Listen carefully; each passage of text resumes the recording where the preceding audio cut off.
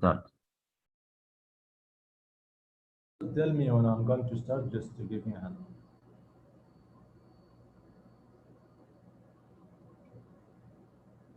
You can start now. Just 2 minutes, ya Shobit. Yes, we are live now. Feel free to start now, anytime.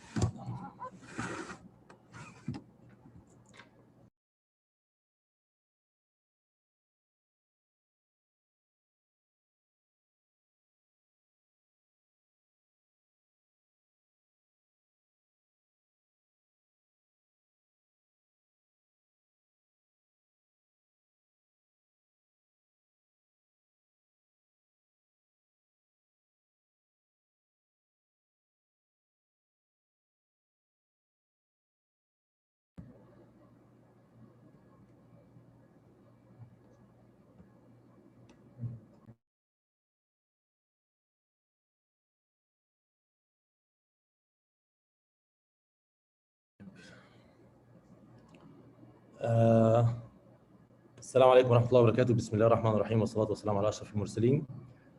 First, I'd like to introduce myself. I am Dr. Wahab Saad Hussein. I am an assistant professor, National Cancer Institute, Cairo University.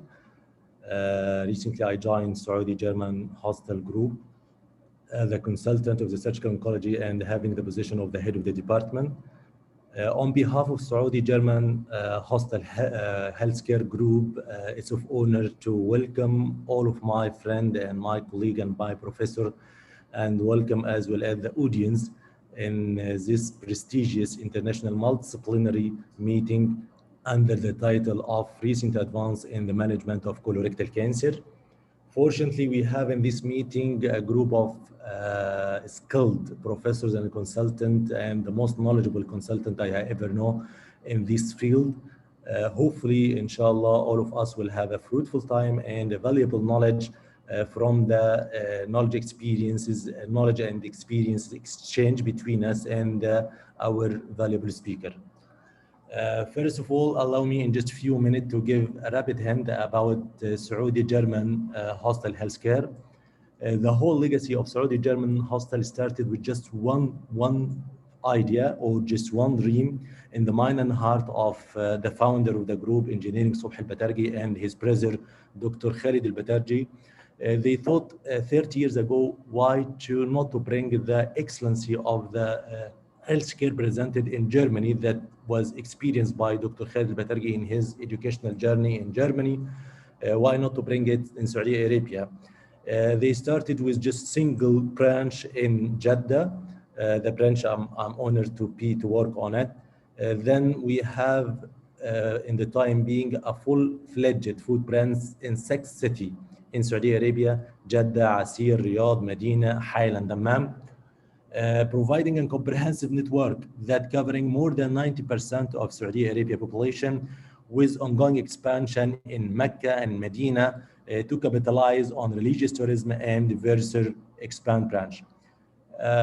Few months ago, there was rebranding and strategy realignment of the strategy and the core focus of the group, including the brand and the strategy is changing to Care Like Family.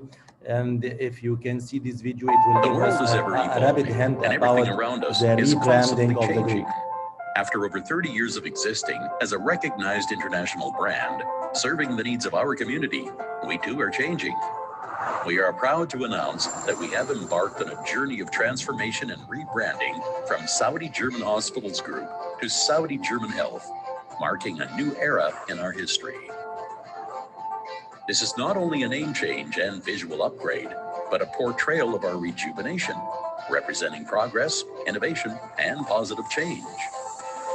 Over the last few years, we have been focusing on renovating our hospitals, digitally transforming our services, enhancing patient experience, introducing unique medical specialties, providing advanced treatments, bringing international doctors to the region, and building partnerships with international medical organizations. We have expanded to new territories and now have the largest footprint of hospitals across the MENA region, with plans to expand further globally. Our new visual identity is a culmination of all these milestones and the consolidation of our healthcare and education infrastructure. The original open arm mark has evolved into a welcoming heart shape that speaks strongly to the brand's ethos of caring like family, a promise to treat our patients, their loved ones, our staff, and partners like family. It represents two halves coming together, the relationship between our group and our community, our medical team and our patients, and Saudi Arabia and the world.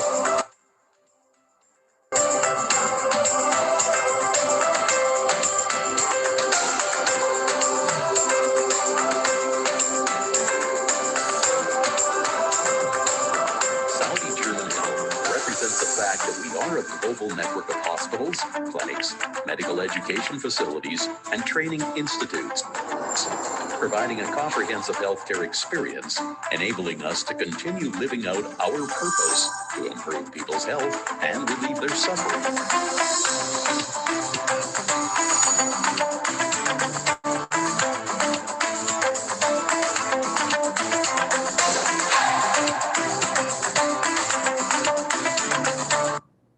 The world is a So this is our new brand and new realignment strategy.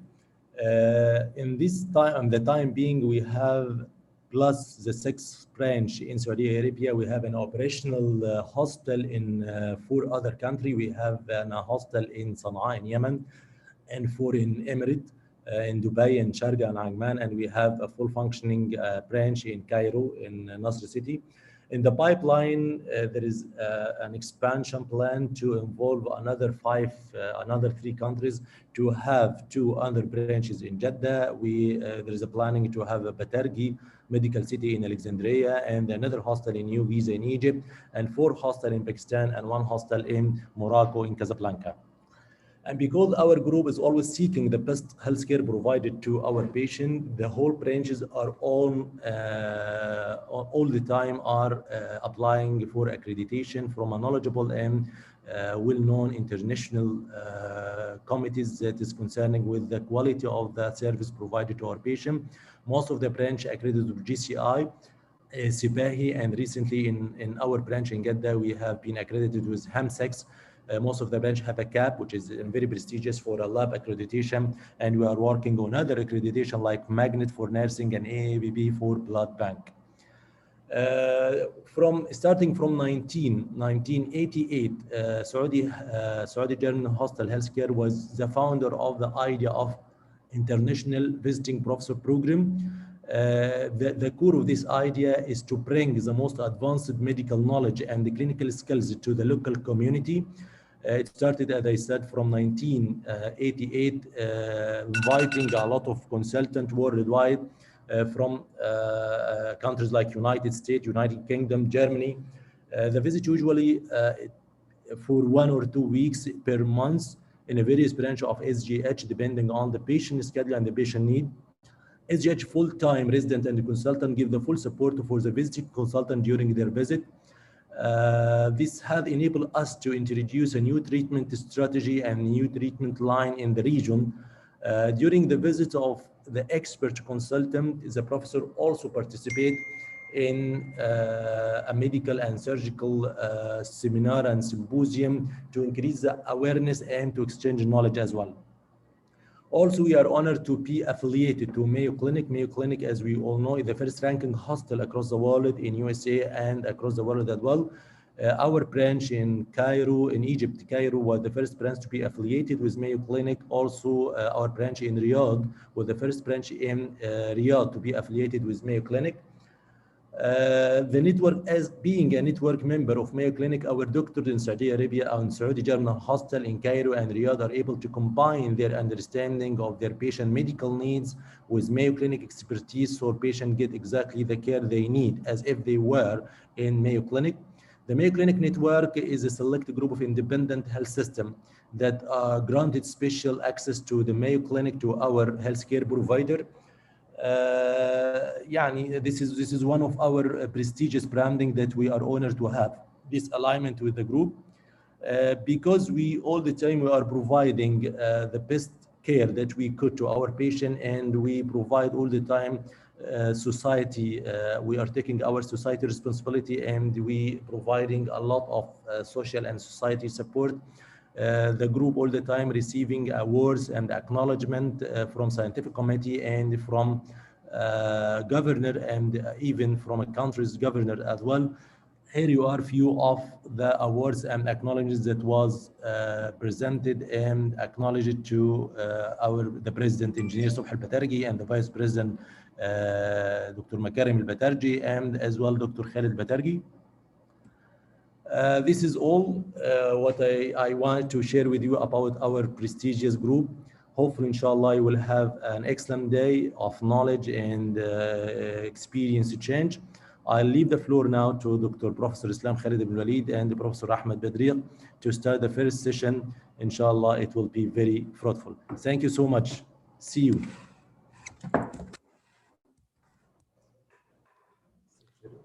طيب السلام عليكم ورحمة الله وبركاته. Thank you, Dr. Ihab, for this wonderful introduction. And I welcome all of you to the morning session, which would focus on the role of minimal invasive surgery in colorectal cancer treatment. I would like to invite my co-chair, Dr. Islam, to introduce our next speaker. Dr. Islam, you have the microphone.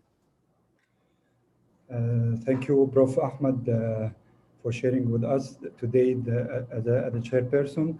And after the informative introduction of Dr. Ihab and the great welcoming for all of the international speakers today, as well as our attendees and our nursing staff, I would like to immediately start the first presentation for today morning session with my friend, Professor Pablo Prego, one of the eminent laparoscopic surgeons in Spain. Actually, I have been there for more than 7 months in Ramon y Cajal University Hospital, one of the biggest hospital in Madrid.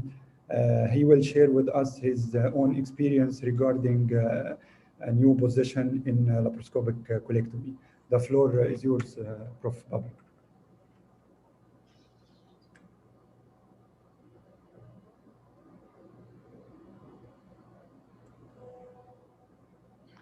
Well, good morning. First of all, I would like to thank the organization committee for the invitation to join this international symposium. My topic is not very known nowadays. It's a video presentation or some comments about the left lateral decubitus position approach in colorectal surgery, when could be indicated this approach to perform the colectomy. Laparoscopy has been established as the gold standard in the surgical treatment of right colon cancer. In the last decade, minimal invasive colorectal surgery has been implemented by the introduction of single incision laparoscopic colectomy, hand-assisted laparoscopic colectomy, or even robotic surgery. However, with these three approaches, the surgeon keeps on with the disability to retract small bowel loops during the procedure. Moreover, only a limited number of instruments can be used in single-access laparoscopic colectomy, and triangulation must be forfeited to avoid instrument collision. Indeed, not all the surgeons have access to robotic surgery. During the history, surgeons have been playing with the position of the patient at the table in order to achieve advantages related to the use of gravity as a substitute for help from an assistant. Intraoperative rotation of the table as gravity produces displacement of small bowel loops, but is limited because extreme rotation endangers the patient's positional stability. In 1994, Jaber described a new approach in left lateral decubitus position for the performing of right colectomy. Theoretically, by placing the patient in left lateral decubitus position, gravity aid displacement of small bowel loops can be optimized, facilitating the colectomy. However, since that publication, few references have been found in the literature related to this approach. Uematsu et al. Presented in 2012 10 cases of single-incision laparoscopic colectomy in left lateral decubitus position. There were no intraoperative complications and no need for conversions to conventional laparoscopic surgery, open surgery, or the supine position. The median total surgical time was 154 minutes. Surgical blood loss was slight, less than 20 millimeters in all patients, and no postoperative complications occurred. The median hospital stay was 7 days. But what are the advantages of this technique? It's true that there are not so many publications, so these advantages or disadvantages are our personal opinion of this approach. In definitive, one of the advantages of left lateral decubitus position is that gravity naturally pulls the colon adhering to the retroperitoneum to the opposite lateral side and pulls the mobile intestine away from the operative field, facilitating the colectomy. This left lateral decubitus position approach could also be interesting in the mobilization of the splenic flexure in a left colectomy, and why not facilitating the division of sigmoid colon during the sigmoidectomy. Another advantage against standard laparoscopic approach is that, unlike the supine position, the left lateral decubitus position approach also permits transoperative colonoscopy, which may be needed to aid laparoscopic identification of non-palpable intraluminal colonic resections, lesions. However, it should be advisable to tattoo the lesions previously to surgery. We do not believe that this left lateral decubitus position approach should be indicated if there is any doubt about the real location of the tumor, because in this case, if the tumor, for example, is in the transverse colon, the colonic resection would be more difficult than in a single incision laparoscopic colectomy. Other advantage of this approach against a single incision laparoscopic colectomy is that there is no problem of triangulation, and gravity aids the correct placement of small bowel, which in this single incision laparoscopic colectomy approach is a challenging due to the placement of the trocar and the instruments. On the other hand, there are some disadvantages, such as we have mentioned before. If the tumor cannot be located with this approach because it is in another location, the colonic resection would be extremely difficult. Moreover, the operative field is reduced in compared with the standard laparoscopic approach. So we believe that experiencing a standard laparoscopic colectomy is required. Anyway, and if the procedure cannot be finished by this approach, we can convert to a standard decubitus position.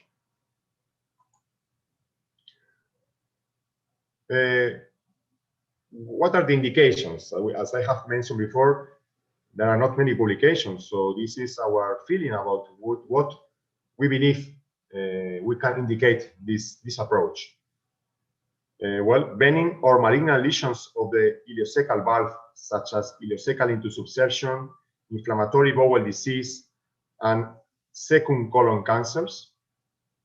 But in that last case, as I have mentioned before, it should be advisable to tattoo the lesion previously to the operation. Another indication of this approach would be difficult cases of retrocecal appendicitis, in which with the supine position it's very difficult to find the appendix and to perform the appendectomy. Maybe placing the patient in left lateral decubitus position, gravity aid displacement of small bowel loops, and the posterior part of the colon and retrocecal appendix were better exposed, and the appendectomy should be easier.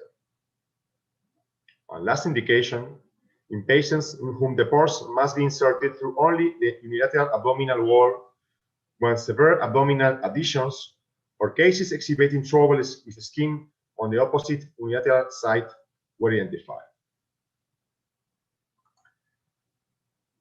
Of course, we have not so many experience in this approach. We have performed 3 cases. One case of right colectomy in an 82 years old with an adenocarcinoma of the ileocecal valve, another 27 years old patient with a Down syndrome with intestinal occlusion with an ileocolic into subsection due to a martoma polypoid located in distal ileum. We performed a distal laparoscopic ileocecal resection. And finally, and I will show the video also, a 45 years old woman with retrocecal appendicitis and giant uterine myoma of more than 10 centimeters, in which we performed laparoscopic appendectomy. This is one of the video of the presentation of the technique.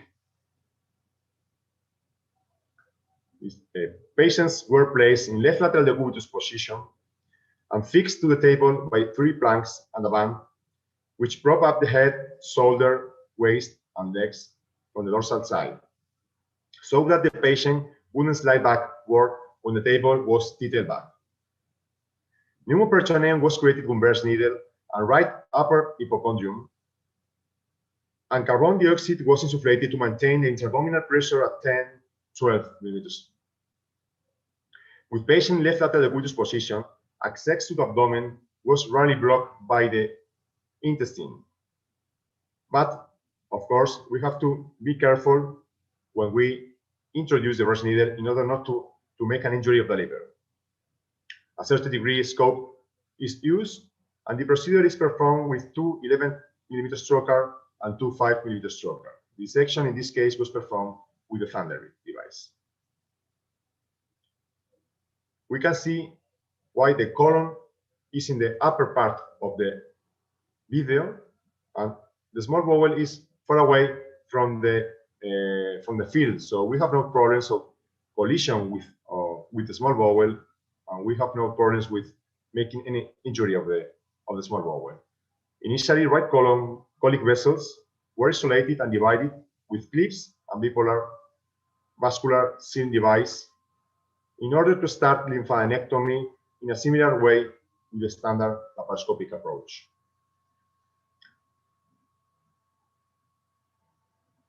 It's true that with this position, if we were performing a standard laparoscopic right colectomy, in this time we will look for the duodenum. In this approach, we don't look for this duodenum in this part of the operation, and we will find it in a posterior step.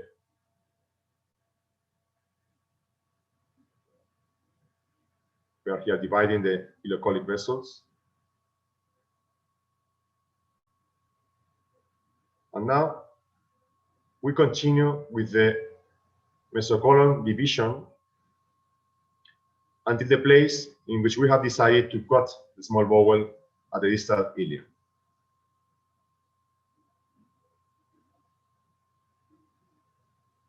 You can see in the video that it seems that this approach facilitates the resection. We have no problems with the small bowel anytime.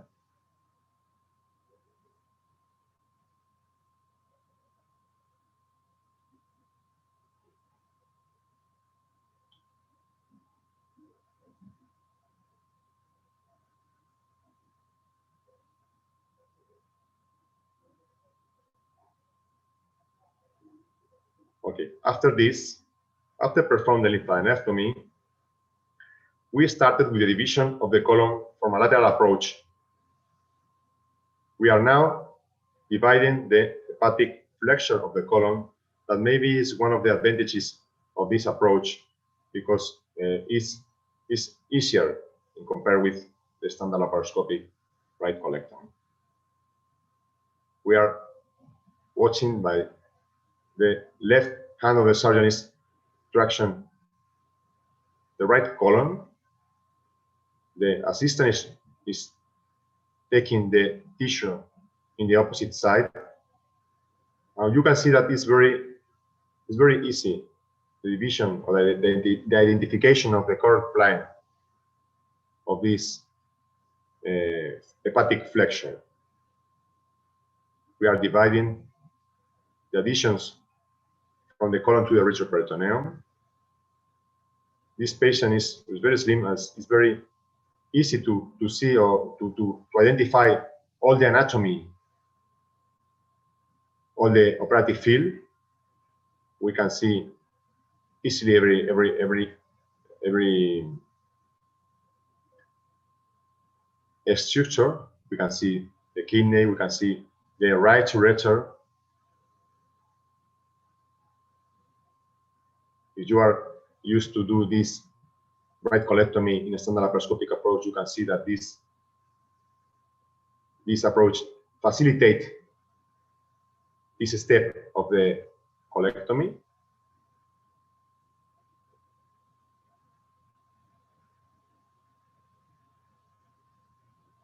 We can see also the ileocolic iliac vessels.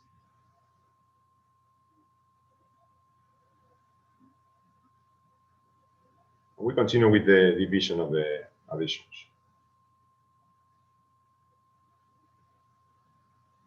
Of course, as I have mentioned before, the operative field is reduced, so we have to know exactly which is the tumor, because if the tumor is far away from the ileocecal valve and it's not, we haven't tattooed, I think this approach is not indicated.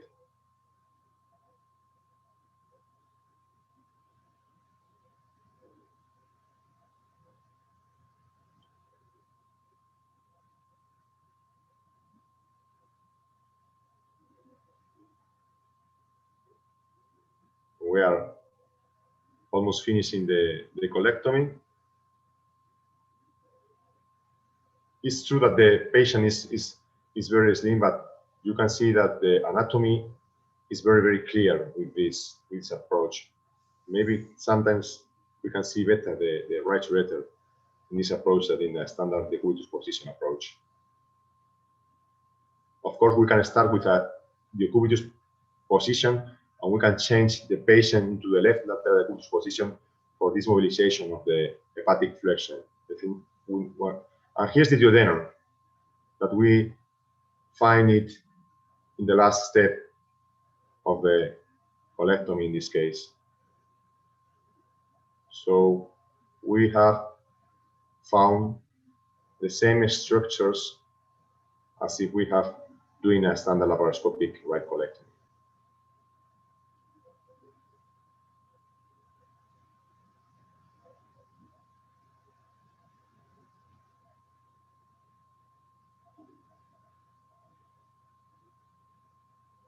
So finally, we divide the colon. In this case, the specimen was retrieved through a McBurney incision, and we perform the anastomosis intracorporeal, but nowadays we usually do it intracorporeal. Another small video of 2 minutes is very simple case, but if you have to do an appendectomy, it's a very common situation for all the surgeons in the world. But you meet this giant uterine myoma of 10 centimeters. Sometimes it's very difficult to identify. This is the position of the trocars. Sometimes it's very difficult to identify this retrocecal appendicitis with this giant uterine myoma. With this simple approach in left lateral decubitus position, you can easily identify this appendix, and you can perform the appendectomy in a very safe and feasible way.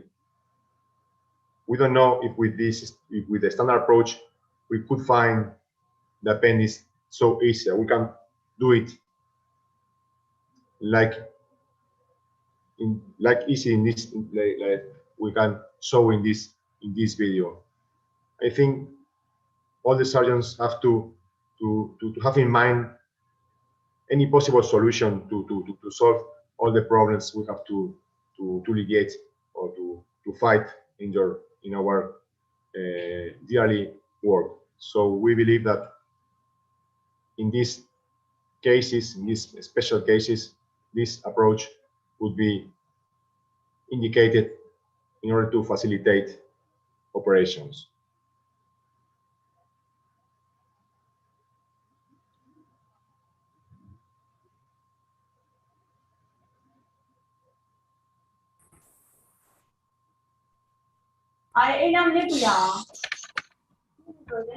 Appendectomy is finished.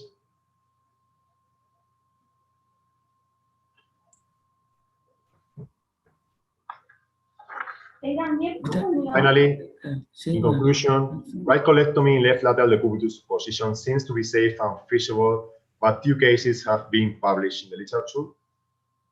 This approach could be an option in selected cases of benign or small malignant lesions, difficult retrocecal appendicitis, when severe abdominal adhesions or cases exhibiting throughout the skin on the opposite unilateral side were identified. Thank you very much. Thank you, Pablo, for your wonderful presentation. I'd like to remind all the attendees that the questions are welcoming. You can share any question at any time, and our panelists and our speakers will be happy to answer your question. I have just one question to Pablo. What do you recommend to do the lateral decubitus regarding the tumor staging? So in early tumor stage, you prefer this lateral decubitus rather than the later stage of advanced colorectal cancer or right colon cancer exactly? Okay, as I have mentioned before, the operative field is reduced. So I think if you have to operate a huge colon cancer, advanced colon cancer with a lot of adenopathies, and if you have to do a more extensive lymphadenectomy into the mesocolon, transfer mesocolon, I think maybe this approach is not indicated. But in cases of small tumors, tumors more located in the ileocecal valve, in which you can perform a more reduced colectomy, I think these cases could be indicated. But if the tumor is so big, 10 centimeters of the tumor is in the transverse colon, if there is a lot of adenopathies, and you have to perform an extended lymphadenectomy, I think the standard laparoscopic approach should be indicated. But anyway, if you are doing a standard laparoscopic approach, and in one moment of the procedure you need to put the patient in the cubitus lateral position, maybe this can up to you to perform the division of the hepatic flesh, so that sometimes it's very difficult when you are doing right colectomy. Thank you, Pablo.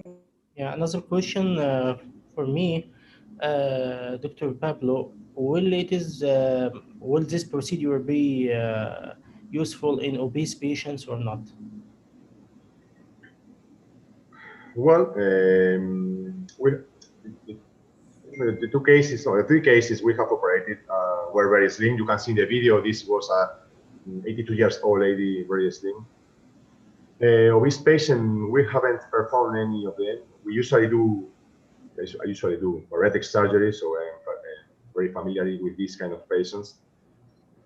Maybe it could be an option, but because of the small bowel is going to be far away from the right colon, maybe you are focusing the operative field only in one place.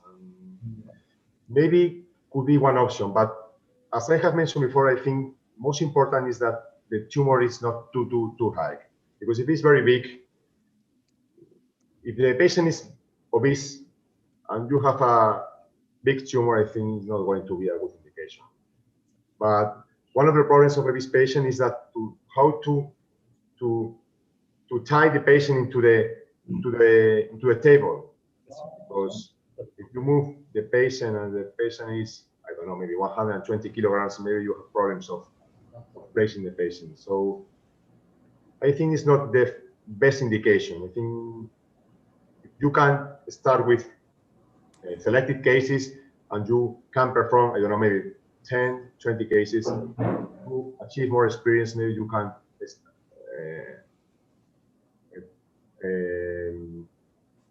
try with this patient, but in my opinion, it wouldn't to be a good indication in the first cases.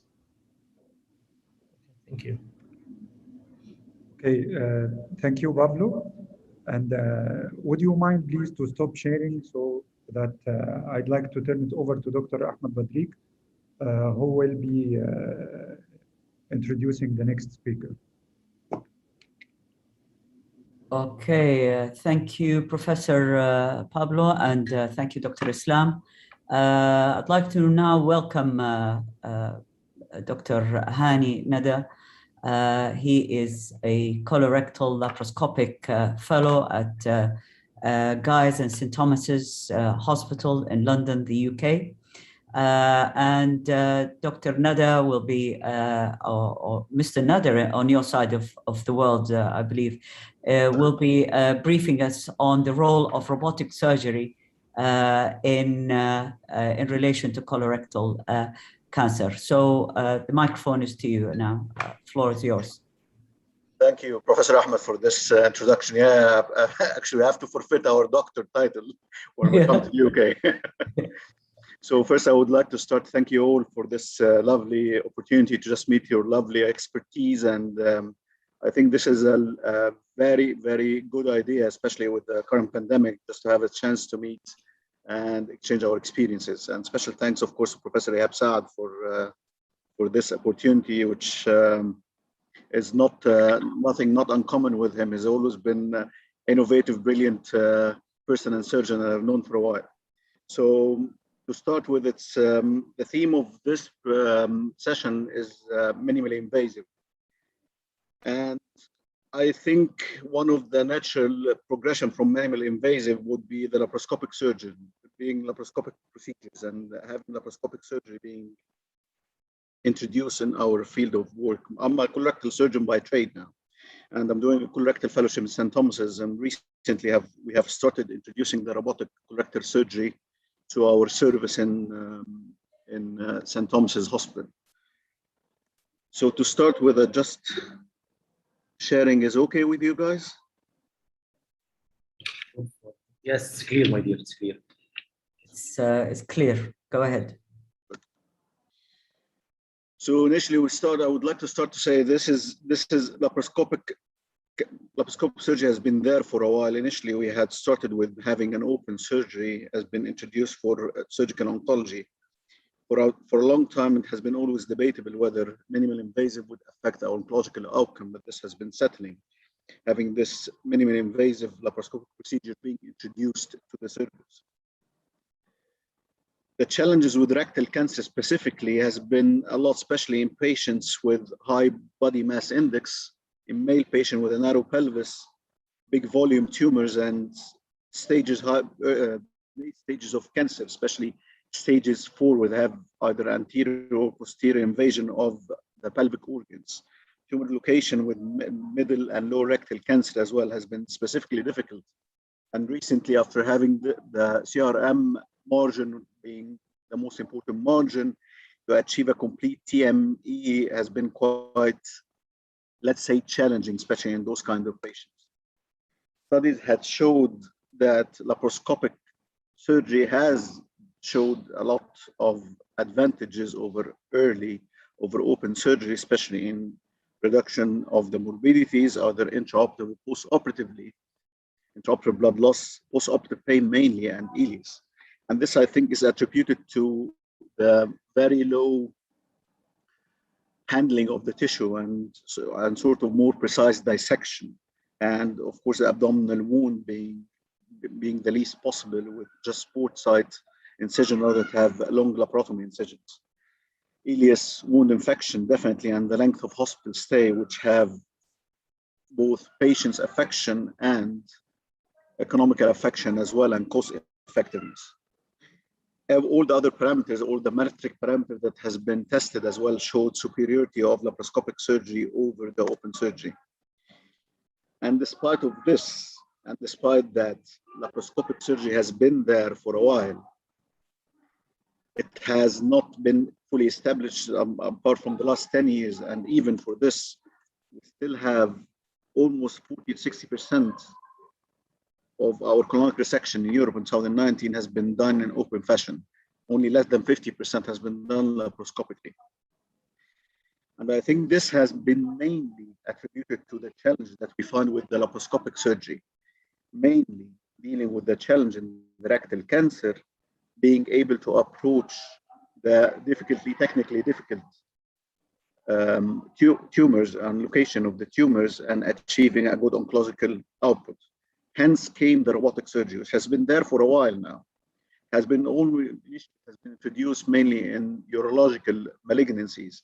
Urology has been taken over in St. Thomas's since 2004, being now almost 17 years of having robotic surgery, and has been well established.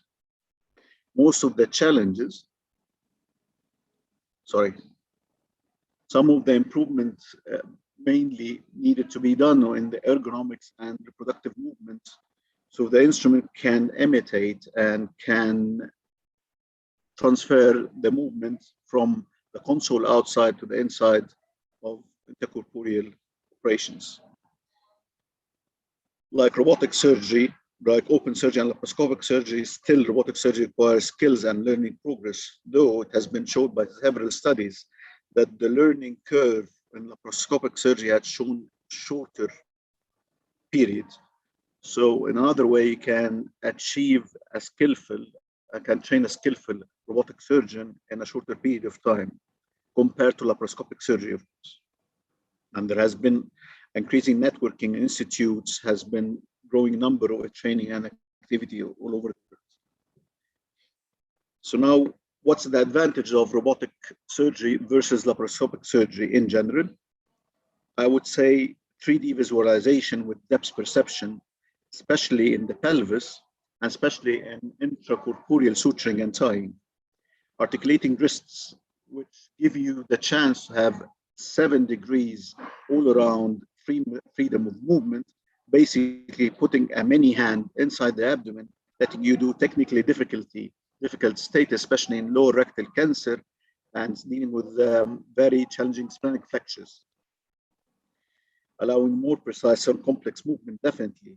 Despite of all of this, we still have the problem of the time limiting, especially in setting of the robotic surgery, docking and unlocking, and the training of the personnel, not just the surgeon, but actually the personnel in the theaters as well.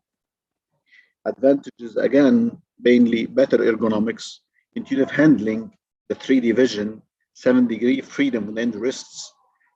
And this is actually very interesting point as well, filtering of physiological tremors. Although most of us wouldn't see it, but in laparoscopy, especially at the end of 4 or 5 hours of difficult tumor resection, the physiological tremor becoming exaggerated, and this would affect the view and the technical dissection as well, which has been filtered in robotic surgery, and it has, in my opinion, done much improvement in the technical outcome, plus the learning curve as well.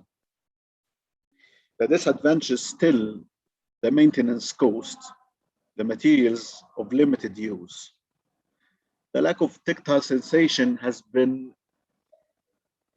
let's say, improved tiny bit, especially in the XI version of the Da Vinci, which we use in St. Thomas's. Device volume, which needs a sizable operating theaters to be able to put our consoles and our patient and our vision cart around with good circulating time, docking time, and sometimes mechanical failure, which it's always a risk with using any technology, isn't it? The measurable factor which we would use trying to achieve or try to compare different approaches would be the intra-abdominal blood loss, intraoperative blood loss, which several studies have showed that it is, if not comparable, some of the studies showed it's less in the robotic approach. And I would say, out of experience, this is because of the more meticulous dissection and the better vision that would allow you to have better control of bleeding if it happens.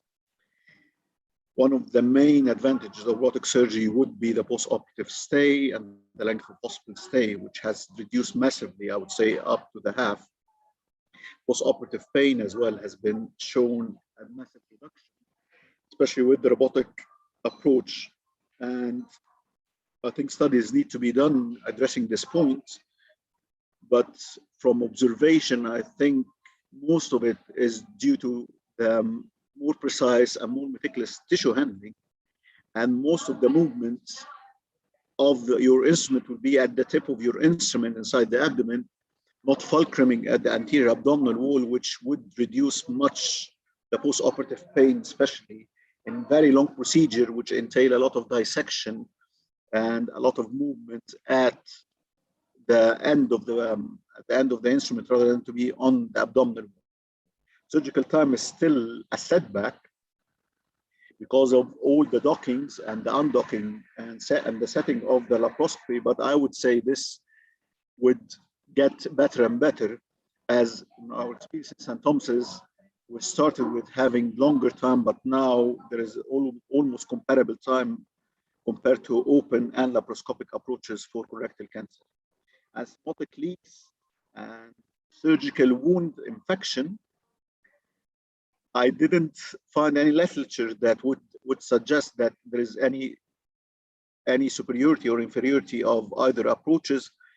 I have seen no difference, but I would say surgical wound infection, although there is no evidence at this point that would support that surgical wound infection would be less in robotic surgery, but I would say in general, compared to open surgery, it's definitely much less as there is smaller incisions and enhanced recovery program, as well as lessened all those comorbidities after the operation. Functional problem, there is no difference between them between any approaches regarding bladder function and sexual and erectile function as well.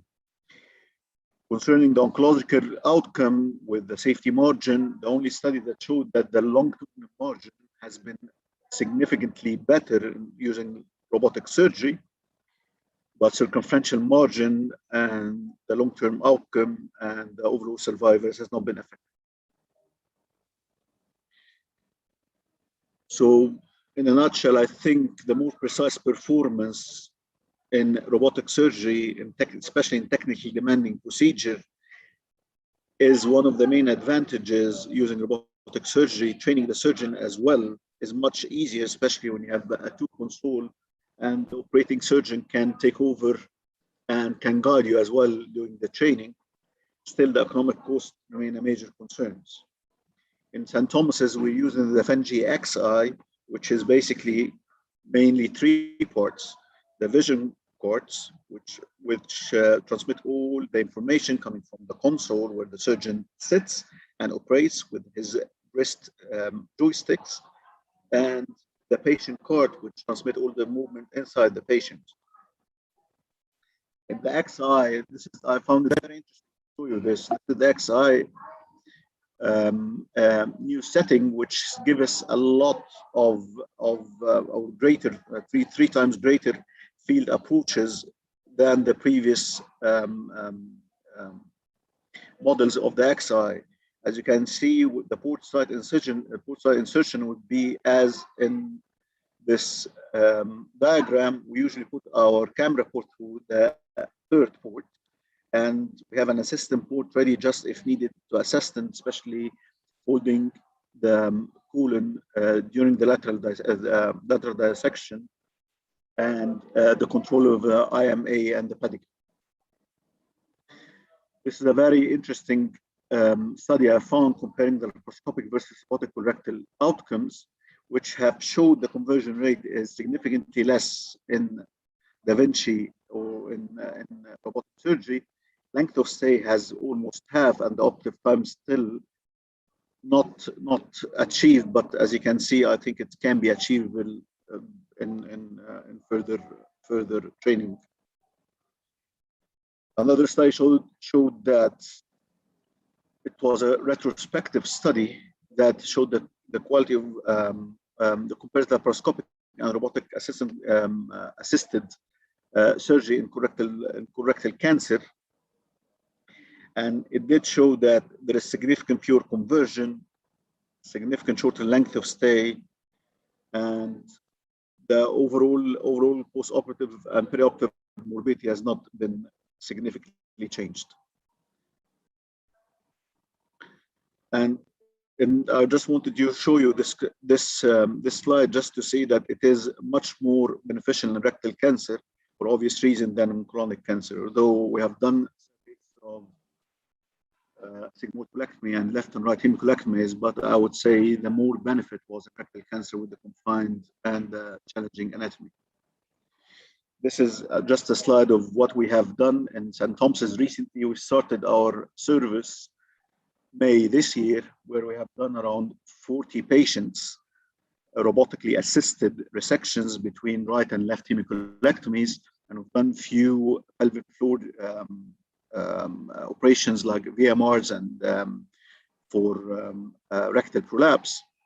And just as you can see, it showed, although it's a pilot study, small numbers of serial of cases, but has showed significant benefit from the hospital stay and blood loss.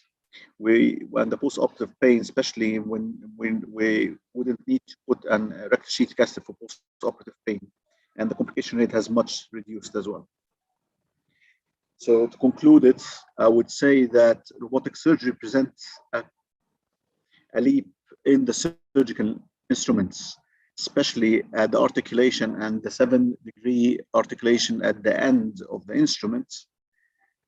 It doesn't make the operations easier or simpler, but it definitely gives you advantages with controlling and controlling of tissues, tissue handling, and technically it's much easier with a very short learning curve.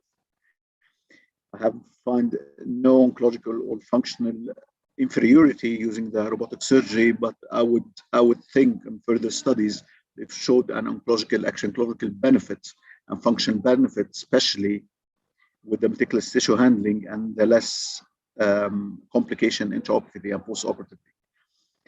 Surgical training is possible, and I think this is the future of colorectal cancer. Thank you very much.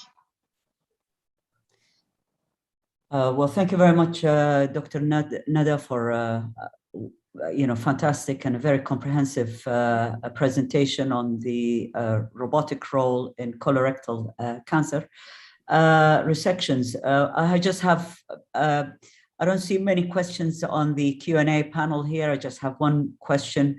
For the hospital, for the pessimist or hospital administrator who's not willing to invest in robotic surgery, how would you convince him? So as I've shown in the slides, there is some cost effectiveness. Just one advantage, Dr. Nader, just one advantage. I think on the long run, the cost is, it is cost efficient. Although you pay a lot on the capital in the beginning, but on the long run, you'll save a lot of money in the hospital stay, hospital complication. And I think this is the natural progression anyway. Excellent. I'm convinced. If I was running the hospital, I'd be buying one. I would think you would love it, Dr. Allow me, Dr. I believe if the cost with the in the future getting lower, and I believe it will after the copyright of Da Vinci vanished, everyone can manufacture his own robot now. We have about 3 or 5 versions of the new robot with a much lower cost. In the coming 10 years, I believe the cost will be greatly lowered.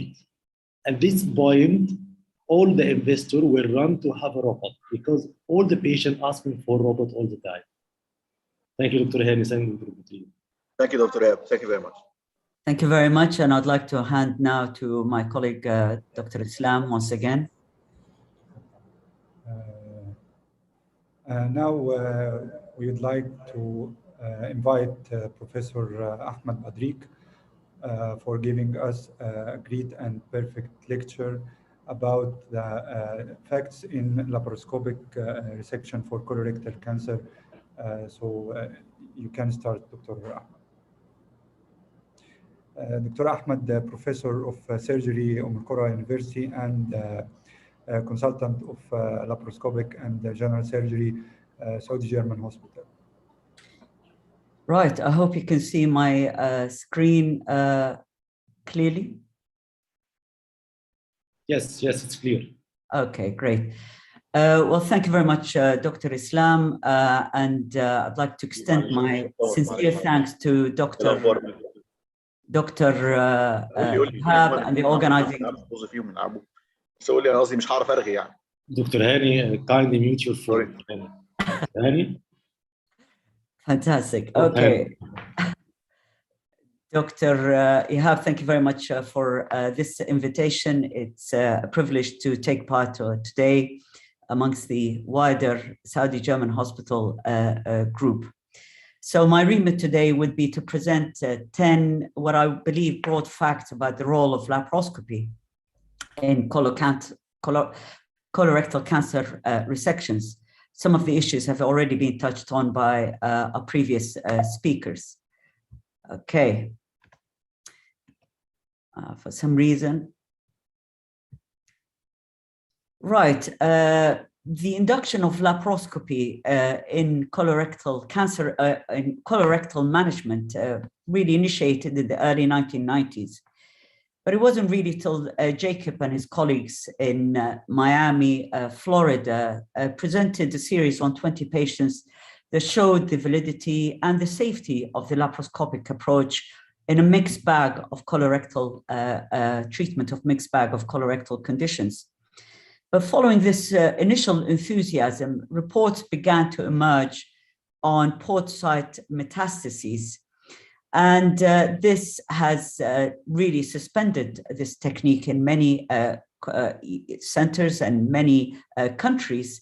And it also produced the belief that there is, and the recognition that there is a need for a really important data to be collected and quality evidence to be produced. And so this really brings me to the fact one, which is the evidence pertaining or regarding laparoscopy in colorectal cancer management is of high quality. It's based on randomized prospective controlled trials. And one of the initial trials was the COST trial in America. This was comparing open and hand-assisted laparoscopic treatments on a series of around 800 patients.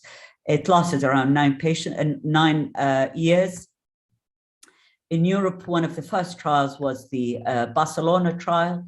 It was a single center, 220 patients, and again, lasting around 4 years. I'll be presenting the data later on. The MRC Classic trial with its various phases started in around 96 and continued for really into the late 2000s. 800 patients, it's a UK-based 27 centers, short and long-term outcomes were assessed. But perhaps one of the largest trials is the COLOR trial, which is a European-based trial, 1,300 patients, again, comparing the long and short-term outcomes. In Asia, the Korean trial, focusing mainly on mid and low rectal cancers following neoadjuvant therapy. And the ALA-CAS and the ALA-CAR trial in Australia, again, replicating the series seen in previous studies. But since then, there have been also numerous studies from Germany, Netherlands, Brazil, Hong Kong, and Singapore, as well as numerous meta-analyses combining the results of these previous RCTs. So what are the short-term outcomes? And my fact two here is try to convince you that the outcomes are actually superior to open surgery when it comes to short-term outcomes. This meta-analysis showed that there is overall less perioperative complications in the laparoscopic group. This was mainly centered around wound-related complications, but it also showed less anastomotic leak rates, less bleeding, less rates of reoperation, and less respiratory complications, although be it these findings were shown to be non-significant when compared to open surgery. It also showed laparoscopy to be more harmonious with the physiology of patients, with a quicker return of bowel function, an improved respiratory function, less postoperative pain, with less requirements for postoperative narcotics. And this was further supported by a reduction in inflammatory mediators in the form of C-reactive proteins and interleukins. These findings, in addition to the other multi-centered randomized controlled trials looking at the role of laparoscopy in enhanced recovery protocols, has affirmed the role of laparoscopy with a high level of evidence. So in summary, short-term outcomes, less postoperative pain, less perioperative complications, faster recovery of GI function, and a faster recovery of respiratory function, as well as shorter hospital stay, on average saving around 2 days of hospital stay. So my fact 3 is really to present the long-term outcomes of laparoscopy when compared to open. The surrogate markers such as the number of lymph nodes, as well as the completion of the specimens, these were shown to be superior in open surgery. Circumferential margins were same as open surgery. And as far as wound sites and related metastases, these were comparable to open surgery. Looking at the long-term survival, the overall survival is comparable to open surgery. Local recurrences comparable to open surgery. And the disease-free survival was also comparable to open surgery. So in summary, as far as oncological outcomes are concerned, open surgery yielded higher lymph nodes and possibly a more complete resection. But open and lap were equal in terms of circumferential margins and wound-related recurrences. And these did not impact the local recurrence overall and disease-free survival, and laparoscopy was found to be comparable to open surgery. This now brings me to my fact 4, which is the cost of laparoscopy when compared to open surgery. And I will try and convince you that it is cost effective. As you know, as any treatment, the value of any treatment, it really is dependent on the outcomes compared to the costs that they incur. The cost of any treatment is held by the healthcare providers, but it's also dependent on the societal costs. And the summation of the classic and the color trial costs showed that the in-hospital costs were higher in open surgery. Theater time and operative costs were higher in laparoscopic surgery. Complication costs were equal. Costs due to readmission rates were higher in open surgery. And as far as societal costs, these were higher in open surgery. So the upfront cost of laparoscopy during surgery was offset, in fact, by the overall healthcare of the oncological healthcare of patients. And in fact, there is no difference between open and laparoscopic surgery when comparisons are made. So what are the current global adoption rates of laparoscopic resections in colorectal cancer? These are updated figures. In North America, it's hovering around 60 to 70% of cases are performed laparoscopically. Brazil stated 80% of cases. The National Bowel Cancer Audit in the UK has shown that almost 70% of cases are performed laparoscopically. In Europe, it's a mixed bag where the Netherlands and Spain, possibly France and Germany, are leading the way with figures reaching around 60%. And the Nordic countries, Germany, are somewhat lagging behind with around 40% of cases performed laparoscopically, and the remaining countries probably around 30%. China around 60%, South Korea 80%, Australasia, New Zealand and Australia around almost reaching 80% as well. But what is interesting is the uptake of laparoscopy in the past 10 years has actually tripled. Where we see the uptake is mainly in regional centers and academic healthcare institutions, whereas the remaining secondary hospitals, we see a lesser intake of laparoscopy when compared to open surgery. This then brings me to fact 6, which is the technique used in laparoscopy. So despite the minimally invasive nature of laparoscopy, we still adhere to the oncological principles. And these, by and large, are atraumatic mobilization of the bowel, high ligation or central ligation of the vessels, sharp dissection resulting in en bloc removal of draining lymph nodes, preserving the mesocolic and mesorectal fascia, proximal, distal, and circumferential free margins, aiming for an R0 section, and really preserving all the neurological, vascular, and urogenital structures, which will impact the quality of life that patients have post-operatively.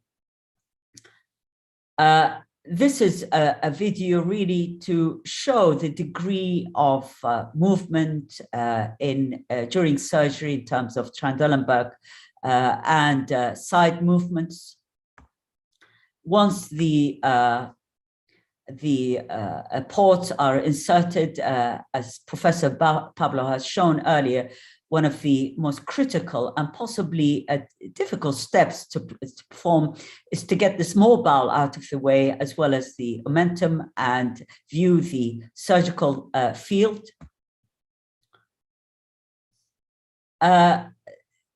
Most surgeons would approach these cancers from a medial to lateral approach, suspending the mesocolon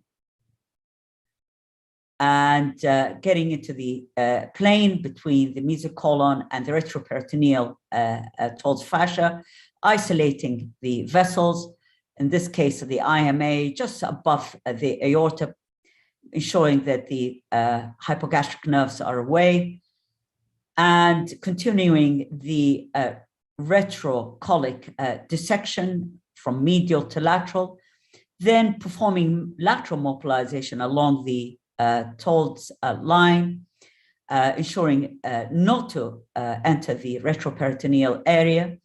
And this is a view of the rectum, and I'd like to pause here for a second to show you what Bill Heald would name as angel's hair. This is the plane that is relatively avascular, and surgeons would seek to remove the envelope of the rectum together with the mesorectal fascia. The tube is then transected using laparoscopic staplers. And this is then followed by the insertion of the circular staplers and the anastomosis, and followed by performing a leak test to just ensure that there's no bubbles emerging following the anastomosis. A modification of this hybrid, we've already seen the cells, but there's also the transanal TME. This is a combined approach with laparoscopy and transanal, particularly designed for low rectal difficult cases.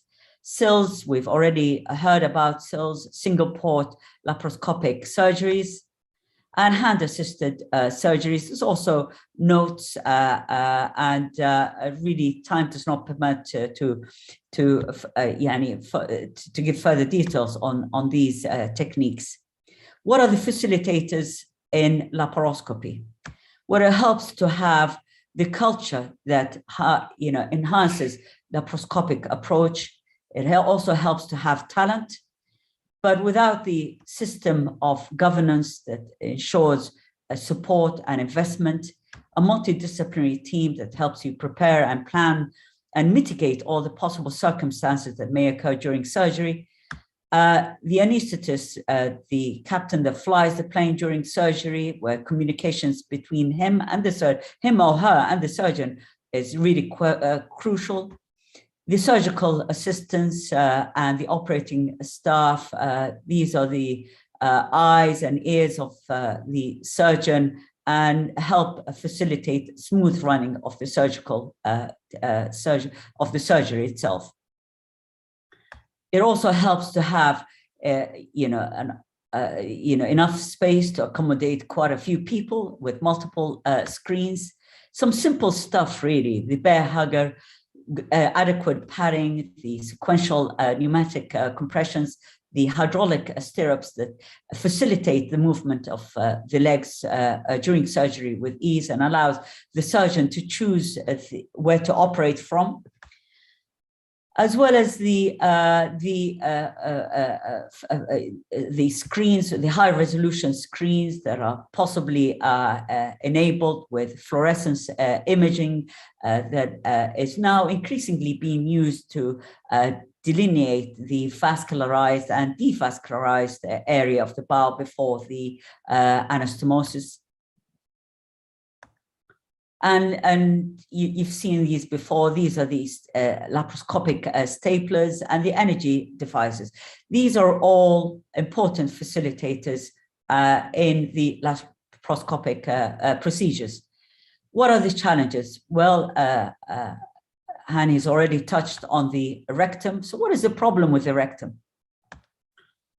Well, it's confined in the pelvis between a posterior rigid curved wall of the sacrum and the pelvic side walls in close proximity to other viscera.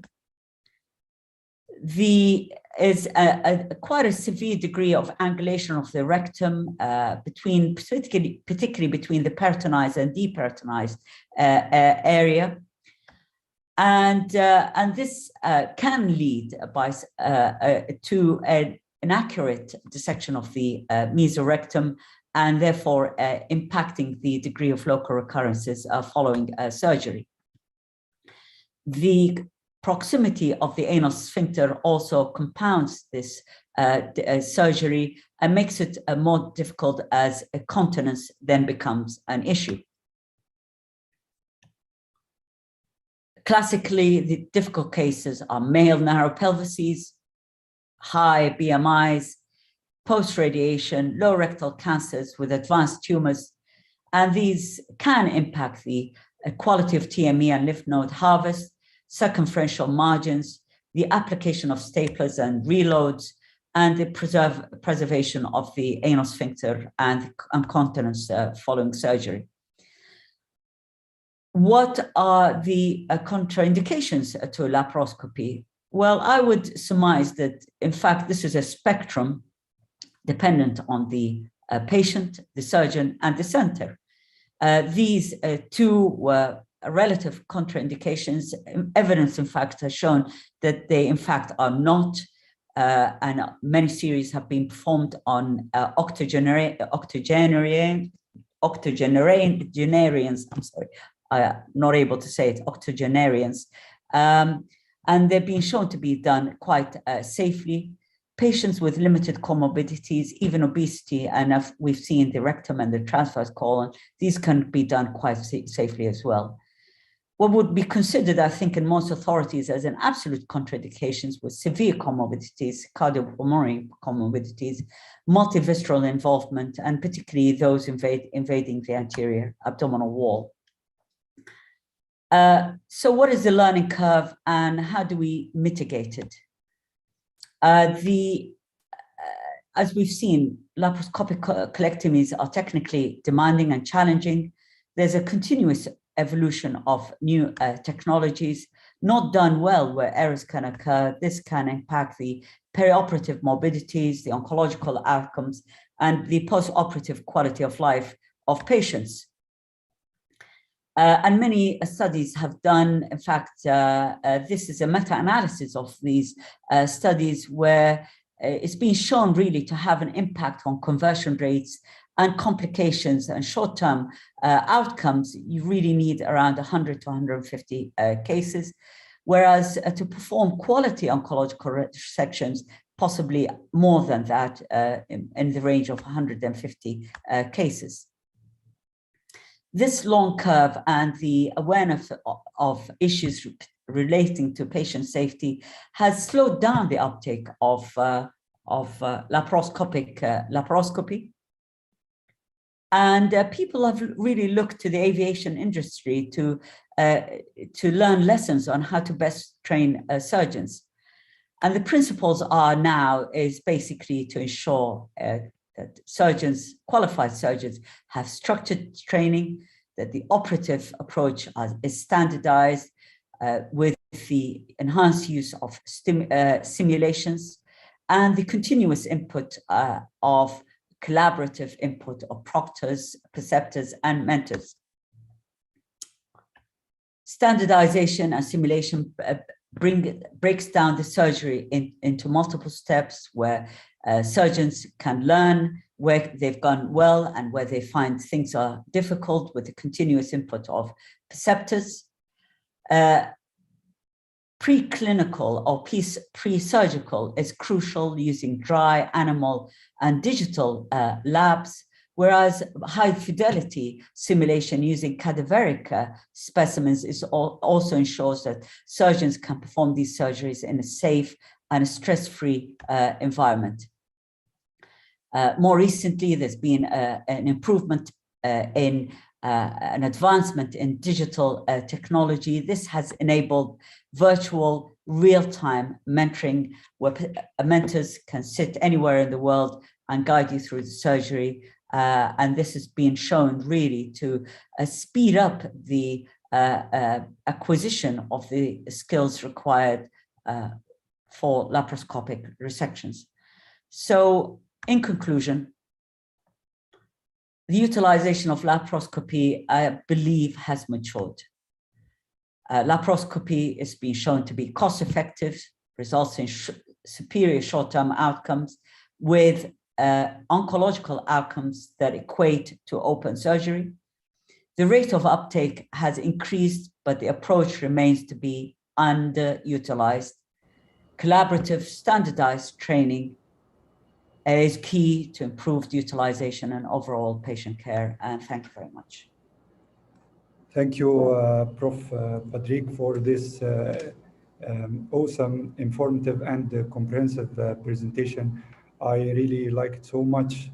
I like your simplification of the lecture in the form of this great photo for the great player. I really love. I would like to give your presentation the best, as I wish for this player to be the best. Well, thank you very much. You are now at the end field, so you running down the wing now. The floor is yours. I just have one question for you, please. Sure. You have mentioned in the presentation the technique advantage of laparoscopy, including single incision, the hybrid hand-assisted, and the true laparoscopy.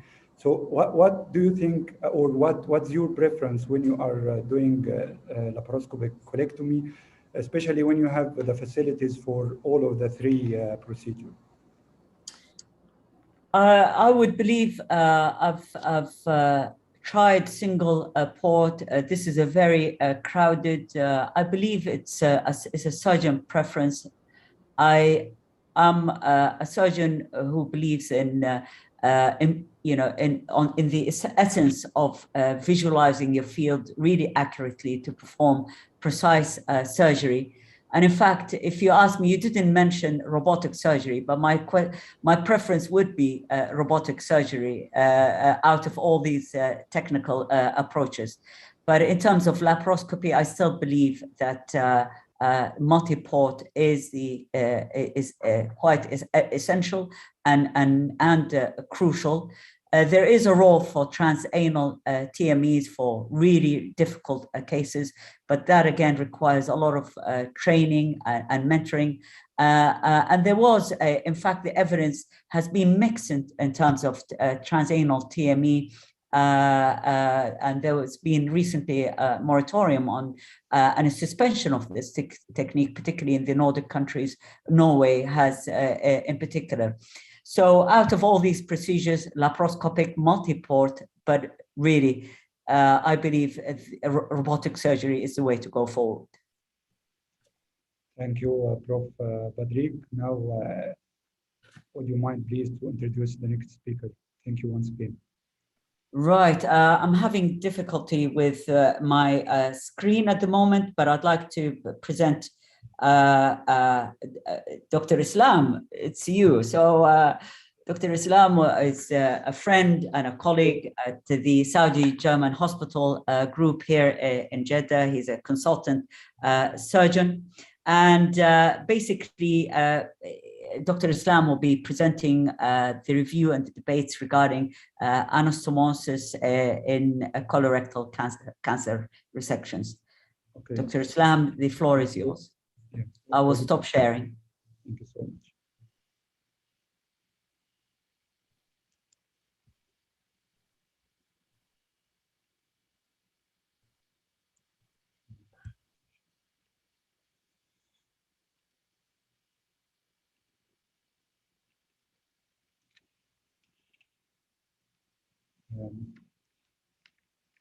Thank you again, my colleague.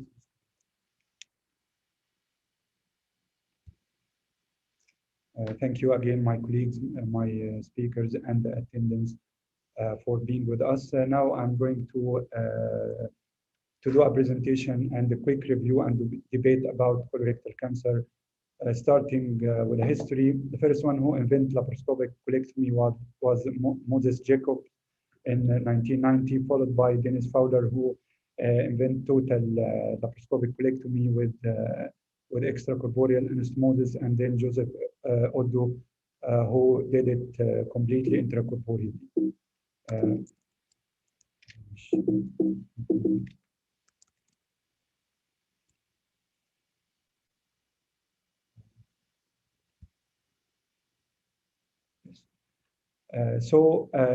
When we are coming to the anastomosis, we would like to mention the classification. It's based on the orientation of the bowel, side to side, end to side, or end to end, according to the technique, will be divided into stapled and hand-sewn anastomosis, and according to the number of layers, single or versus double, interrupted versus continuous. We have anatomy of the bowel with the submucosa, which is the strongest layer that should be incorporated in every single suture. The successful anastomosis would have good blood supply, there is no tension, and the perfect and meticulous technique, making sure that you are anastomosing on the anti-mesenteric border. So again, this is a photo showing the orientation of the bowel.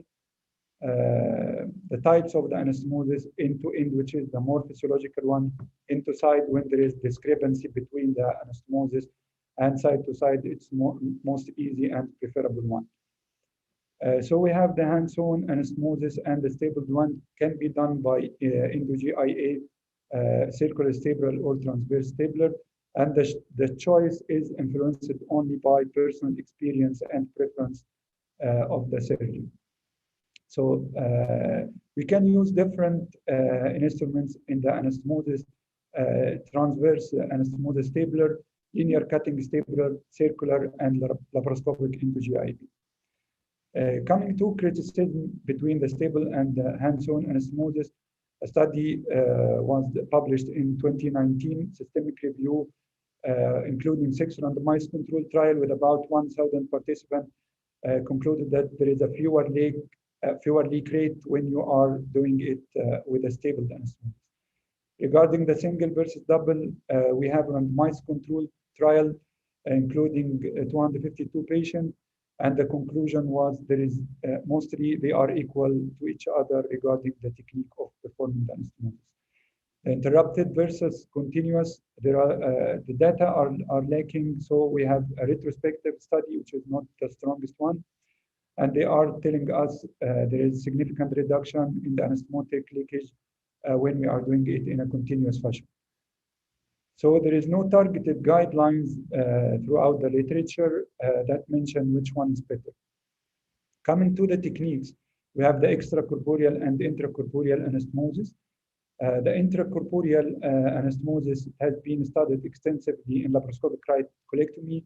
We have several meta-analyses done. We are coming to it later.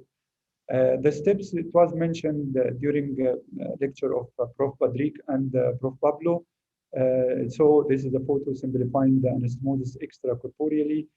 The advantage of extracorporeal anastomosis, you can see and you can feel the anastomosis. You can check the viability of the bowel, while the disadvantage is the traction injury that needs extra mobilization.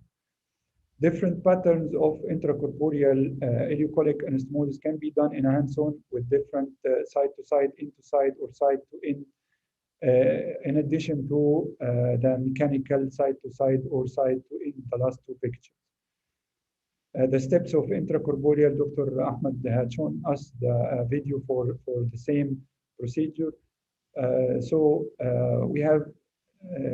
We can do it by linear laparoscopic into GIA, or we can use the circular stapler. This is a photo for the technique. And coming to analysis, there is no definite clear guidelines or society recommendation to tell us which is superior. It is subjected to personal preferences and the own experience. A study done in this year in 2021, it's a meta-analysis of randomized control trial, including about 400 individual participants. It concludes that intracorporeal anastomosis, the length of extraction site was less, the anastomotic leakage was less, and the hospital stay, of course, was less. Coming to the left colectomy, a study was done in 2018, comparing the intracorporeal versus extracorporeal in left hemicolectomy, showed that there is shorter time to pass flatus, higher post-operative pain in extracorporeal, and lower rate of post-operative complication in intracorporeal arm.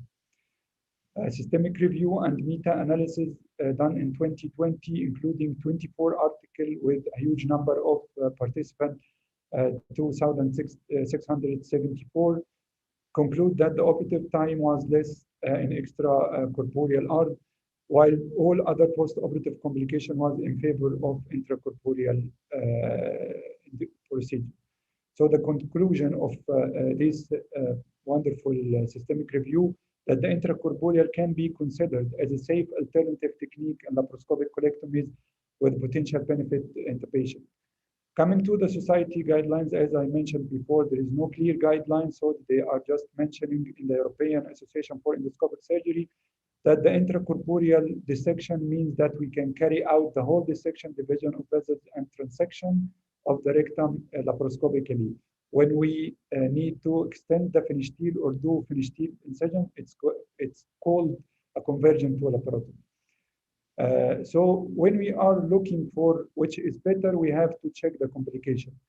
The complication that is associated with anastomosis, minor and major bleeding, adhesions and leak and distraction. The bleeding is divided into minor and major. The minor will pass smoothly, while major bleeding occurs only in 0.5 to 4%, and the risk of bleeding is not related to the anastomotic type. So anastomotic leakage, this is the most important fear for the surgeon, which is the leak, and the leak could be clinical or radiological, which passing asymptomatic. The incidence of leak is from 2 to 7% when performed by experienced surgeon. So there are multiple risk factors for leak, including pre-operative, intraoperative, and post-operative, and it depends on several factors as shown here in the picture. We can mention the bowel preparation, the leak test, one of the important issues to detect the anastomotic patency. Placement of a drain, antibiotic prophylaxis is also a factor. The analysis related to in relation of laparoscopy to anastomotic leak, a study was done by the American College of Surgeons quality program, targeted 23,000 patients who underwent colectomies. and laparoscopic leak was in 2.8% of patients versus 4.5% for open surgery. We have mentioned this study before, and so we are coming to the forest plot here, which showed the whole preference toward the intracorporeal anastomosis regarding the several variables in the study. This recent anastomotic leak systemic review in 2020, including 51 articles, 33 meta-analysis, 7 randomized controlled trial, 44 systemic review, with a level of evidence in the right column, it showed that the surgical approach did not affect the anastomotic leak. The stapled anastomosis is superior to hands-on anastomosis. There are similar outcomes in intracorporeal and extracorporeal ileocolic anastomosis. There is no difference in the use of air leak test. The drain placement is not mandatory in colonic surgery in comparison to the rectal ones. The diverting stoma, it reduced the rate of anastomotic leak in low anterior section, and we will discuss this issue in a separate chapter in the next session with our colleague of nursing. The low ligation of inferior mesenteric artery rate of anastomotic leak compared to the high ligation with no difference in terms of oncological outcome. The anastomotic structure, it is detected with a huge variable, a huge variety of difference from 0 to 20%. And while the manifested structure only occur in 4 to 10%, the stapled colorectal anastomosis is associated with an increased risk of structure. In the era of COVID-19, the conclusion come in favor for intracorporeal resection, as mentioned by the American Society of Surgeons and European Association of Endoscopic Surgery, with little evidence of minimal invasive risk specific to COVID-19, proved that use of intracorporeal anastomosis is better. Finally, the conclusion and recommendation, the conclusion comes that as the surgeon has to be comfortable with the technique he believes in and perform it meticulously, the intracorporeal anastomosis for colectomies has several advantage outcomes when compared to the extracorporeal technique. The anastomotic leak rate is similar when comparing the single and double layer hands-on anastomosis, sutured and stable colorectal anastomosis, and it's less likely in intracorporeal anastomosis. Our recommendation is lack of organized randomized studies and heterogeneity need to be addressed by additional high-quality trial. Further randomization should be evaluate the impact of both technique on the outcome. Upgrading in the minimal invasive option and technique need to be addressed for surgeon and delivered a clear message to the surgeon to use which technique is better. The pathogenesis of anastomotic leak is multifactorial and other potential factors need to be explored. Thank you. Thank you very much, Dr. Islam, for a comprehensive review on the anastomosis in colorectal surgery and the complications related to it. It's quite a big subject, and you've been able to give us really a comprehensive overview. I really don't see any questions on the Q&A here, but my question is, what do you see a role for ICG in bowel anastomosis, and what are your feelings about it? Yes, sure. The ICG is a recent invention in the era of laparoscopy, and it's greatly helpful in detection of the viability of the anastomosis. Should be also implemented. And if we are going to talk about the uses of the ICG and laparoscopic colectomy, it needs a long time and maybe a separate session. So basically, it's one of the helpful options in laparoscopic colectomy, which I believe should be implemented in every institution when coming, especially the tertiary one, which are doing a lot of laparoscopic colectomies. Well, thank you very much. I think that there may be quite a few points to be discussed. We'll leave it for the Q&A session at the end of this morning session. Dr. Islam, can I invite you please to present our next speaker? I'm not entirely sure whether it's Dr. Turki or Dr. Walid. Dr. Turki. Okay. Would you like me to present him? Yes, sure. Okay. Well, Dr. Turki Al-Qurashi, I have a particular... Huh? Do you know him? Only briefly. I'm not going to shock the audience and tell them that I had the privilege to oversee his training at some point of his training. He's a great laparoscopic surgeon. He showed his talent from early on as a resident, and he's moved on to bariatric surgery. Dr. Turki is going to be telling us today about the difficulties in laparoscopic colorectal surgery. So the floor is yours, Dr. Turki. Assalamu alaikum wa rahmatullahi wa barakatuh. Good morning, everyone. Today I'm going to speak about difficulty of laparoscopic colorectal surgery. So, first I'm going to speak. Is clear my voice? First of all, I'm going to speak about your voice is clear. Go ahead, Dr. Turki. Thank you. First of all, I'm going to speak about introduction. Can we predict surgical difficulties? How can we evaluate and factor influencing that?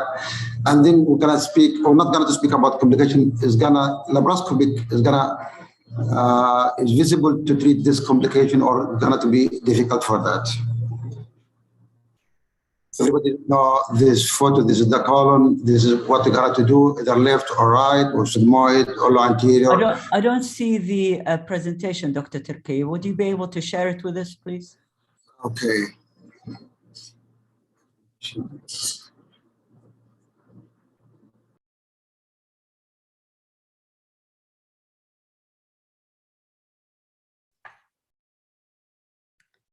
Is everyone having the same problem, or is it just me? Yes, yes. You need to share your presentation to Turki from the bottom, from the icon on the bottom of the screen. Yes. Yes.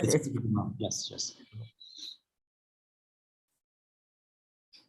Make it full screen. It's okay now? You can make it. Yeah. Full screen. Make it full screen. Yes. Perfect. That's it. Go ahead. So as I speak before, this is the colon, right, left, if you're going to do right colectomy or left colectomy or sigmoid, and this is familiar to everyone.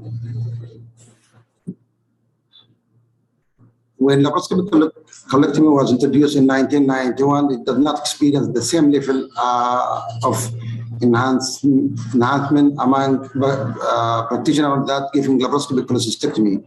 Because in laparoscopic cholecystectomy, you are focused in one area, in colored triangle, you are doing your cystic artery and cystic duct and removing the gallbladder. But in colon surgery, you have a multiple quadrant, more technical domain rather than cholecystectomy. Early fear about port site metastasis and potential inferior oncology outcome, which is preventing widespread of laparoscopic colectomy. I remember when 1995, when I was a student in the college, when they teach us about laparoscopic cholecystectomy, about laparoscopic surgery, they said the contraindication was cancers. Now things get changed. Currently, around worldwide, around 60% of all elective colectomy are performed with laparoscopy, with slight variation based on diagnosis, geographical, hospital setting, and utilization, tend to be higher among this fellowship training colon and rectal surgery. Everyone knows in rectal surgery, the gold standard of surgical technique is total mesorectal excision, TMA. The treatment of rectal cancer has improved by introduction of TMA, which results in decreased post-operative local recurrence.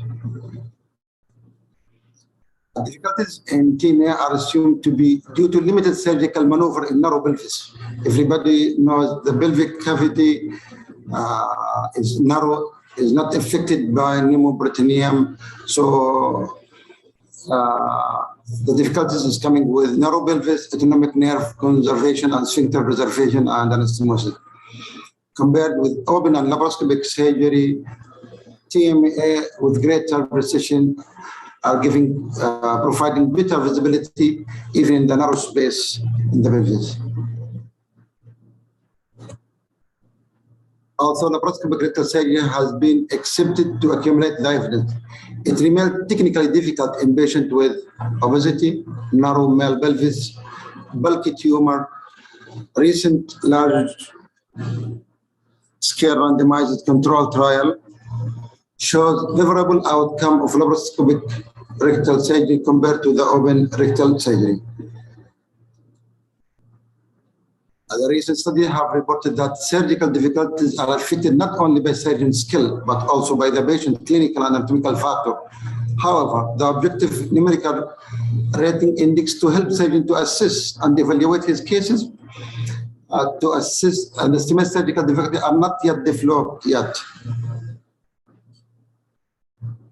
ESCAR recent conduct retrospective study aimed to evaluate and predict your predictability of clinical and MRI-based anatomical factor for surgical difficulty in rectal surgery.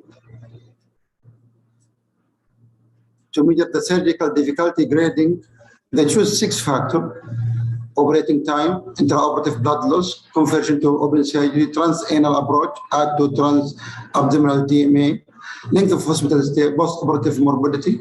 They employed the multivariable logistic regression analysis, which is BMI more than 30, coloanal anastomosis versus colorectal anastomosis, intertuberous distance less than 10 centimeter, mesorectal fat area more than 20 centimeter, was significantly associated with high grade of surgical difficulty. And they give it as score 0, 1, and if the score is 0, this is an abscess difficulty. If going to more than 3, this is going to be more difficult. This is how to measure CDMRI, the distance in the pelvic. The narrow space is going to be more difficult. The wide is going to be easier than the narrow. This is the factor predictive: high BMI, male more than female, low tumor size, the bigger the more difficult, and dimension of pelvic anatomy. Multivariate analysis showed that T factor was correlated, tumor factor, correlated with operative time, while BMI was correlated to operative blood loss. Laurent analyzed the factor predicting poor TMA quality in the context of ProCare. And there is multidisciplinary projects on rectal cancer by multivariate analysis. Then they identified BMI, absence of downstage after long course chemotherapy and laparoscopic resection were independent associated with poor TMA quality. Meanwhile, Sheen reported that visceral fat was better parameter to predict the effect of visceral obesity rather than BMI.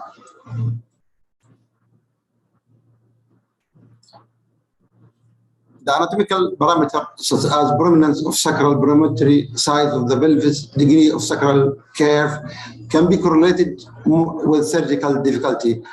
High resolution of MRI has a high accuracy to predict the state of circumferential resection margin, extramural vascular invasion, and pre-treatment tumor staging.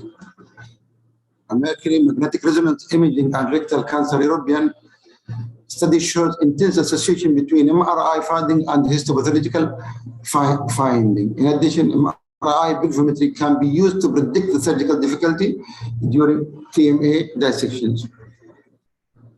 There is a study of 155 patients from one surgeon indicated that period abdominal surgery and preoperative chemoradiotherapy, low tumor location, interspinous distance, and BMI were significantly associated with operation time. Multivariate analysis identified BMI, interspinous distance, tumor location, period abdominal surgery, preoperative chemoradiotherapy, and concurrent disease, hypertension, diabetes were predictor for operative time. The age and concurrent disease were related to the blood loss. and BMI was only predictor for post-operative morbidity. Retrospective analysis indicate that high BMI, lower tumor level, pre-operative chemoradiotherapy were significantly associated with longer operative time, but pelvimetry parameter was not, which suggests that robotic overcame these difficulties. FRICO recently report CT MRI pelvimetry parameter at the angle between symphysis pubis and the line of symphysis to the perimetry was correlated to the TMA quality. The evidence of subgroup patient with increased surgical difficulty has intense interest concern alternative method of dissection for the lower rectum, such as robotic. Robotic surgery has the potential to overcome the surgical difficulties due to technical advantage over laparoscopic surgery.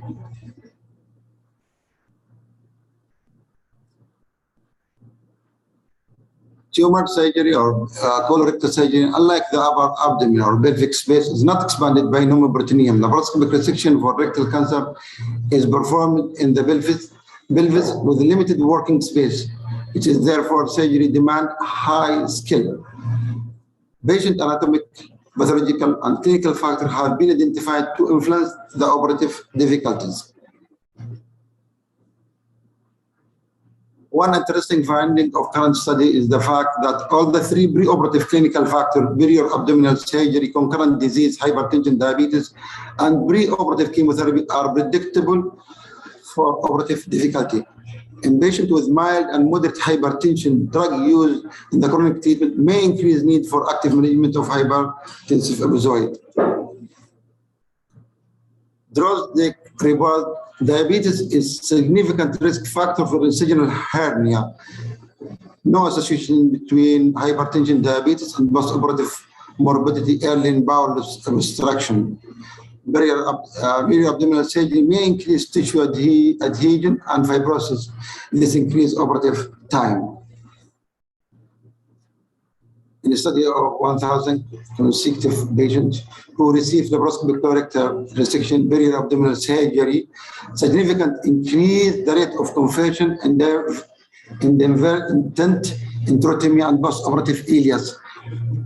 Pre-operation and operative time. Pre-operative chemotherapy reduced tumor size, which improve the operative field. This is one study done in more than 200 senior surgeons. They are doing colorectal surgery. So the question was to identify which is surgery in colorectal is more demand and more difficult. And they give the difficulty score from 0 to 5.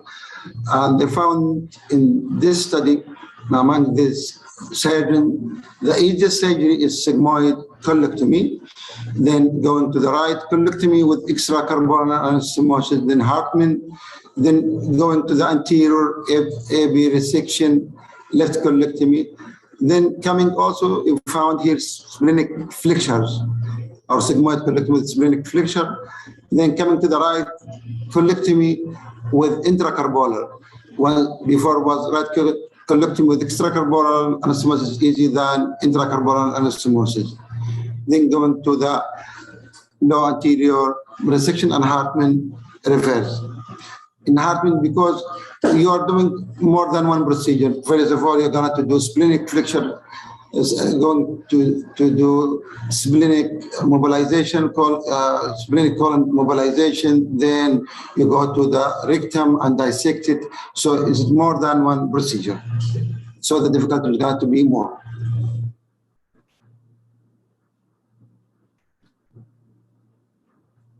So when the vascular approach to the left colon was felt to be easy than the right surgery, because it's going to go straight forward to the inferior mesenteric artery rather than the right side. There is more than one arches.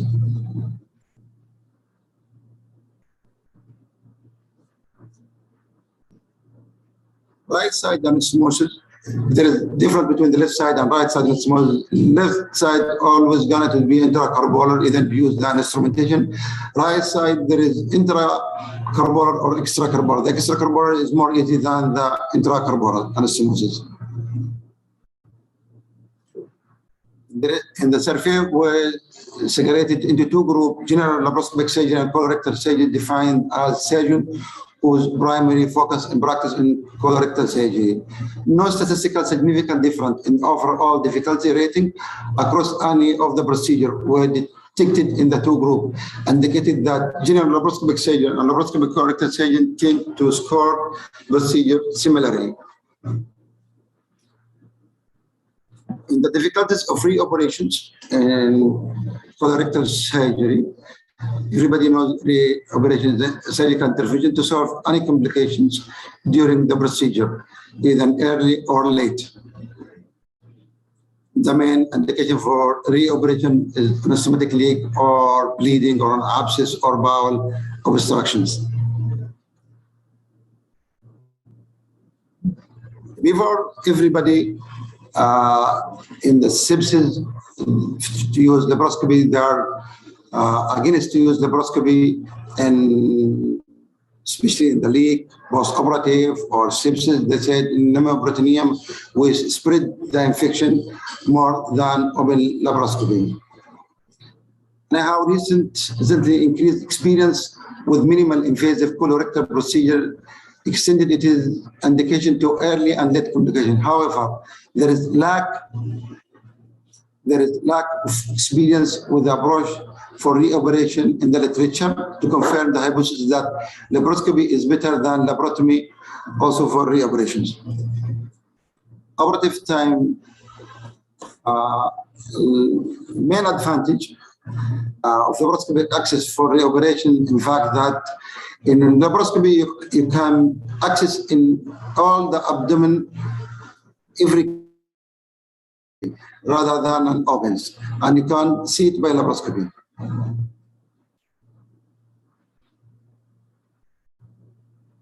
Sir landed that trained and experienced surgeon can achieve diagnostic and therapeutic accuracy greater than 80% compared to the conventional surgery. Laparoscopy has advantage to reach all area of abdomen with a scope, which sometimes cannot be done by open surgery. Early reoperation have the advantage of trochal introduction direct through the superior unhealed trochal incision to achieve open pneumoperitoneum, as previously showed by when and performed in our in the study. This technique minimizes the risk of intestinal lesion, even in patients with intestinal distension. New study shows that in open surgery, altered the immune response by modifying the level of circulating cytokines and inverse cellular response. Moreover, the function of macrophage was better preserved by laparoscopy. Other evidence suggests that laparoscopy may be beneficial in the management of intra-abdominal sepsis, result in less morbidity and post-operative sepsis. Another advantage of laparoscopic approach, not only for interventions, less abdominal wall complications such as evisceration and wound infection and incisional hernia. Anyhow, there is multiple studies what was not conventional, which is better laparoscopy or not open, because all was in a small samples. I'm not going to talk about this complication. I'm talking about laparoscopy is not visible or difficult to do it, as we mentioned before.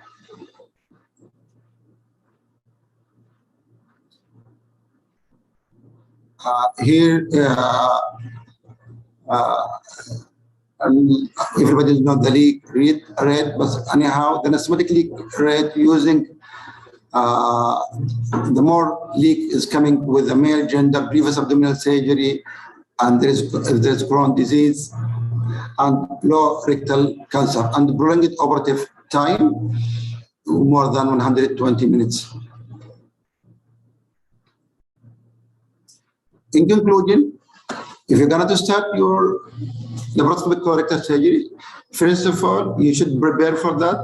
If you are new for that, you should practice it in high symptom, high volume, to master it well. If you are the surgeon who senior, you need to study your case to see your case have any difficulties, predict it early, as we mentioned, the factors, study it well. Then before you're going to start your surgery, see your trocar. When you put your trocar and it's easy, then your exposure. For each procedure, you should better to have more than approach to overcome your difficulties. Like you've got to do splenic mobilization, flexor splenic mobilization. So there is more than one approach to do it. So it's better to master it, so to come over the difficulties is coming. For rectal down, you go to the major rectal excision. Either because everybody knows you go into the posterior, then anterior, then lateral. Most of the surgeons are going posterior, then you go anterior to make it more easy. Even the camera in the pelvic, if you go into the pelvic down, so zero camera because you're facing the rectal down, so the zero camera is better than the angle one. When you're performing radicolectomy, extracorporeal started anastomosis should be performed. Then you face more after you overcome it. Then you go for intracorporeal. Then you go for the sigmoidectomy, and then you go for anterior section and extra. Thank you. Right. Dr. Turki, thank you very much for your presentation. Really quite a complex topic, problem laparoscopy and the challenges and their solutions. This really requires a complete forum. I don't know if anybody has any burning question at the moment, or if you'd like, we can leave it to the Q&A session later on. We are a little bit out of time, Dr. Rodrigo. Would we leave it to the next session? Sure. So we'll. I'll like to hand over to Dr. Islam to present the next speaker. Okay, thank you, my colleagues. Now we are going to run the last presentation for this session today with Dr. Walid Gadou, Head of Surgery Department, Saudi German Hospital, Hayl, Consultant of General Laparoscopic Surgery, and Associate Professor of Surgery, Mansoura University. Dr. Walid, we are delighted to invite you to start the speaking. Bismillah ar-Rahman ar-Rahim. Thank you, Dr. Islam. Thank you, Dr. Ihab. Thank you, all colleagues, Dr. Mahmoudi, all my speakers, all my audience. I would like today to give a hint on laparoscopic colectomy for right colon cancer, steps and tricks according to recent updates. And I would like firstly Mr. Shubit to share the presentation because I'm having a problem with sharing the screen. I tried to do, but I did not be able.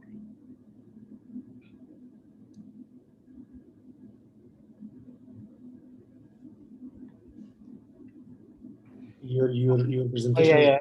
Yeah. Today our topic is comprised of several steps. We're going to talk on anatomy, the concept of CME, CVL, advantages and indications of laparoscopic colectomy, and steps, and some models for some recent model for recent description of right colon resection, tips and tricks, complication, vascular structure encountered during right colon surgery, and take-home message. Firstly, we would like to describe the anatomy of the right colon, which is all of us know it, but we would like to stress on the vascular anatomy of the right colon and the organs in the vicinity of the right colon resection, like the pancreas, the duodenum, and the right ureter, especially during the right hemicolectomy. Also, we'd like to describe one of the anatomical landmarks for the right colon flexure or the hepatic flexure, which is the unstable venous anatomy of the gastrocolic pancreatic trunk of Henle. We would like firstly to give some lights on the definition of right hemicolectomy. As we know, it is a resection of the portion of the terminal ileum cecum, ascending colon, and portion of the transverse colon. It also includes resection of the vascular pedicles, including the ileocolic, right colic artery when present, and sometimes the right branch of the middle colic and their associated veins. We can do also extended right hemicolectomy if we gonna ligate the middle colic vessels, if we have an upper more distal cancer to the proximal colon. As we have mentioned, this is the description of the types of resection in the right colon. As we go distally, the resection margin gonna be extended as extended hemicolectomy. Next.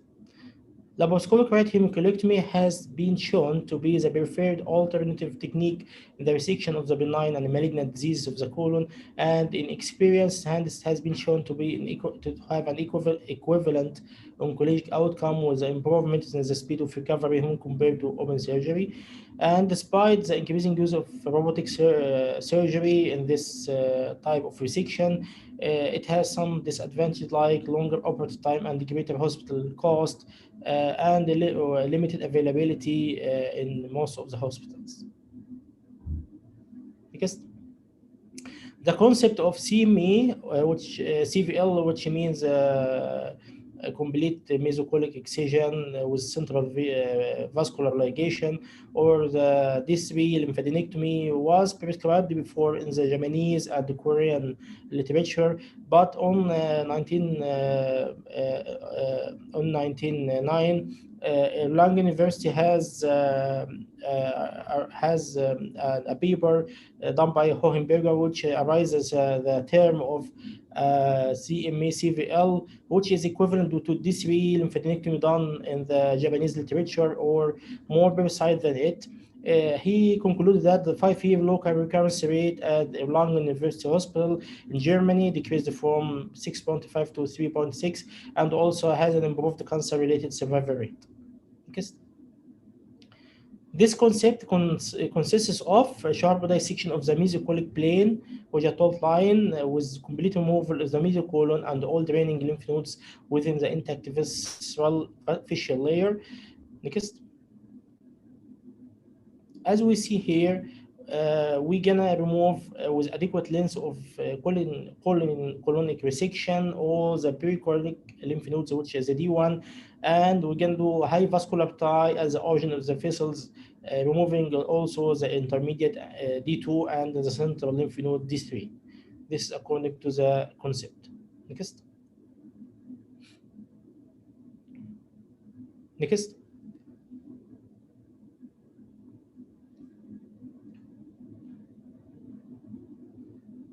Also, this picture is showing the precise anatomy of removing the complete mesocolic excision, which is about 5 millimeter distance just around the SMA, and extending 1 centimeter beyond the right side of the SMV, ligation of the vessels with at their origin from these vessels. Next. There is many advantages of laparoscopic colonic surgery, as mentioned before in our symposium.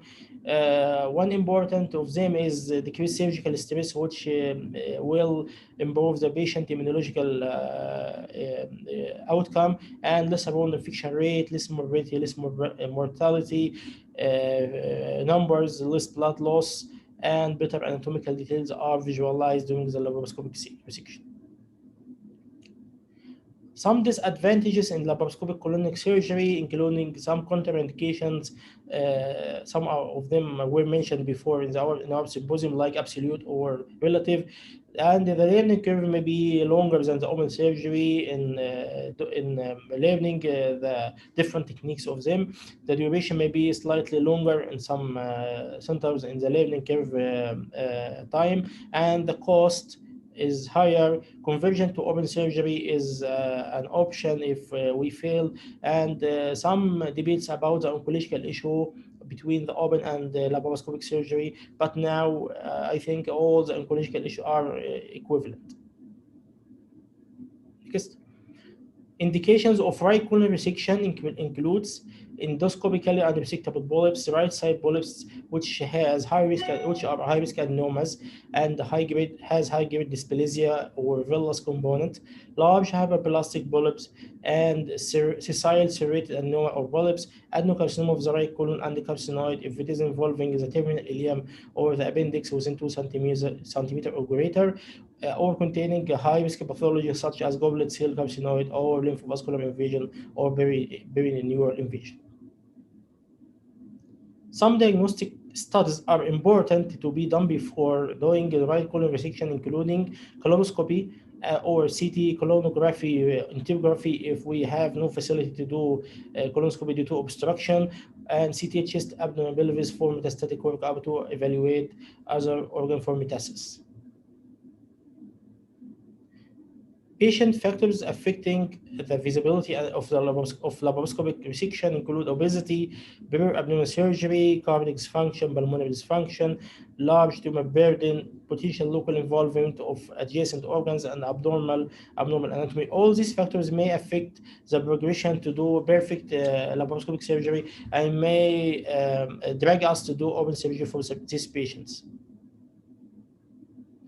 Pre-operative preparation is essential for doing this type of surgeries, including correction of fluid and metabolic electrolyte imbalances, NHD conversion in some cases, and we should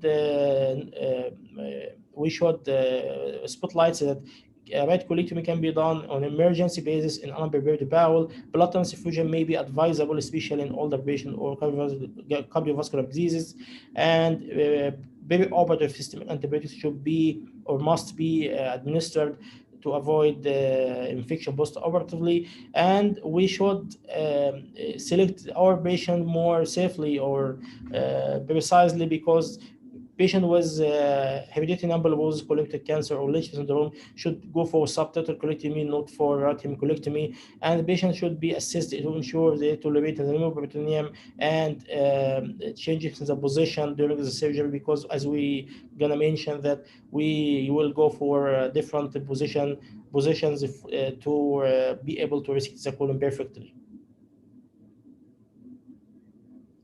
Mass TB of right colon surgery should having some essential steps, such as positioning. The patient should be well bedded, well secured, and the retraction of the right colon up, especially the one who are going to be resected, and the mesocolon and the transverse colon during the hepatic flexure resection, and the retroperitoneal structure should remain in the retroperitoneum, avoiding their injury. Colon and its mesentery are midline structure and is discussed.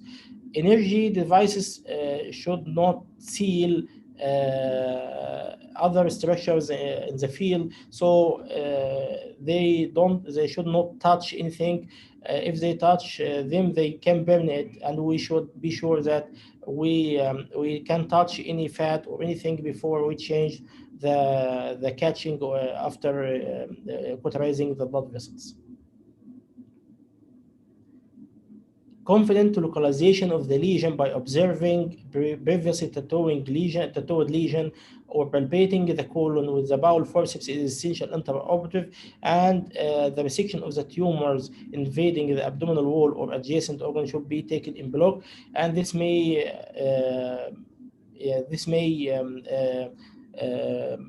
achieve the R0 section for malignancy, and should be determined especially before doing the surgery and before division of the vasculature. Medial to lateral approaches or lateral to medial approaches, or cranial to caudal, caudal to cranial are the approaches for this right side resection. Blood vessels should be taken care during their dissection to avoid hazardous intraoperative bleeding. Ureter and duodenum injury is one of the commonly encountered organs during the surgery should be taken care, and ileocolic artery transection middle colic, right colic transection with complete mesocolic excision to achieve D3 lymphadenectomy. Extra or intracorporeal anastomosis will be the last step before closure.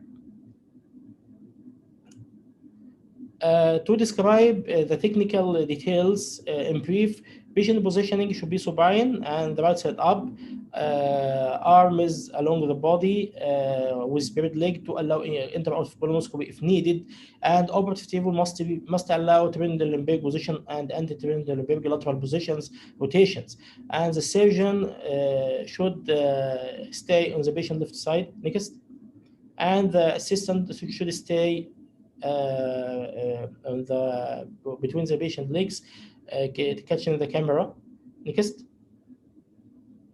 And the table, as we mentioned, can rotate either Trendelenburg or Trendelenburg or left lateral position. Two monitors are used, and we will do pneumoperitoneum using either Hasson technique or reverse needle, the pressure up to 15 millimeter mercury, and the standard port placement is 4 ports. The umbilical port is for the telescope, and 3 working port. We can extend the umbilical port for extraction of the specimen later. The procedure is divided in 5 main steps and 1 essential primary steps. We firstly start with surveillance of the abdomen, locating the lesion and evaluating possible extension to nearby organs, metastatic sites, or synchronous pathology, with evaluation of the peritoneum, liver, small bowel, retroperitoneum, pelvis, and axial structures in the women, and peritoneal carcinomatosis. Biopsy should be performed and sent for frozen section for suspicious lesion. This important step should be the preceding for the essential other 5 steps. The operative 5 steps includes identifying the ileocolic pedicle, mobilization of the right colon with mesentery from the medial to lateral side, and oncology division of the vascular pedicle, division of lateral attachment of the right colon, hepatic flexion or mental attachments, and specimen extraction and smooth and closure. These are the steps as we have mentioned. Next. Approaches are 4 main approaches: medial to lateral, or lateral to medial, inferior to superior, or superior to inferior. This picture showing the number A is lateral to medial approach.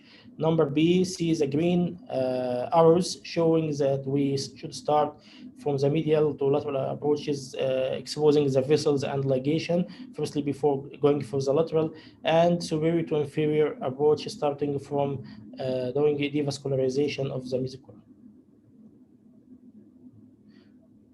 Although the comparative study on the medial and lateral and cranial approaches is very limited, but Lee et al. Performed a network and meta-analysis comparing these 3 different approaches in 2017.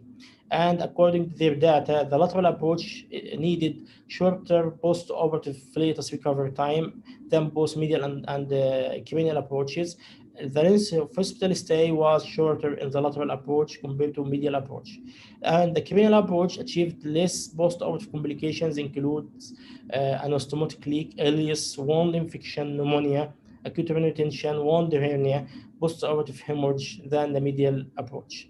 Interestingly, operative time did not differ between these groups. Taken together, the superiority of one approach over another is still debated, and prospective studies on large scale would be needed for further evaluation. When the patient in the Trendelenburg, while the patient in the Trendelenburg position slightly 20 degree and lying on the left side, the momentum is traced. We're gonna describe the medial to lateral approach as is the classic and preferable to me. And the momentum is traced equivalent over the transverse colon into the upper abdomen, and the small intestine is swept to the left lower quadrant, and the ileocolic vessels are identified as they cross over the third portion of the duodenum. The fold is grasped and acts as a bridge and retracted laterally to demonstrate the course of fibrocolic vein. ileocolic vein, and we identified the origin of from SMA and SMV. The peritoneal surface cord on the dorsal surface of ileocolic vein and near the SMA. Next. This picture describes how we start the procedure, showing the incision of the mesocolon and beginning of vascular dissection, and the ridge of ileocolic vessels is apparent over the dotted line. Next. The correct avascular plane can be developed with a combination of sharp and blunt dissection, and the small retroperitoneal vessels can act as a guide and should be dissected downwards. Also, if there is blunt turn, 2 minutes. Okay. If there is a blunt turn, even minimal, the bothersome bleeding can ensue. Careful medial to lateral dissection of the ileocolic mesentery carried cephalad to the origin of ileocolic vein. Next. This picture also showing the dissection of mesocolic dissection and identification of the duodenum and the pancreatic head. Next. Dissection should plane should be anterior to the duodenum and the pancreatic, as we mentioned. Next. This isolation of the ileocolic artery before division. Next. And next dissection is done after identification of the ileocolic artery, as we mentioned, and the ileocolic vein dissection and the midocolic vessels. Sometimes the hepatic flexure blood supply, especially venous drainage, is not stable, it is variable, and the right colic vein is missing in 50% of patients. And it can be found joining the right colic gastrobucolic and the superior pancreatic duodenal veins at the gastrobucolic trunk of Fennel. Next. This picture showing the section of the mesocolon and identification of the gastrocolic pancreatic trunk of Fennel. Lateral dissection of the right colon is facilitated by the medial dissection done before, and it facilitated also by putting the patient in Trendelenburg position, retracting the small bowel out of the pelvis to the upper abdomen.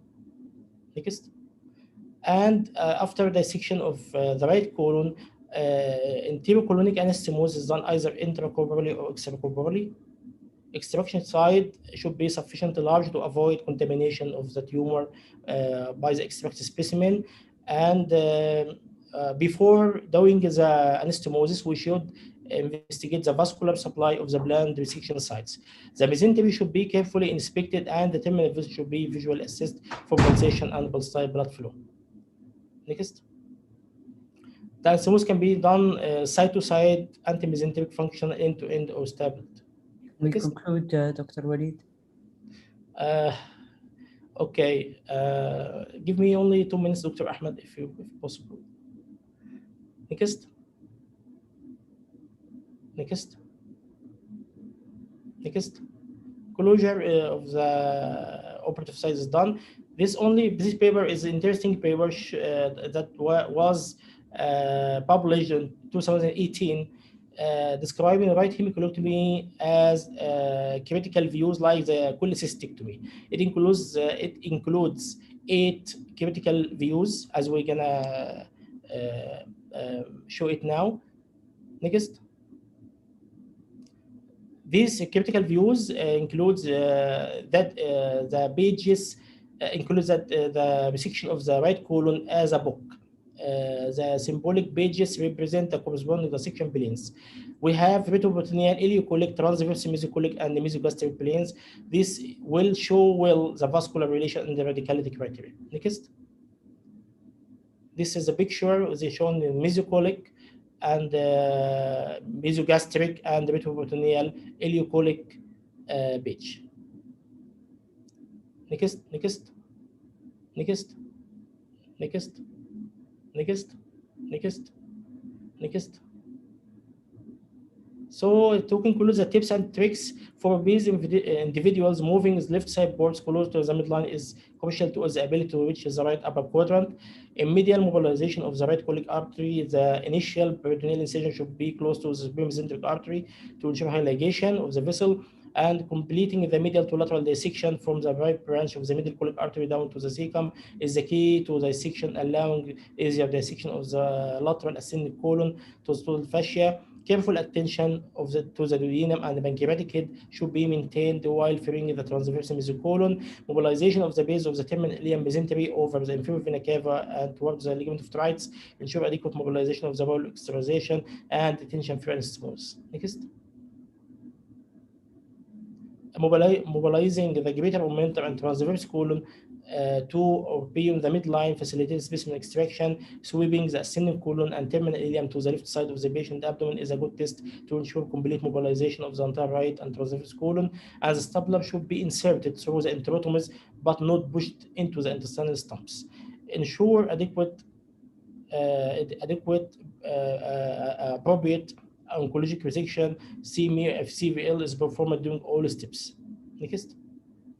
Post-operative care, immobilization, even ambulation, and discharge can be done when there is an ability to maintain oral hydration, adequate pain control, signs of bowel function, and can be done at least after 24 hours. Come to conclusion, please.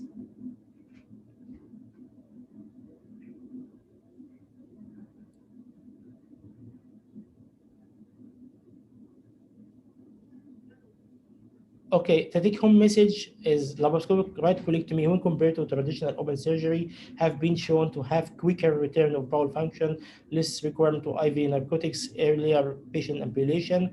The CMA with CVL D3 lymphadenectomy over high-quality specimen and possibly reflect good long-term oncologic outcome and equivalent to open surgery. This lymphadenectomy should be understood within the right colon vascular anatomical variation, which is consistently present and where that's important landmark of this approach, and should be also taken together for doing perfect colon resection. Thank you. Thank you, Dr. Walid, for this condensed and detailed presentation about tips and tricks of laparoscopic colectomy, right colectomy. Now, I'm requesting from all of our attendants, colleagues and panelists to pay attention, please, because we are going to start discussion of this morning session. And the questions are now open for from all the attendants to all our panelists. Dr.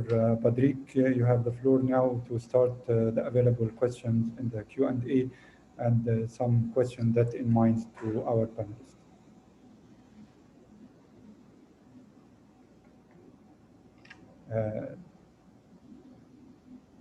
The voice are clear for everyone? Sure. Yes. Can you hear me? Thank you, Dr. Islam. The questions are still coming. They have not come yet. There was an issue about age and laparoscopy. Prof. Pablo, maybe you could just shed some light on this issue. Age and laparoscopy. Yeah. Basically, Prof. Pablo, the question coming from the audience is regarding the approach that you have mentioned. So they are asking, is it suitable to be applied for the elderly patient? And another question regarding this topic is coming from one of our colleagues in gastroenterology department. And he is asking the same question because you have mentioned the feasibility and availability of colonoscopy that can be done during the lateral decubitus. So you have two questions similar to each other. Okay, regarding the first question, I think the age is not a contraindication. In fact, the overall nowadays we have patients with more than 80 years old, 82, 83, 84, 85. We have now one 89 years old woman with this problem. So, and I have presented in the video this right colectomy is 82 years old. So I think the age is not a contraindication to perform the approach. It's more important all the comorbidities that the patient has, but it's not an indication. The age is not going to think about this approach, only about the indication of surgery. And in the second question, okay, you can do the colonoscopy both in the supine approach and the coitus lateral position approach. But if you have the patient, when you are doing the gastroenterologist is going to do a colonoscopy, normally the patient is in lateral decubitus position. So in this approach that I have presented, maybe you can perform the colonoscopy without moving the position of the patient. You can start in front of the patient, and the gastroenterologist can be in the back of the patient doing the colonoscopy, and you don't need to move all the position, the preparation of the field. So I think, in our opinion, this approach, with this approach, the colonoscopy is easier. But well, I think it's one of the advantages of this approach. But as I have mentioned before, unfortunately, we have not many cases, not only in our hospital but also in the world, because the publications are so scarce. But I think this approach permits or allow to do the colonoscopy easier than the supine patient. Okay. Other Dr. Ihab? Actually, I'd like to thank all the speakers. It was a very fruitful session. I got a lot of valuable and fruitful knowledge and information. I have two questions, one for Professor Pablo and the other for Professor Nada. Professor Pablo, it's nice to meet you. The technique was marvelous, and I'm keep thinking about the exposures that you show in your video.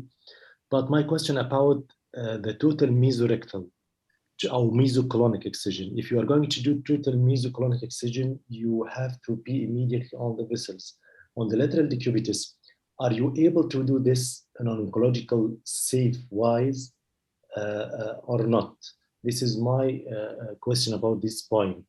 How are you going to expose the vessel, especially if we are talking about right colon, superior mesenteric artery and vein, and in a safe way to get a total mesocolonic excision? Yes, it's a good question, because I have mentioned before, maybe indications is not for big tumors or local advanced located tumors, because in these patients, I think the complete mesocolonic excision is very difficult, because you cannot see the complete, you cannot see properly the middle colic artery. So for this reason, I think this is maybe for benign lesions or small lesions in the second, because if you have to do an extended lymphadenectomy, I think with this approach you are not comfortable in order to visualize the inferior border of the pancreas and all the mesenteric vein and the middle colic vessels. So you are not recommending it for tumor, just for benign condition. And also because also in not only in colectomy but also in a retrocecal appendicitis that is very common also. So in benign pathologies, I think is an option. So you have to operate the patients, and you have to feel, okay, this patient has a laparotomy. I think if I put this patient in this approach, I'm going to avoid the additions. Okay, this patient is pregnant, I have to do appendicectomy. I can do it with this approach. Okay, this is a small tumor in the second. In the second, I think I can do it. You have to be this approach in mind. And sometimes, of course, this is not going to be the gold standard approach. Of course, it's true. But in some patients, in tuberculosis patients, you can think about this and you can put in practice, and maybe you are going to do this procedure safer. Thank you so much, Dr. Badrit. If you allow me, I have another two questions. If I have time, one for Professor Nada. Professor Nada, you know the obstacle with docking in robotic in low anterior section. Does with the new version of the Vinci Robot XI with the targeting module, I didn't work on it. I didn't see it XI yet. But does this this changing the docking to get the splenic flexure mobilized and then get into the pelvis, changing the quadrant of working area. Did it solve it in the new version of Da Vinci, or is it the same?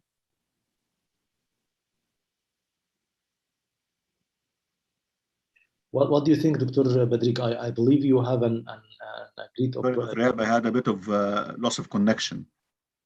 I'm back now. I was asking about the docking issue and problem with dual anterior section in the old Da Vinci version SI.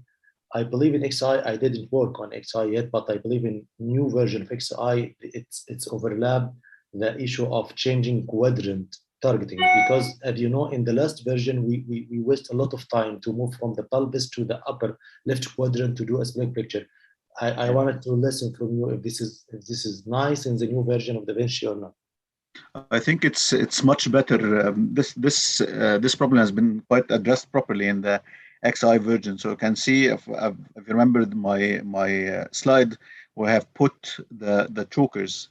So in this way, putting this way with certain measurement, you still have ergonomically possible to do splenic up to the splenic flexure, splenic mobilization, and do the pelvic dissection without changing the patient position at all. And the new version as well, as long as you put it in a place the targeted anatomy, and target your camera and your field of vision or field of work in the right position. We usually put it at the vascular pedicle. You will be able to reach up to a lower cancer. We have done a lot of mid-cancer resection. Actually, last week we have done a total pelvic exentration, done completely robotically with the help of our urology colleagues. That was and the specimen was delivered from the perineum. Actually, doing the perineal part, there is nothing much left because it have been possible to reach down below after having the same setting, mobilizing the splenic flexure. Okay, finally, do you have any experience with other modular robotic rather than Da Vinci? Because you know, our group have a plan to acquire a robotic system, and we are in favor between Da Vinci. Da Vinci is the godfather of, and the new version of CMR. I believe CMR. It's United Kingdom. Versus robot. It's from England. Do you have any experience? I think you're right, but I'm afraid I have no experience. It's just very early days with robotic surgery, but so I'll be an advocate for Da Vinci for the time being. Yes, sure. Thank you, Dr. Badrik, for giving me the chance to ask this question. Sure. I actually have a question from Professor Pablo, if it's possible. So the thing is, with the lateral decubitus position, I have very little experience. The only experience I had in lateral decubitus position, which I found it very, very beneficial and very helpful, was the right lateral decubitus when we're doing splenic flexure in anterior section. It has helped a lot, and I think this is. I'm struggling to see how this would benefit the right hemicolectomy without changing the patient position during the operation. Have you managed to do all of this on the lateral position without putting the patient's spine again, especially doing the transverse colonic part and mobilization of the hepatic flexure? Has it been possible to do it all in the lateral right lateral position, left lateral position, sorry? Or you have to change the position of the patient intraoperatively? No. I think one of the disadvantages is that the operative field is very reduced. So you have to do the operation only with this approach. The resection is limited. It's a right colector, but not at the standing colector. You cannot do more division because you cannot see with the camera. But as you have told, you can do for example, in the left colector, you can do the supine position. And if the splenic flexure is so difficult, you can change the patient to right decubitus position, do the division of the splenic flexure, and put again in the supine position. I think it's like to put in mind that you can change the position of the patient in order to be more comfortable. But of course, if you do the left lateral decubitus position, you are limited in the operative field, and you cannot do a great common mesocolic excision and extended colectomy. Okay. Thank you, Prof. So I just have one question following the Dr. Nada question for Prof. Pablo. regarding the starting choice for the procedure. Are you choosing which decubitus you are going to start, either the lateral decubitus or the conventional supine position from the start, or you are going to do just, for example, a diagnostic laparoscopy and then you change the position later on based on the pathological finding of the patient?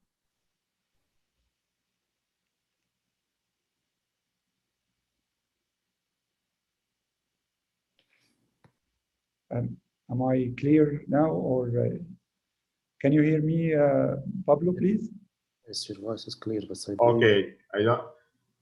Can you repeat the question, please? I'm asking about your choice to start the procedure. Are you starting with the lateral decubitus first, or conventional, or you are doing something like a diagnostic laparoscopy to check the anatomy and the pathology, and then later on you choose which position is preferred? No, okay. Our standard approach is the supine position, of course. So I will have performed. In the cases that you have. Of course, for example, I'm doing a supine position. Okay, I'm doing a laparoscopy. Okay, and I believe that there are a lot of additions. I think the small bowel, we cannot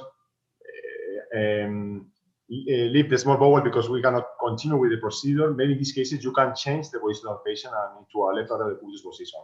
I haven't presented, but for example, a couple of months, we perform another indication. For example, is a biopsy of retroperitoneal space. For example, we had a patient with a gastric cancer with a suspicious of a recurrence between the iliac artery, and we put the patient in left lateral decubitus position. Or we can do the biopsy without problems, because in other way we have a laparotomy with a lot of additions, and with this approach we can avoid these additions and to enter directly to what was the problem adjacent to the iliac vessel. So I haven't mentioned before because it's not a colonic problem, but this was another indication of change our mind and to put begin with a supine position and change into a left lateral decubitus position during the operation.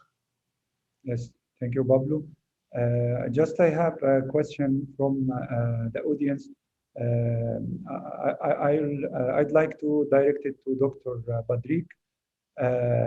Someone asking, what is the most way for anastomosis which is used in Saudi Arabia? Do you have any answer for this? First time for me to hear about anastomotic by region. Yes. What is the most common anastomosis in Saudi Arabia? This is going to be guesswork. There is no data, but I would guess that most people would go for stapled anastomoses. Most people would go for ileocolic side to side anastomoses. In the rectum, most would go for end to end anastomoses rather than creating pouches and so on. Although there's some evidence of short-term benefits for maybe creating a side-to-end anastomosis in the colorectal area. I can't speak for the rest of Saudi Arabia, but I can definitely speak for myself. It's basically side-to-side for ileocolic and end-to-end for colorectal and maybe ileorectal anastomosis. Maybe we need to hear a comment on this from Dr. Turki as well. Turki and Walid, the rest of the KSA. Yes. Dr. Walid, your mic is muted. Dr. Turki, are you still with us? Yeah, sorry, Dr. Amoudi, I have a question to Dr. Hani. I'm just asking about, in UK, are we going to use the robotic surgery for simple procedure can be done laparoscopically easily, like right colon, left colon, resection, transverse colectomy, or are we going to do it for the difficult sites like the pelvis and the rectum or lower rectal tumors? Dr. Ali. So it's difficult to speak about the whole UK, but from what I can see, it's emerging now using laparoscopic surgery in all cases. Indication of laparoscopic versus robotic surgery actually is not much different, as long as you have proper access to the intra-abdominally with less adhesions. Recurrent cases might be a bit difficult, but actually from experience, my little experience, who I just started this just this May, I can see actually can deal with more challenging anatomy, lower and mid rectum, much easier than laparoscopically. The problem with all the rectum is to achieve a proper TME, especially in the lower rectum, with the angulation and your straight laparoscopic instruments, is much difficult. With the robotic, you have brilliant vision with the 3D vision. You have an angulation at the tip of your instrument. I've seen even part of the UK, some of the centers have started using laparoscopic articulating instruments. So you're starting to take this idea from the robotic to integrate it in the laparoscopic surgery. But again, you still need the assistant. You have to depend mostly on the assistant in your retraction. You have an extra arm, remember this, in robotic, which can give you all the retraction and can be in all the control of your field. So in short, what I think there is no evidence yet about this, but I think in more challenging case, not difficult case, but challenging case, I think robotic might be a good alternative.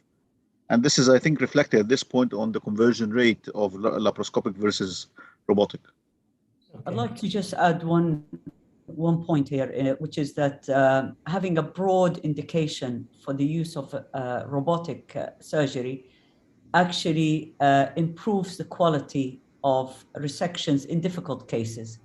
Totally agree. I think if you have a culture where the robotic surgery is used, where the team gels together very well, where the docking and undocking is done in a timely fashion, where the investment begins to reap its rewards, you will then move on to the difficult cases, and you will do them quite well.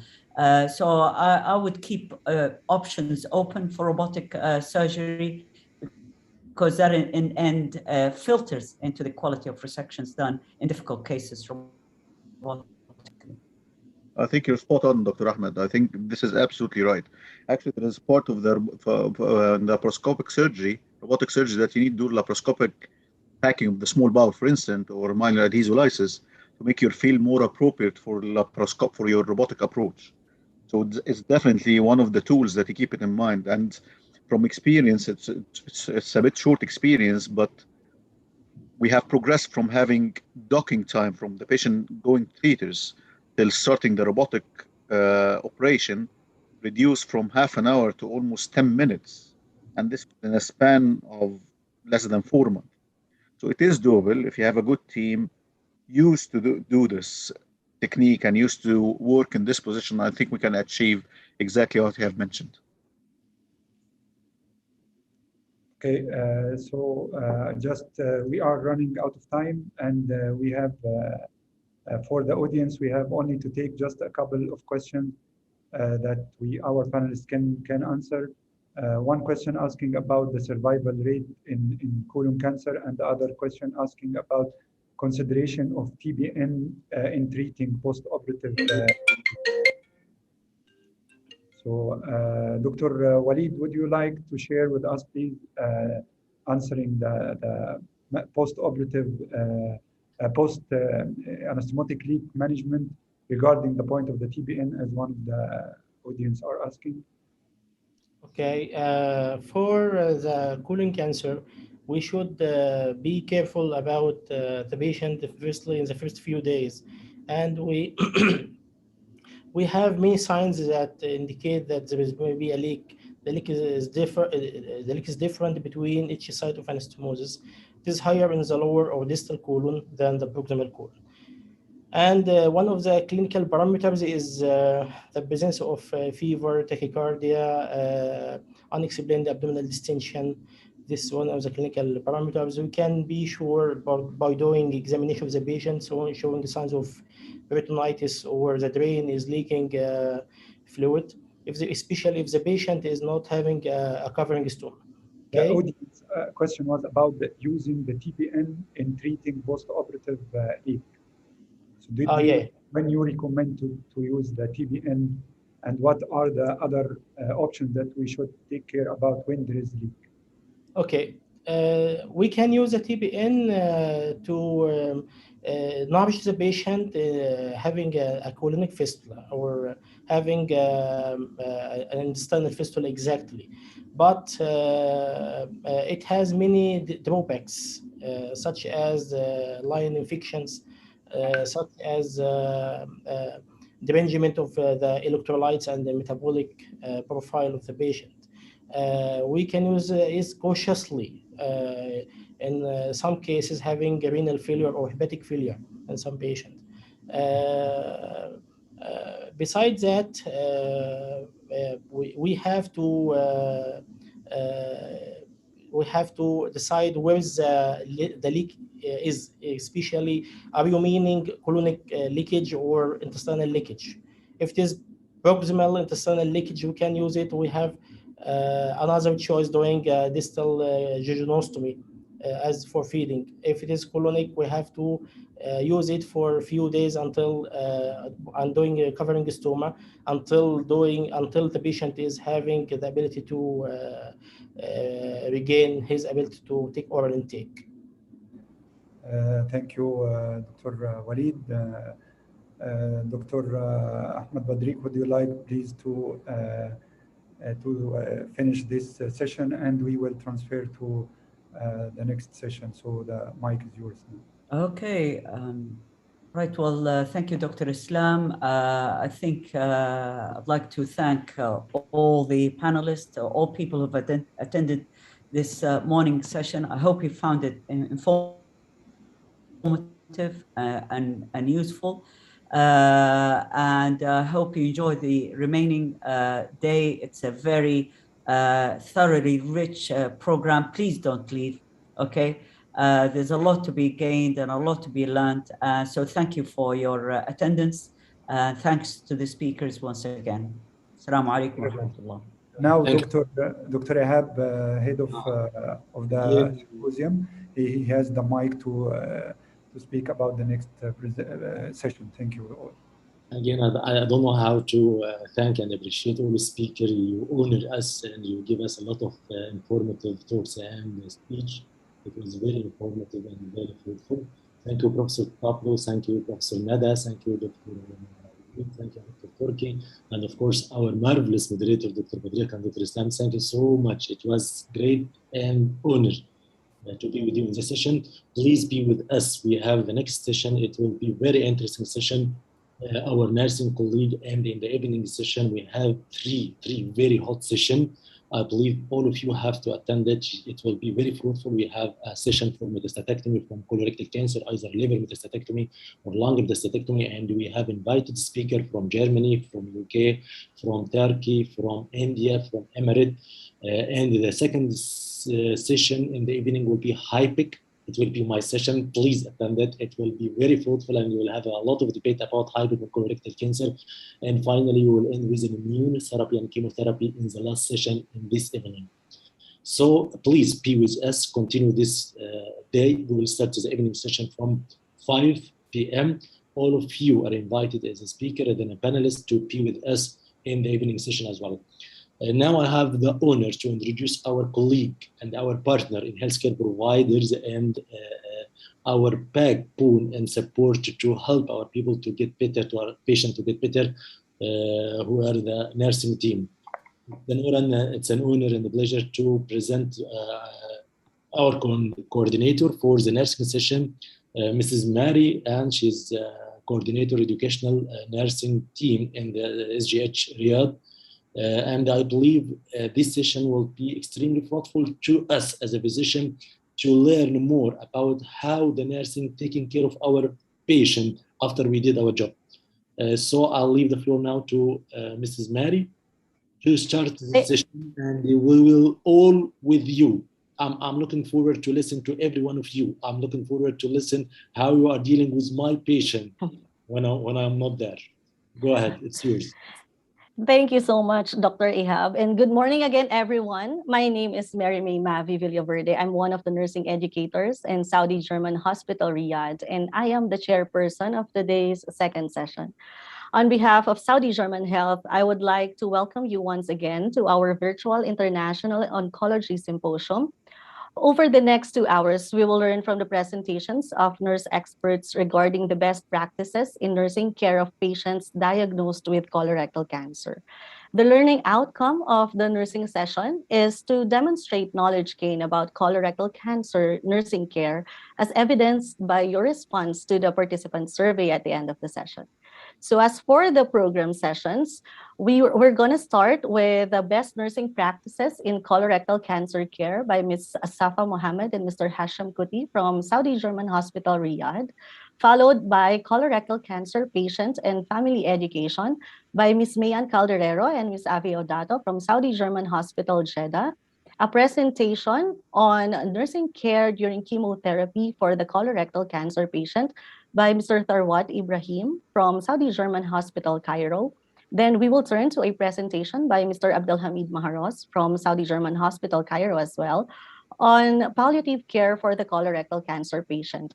This will be followed by a presentation on post-operative nursing care of the colorectal cancer patient by Ms. Julianne Alcantara from Saudi German Hospital, Dubai.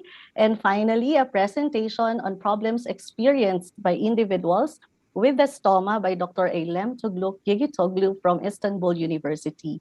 And we will have a session discussion and Q&A at the end of the program. So during the program, each presentation will last for about 15 minutes. You can use the Q&A function in submitting a question which can be found on the bottom of your viewing screen. We will have a 10-minute Q&A at the end of the program, and we will try to answer as many questions as we can with the allotted time. Just to remind everyone, this virtual symposium is being recorded. And for your information, none of the planners or presenters for this activity have a relevant financial relationship to disclose with ineligible companies. At the end of the program, you will receive a certificate of completion from the Saudi German Health. So let us now move on to our first presentation.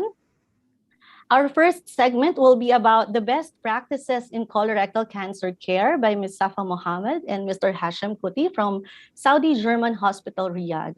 Ms. Safa Mohammed Khalifa Al Solami gained her bachelor's degree in nursing and master's in nursing administration at King Abdulaziz University in Jeddah. She is accredited as a specialist in nursing administration from the Saudi Commission for Health Specialties. She also completed both oncology nursing course and the second chemotherapy, biotherapy, and targeted therapy nursing course from Prince Sultan Military Medical City. Ms. Safa worked in King Fahad Armed Forces Hospital for 9 years. Currently, she is one of the head nurses in the Saudi German Hospital, Riyadh. On the other hand, Mr. Hashim Kuti had his bachelor's degree in nursing from Sri Lakshmi College of Nursing in Sungatat, Bangalore, Karnataka, India in the year 2014. He worked right after his graduation in the emergency department for 3 years. At present, Mr. Hashim is working in Saudi German Hospital as a staff nurse. He has a certification in chemotherapy and extravasation management and has been handling patients undergoing chemotherapy for 3 years now. Ms. Safa and Mr. Hashim. Good morning, everyone.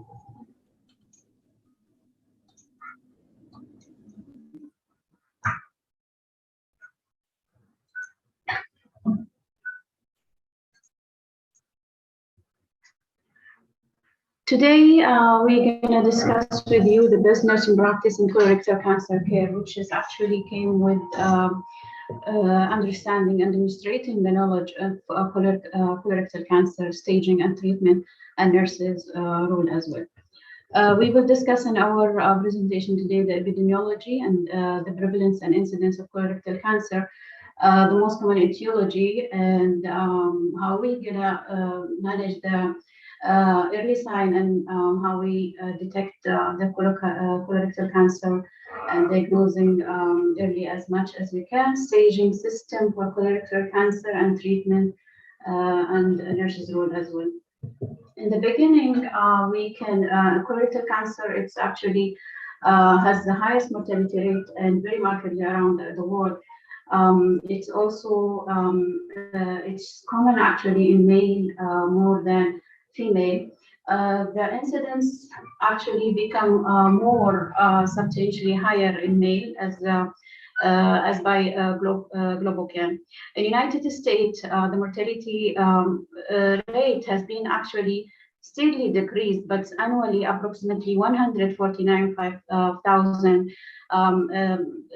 diagnosed with large bowel cancer, while 104,000 diagnosed with colon cancer, and the remaining are diagnosed with rectal cancer.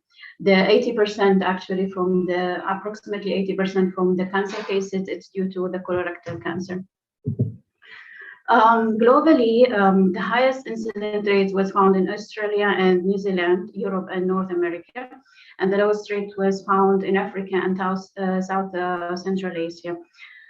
And actually, it's the geographic difference. It's attributed to the different in dietary environment exposure and the low socioeconomic status, and also the screening of colorectal cancer. The lower rates of screening, it's actually can attribute to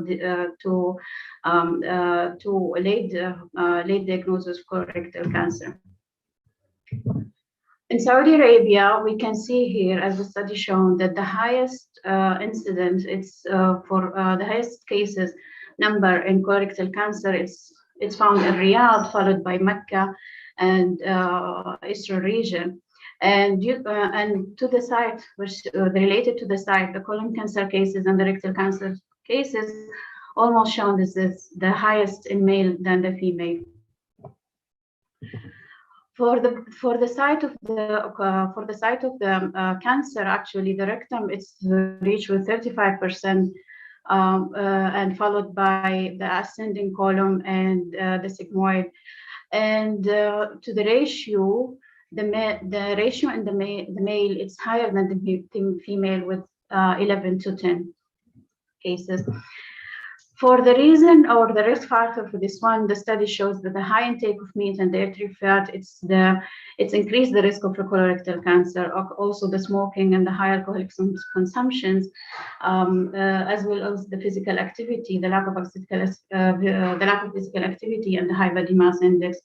The study shows that changing the lifestyle and the quitting smoking and losing excess weight is actually reduce the risk of developing the disease, while another factor like the age and the heredity factor, which cannot be modified.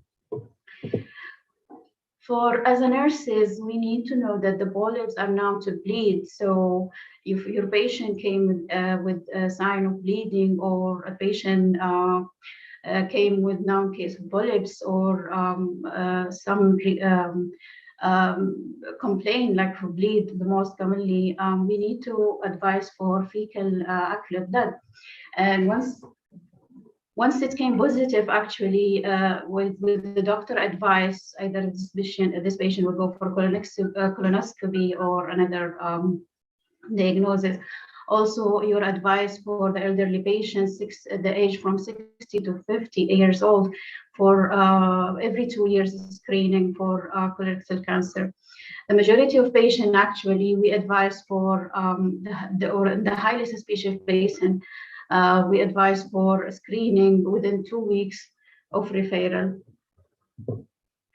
Also, we need to know that the most common sign and symptom for colorectal cancer is the bleeding and the changes of the bowel habits. So as we can see here, some sign and symptom in the right side, like the anemia, diarrhea, or palpable if the cancer is located in the right side. Also in the left side, we have alteration in the bowel habits. If the cancer located in the left side of the large bowel, we have the obstruction and blood mixed with the stool. Rectal also, we have bleeding, passage of mucus, and changes in bowel habits. Also some sign of symptom actually associated with colorectal cancer. We have also some diagnoses like the medical history, obtaining the medical history, sigmoidoscopy, colonoscopy, and some CTs and MRIs, maybe then for the patient for diagnosis, and the histological confirmation is came with the last. For the stages, we have to know as a nurses that there is different stages like the DUC stage, which is related to the curing. If it's in A, it will be the patient have the high survival rate from 95 to 100%. And if it's in B, actually, in B and C, the patient have more options in the treatment, either it was surgical and chemotherapy already, as we will discuss later. For D, we will have the lowest survival rate from 7 to 80, whereas the metastases are there. We have also the TNM system for staging, which is included the layer of the inner wall of the intestine, and for the N, it's related to the lymph nodes, and the M for the metastasis to the nearest organ. As we can see here, the picture, the stages, and the T and the NTNM with the mucosa and the mucosal and submucosa, and this one. For the next now, we will move to my colleague Hashim, who will continue.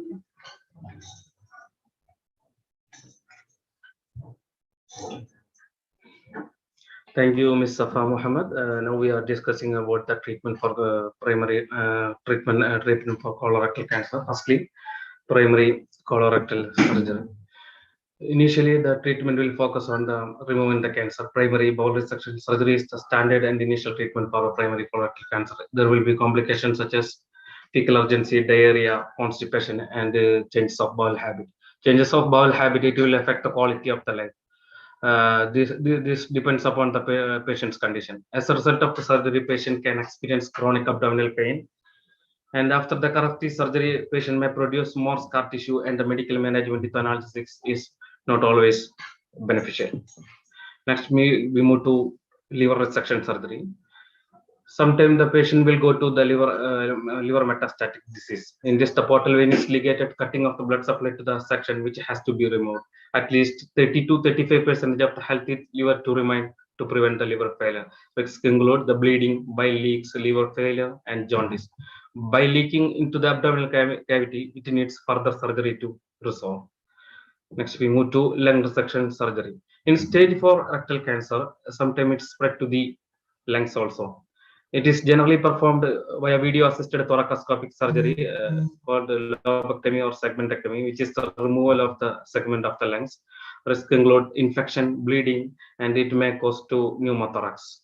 The patient who undergo the lung resection surgery, it will require close monitoring because the patient may go to the desaturation or respiratory complications. Next, we move to radiotherapy. Radiotherapy is a first-line treatment to shrink the tumor before the surgery. Its side effects includes the radiotherapy, diarrhea, nausea, and vomiting, skin changes like skin peeling and fatigue. Some patients go to late side effects such as changes in bowel habit, rectal bleeding, stricturing, narrowing of the bowel, skin changes like a thin line of skin or pattern on the skin, impotence in men, cystitis, and vaginal stenosis in women. Next, we move to chemotherapy. Mainly, chemotherapy is used to reduce the chance of metastasis. The combination of drugs like capecitabine and oxaliplatin, together it's called as capox or folinic acid. Fluorouracil and oxaliplatin, together it's called as folfox, is used. It's given in every 2 to 3 weeks, depending upon the condition of the patient, and lasts for the 6 months. This drugs, capox or folfox, it's adequate for the stage T1, T3, and N1 disease, which means stage 2 and 3 of the colorectal cancer. Patient with T4 or N2 disease, which means stage 3 and 4, should receive the 6 months of the treatment. Next, we move to ablation. Ablation for patients who are not clinically fit for the surgical resection, or the patient may refuse to liver and lung resection surgery. Ablation of the lung can be performed. In some cases, it will undertaken in the abdomen also. There are various techniques used for the ablation, such as radiofrequency, microwave, or cryotherapy. Ablation, it works by the destroying the affected cells along with a small margin of the healthy tissue around the metastasis. Finally, we are going to role of the nurses in colorectal cancer. Nurses play a vital role in delivering high quality care to patient from the starting of the diagnosis until the end of the treatments. There is a important patient nurses should have the importance of early diagnosis and to be effectively implemented in a timely manner. The nurses should understand about the staging system of colorectal cancer, treatment options, potential side effects, and protective care. And the nurses has to provide correct or relevant information about the to the patient. Supporting the early diagnosis of colorectal cancer through recognition of its potential signs and symptoms. Nurses has to provide psychological and emotional support to the patient. The nursing management of the patient with colorectal cancer varies depending on the treatment the patient is undergoing at the side effect the experience. That's all. Thank you very much. Thank you. Thank you so much, Ms. Safa and Mr. Hashim. Before we move to our next segment, I would like to remind everyone to submit their questions in the Q&A function, which can be found at the bottom of your viewing screen. We will have the Q&A at the end of the program. Let us now move on to the next presentation, which is Colorectal Cancer Patient and Family Education by Ms. Mayan Calderero and Ms. Ave Odato from Saudi German Hospital, Jeddah. Ms. Mayan Ibarreta Calderero graduated from Brookshire College of Nursing with a degree of Bachelor of Science in Nursing. Ms. Mayan is holding a nurse license both from the Philippines and the Kingdom of Saudi Arabia. She started her career in her home country as a psychiatric nurse and eventually moved to the kingdom where an opportunity of becoming an oncology nurse opened. She has been in the position now for 7 years. Ms. Mayan is currently holding the secretary position from the Clinical Practice and Informatics Council in Saudi German Hospital, Jeddah. She is also active in joining educational and training programs as a speaker in the same organization. On the other hand, Ms. Avijin Gako Odato gained her bachelor's degree in nursing from the University of Pangasinan in the Philippines. Currently, she is taking a Master of Business Administration for Healthcare Professional from University of Immaculate Conception in the Philippines. Ms. Ave is holding a Philippine nurse license and has a nurse specialist title from the Saudi Commission for Health Specialties. Ms. Avi started her career in Saudi German Hospital, Jeddah in 2009, where she started as a staff nurse, then got promoted as a charge in medical, surgical, oncology, and isolation. In the year 2015, Ms. Ave was appointed as the unit manager in the same area due to her expertise, where it lasted for 5 years until she was promoted to become a nurse supervisor last year. Ms. Ave is also active in joining educational and training programs as a speaker in Saudi German Hospital, Jeddah. Ms. Mayan and Ms. Ave.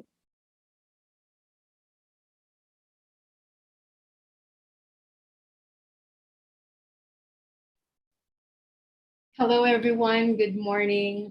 Thank you, Miss Mary, for that wonderful introduction. I am Mayan. And I'm Miss Ave. And for our segment, we're going to talk about the patient and family education in the care of colorectal cancer patient. Okay, for our learning outcomes, at the end of the discussion, the audience will be able to understand the importance of the patient's and family's involvement in the colorectal cancer care, incorporate the nursing process in educating the patient and his or her family, and identify the important health instructions related to the care of colorectal cancer. And our outline includes the following: the assessment, the nursing diagnosis, the planning, implementation, evaluation, and the topics to cover in the health teaching. Okay, so let's begin. So since we are dealing with giving education, there are two important questions that we have to ask ourselves. Why do we need to involve the patient, family, and caregivers in the care? And as nurses, what are the things we need to consider when educating the patient and his or her family? Now, let's move on to the nursing process. The nursing process is very vital to our practice. And as we recall, there are 5 stages, namely assessment, diagnosis, planning, implementation, and evaluation. And in our discussion, we are going to incorporate the nursing process to the patient and family education. So let's begin with assessment. So what are the things we need to find out first as we start with our education? So of course, first we have to determine the preferred language of the patient and the family. So as nurses, we are caring for patients who are coming from different backgrounds and speaking in different languages. So it is important for us to establish a common ground of a language so that we may be able to understand each other and deliver our education more effectively. The next is the level of understanding. We need to determine if the patient is illiterate or educated. And with that being said, we have to use simple terms and avoid using medical terminologies, which they really can't understand. The next is the communication barriers. So we have to identify if the patient has some auditory or visual impairment that could affect their learning. Cultural background can also be a communication barrier. So we might want to be more sensitive with the culture of the patient. The next is the best learning methods. So we might want to consider using visual aids, audio tapes, or return demonstrations to make our education more effective. The next is the patient's level of independence. So we have to identify if the patient is able to take care of himself or herself independently at home, or if he or she is bedridden, then he or she might be needing constant assistance from a caregiver. Next on the list is the ability to obtain medications. So we have to determine if the patient is covered by insurance or not. And also, we have to determine Also, we have to determine a particular person. Okay, I'm sorry for that one. Okay, so let's move on. Again, what I was saying is that we have to identify a single person from the patient's support and who is running errands for this patient. So that includes purchasing the medications from the outside pharmacy. I'm sorry, Anne, your screen is not shown on the presentation.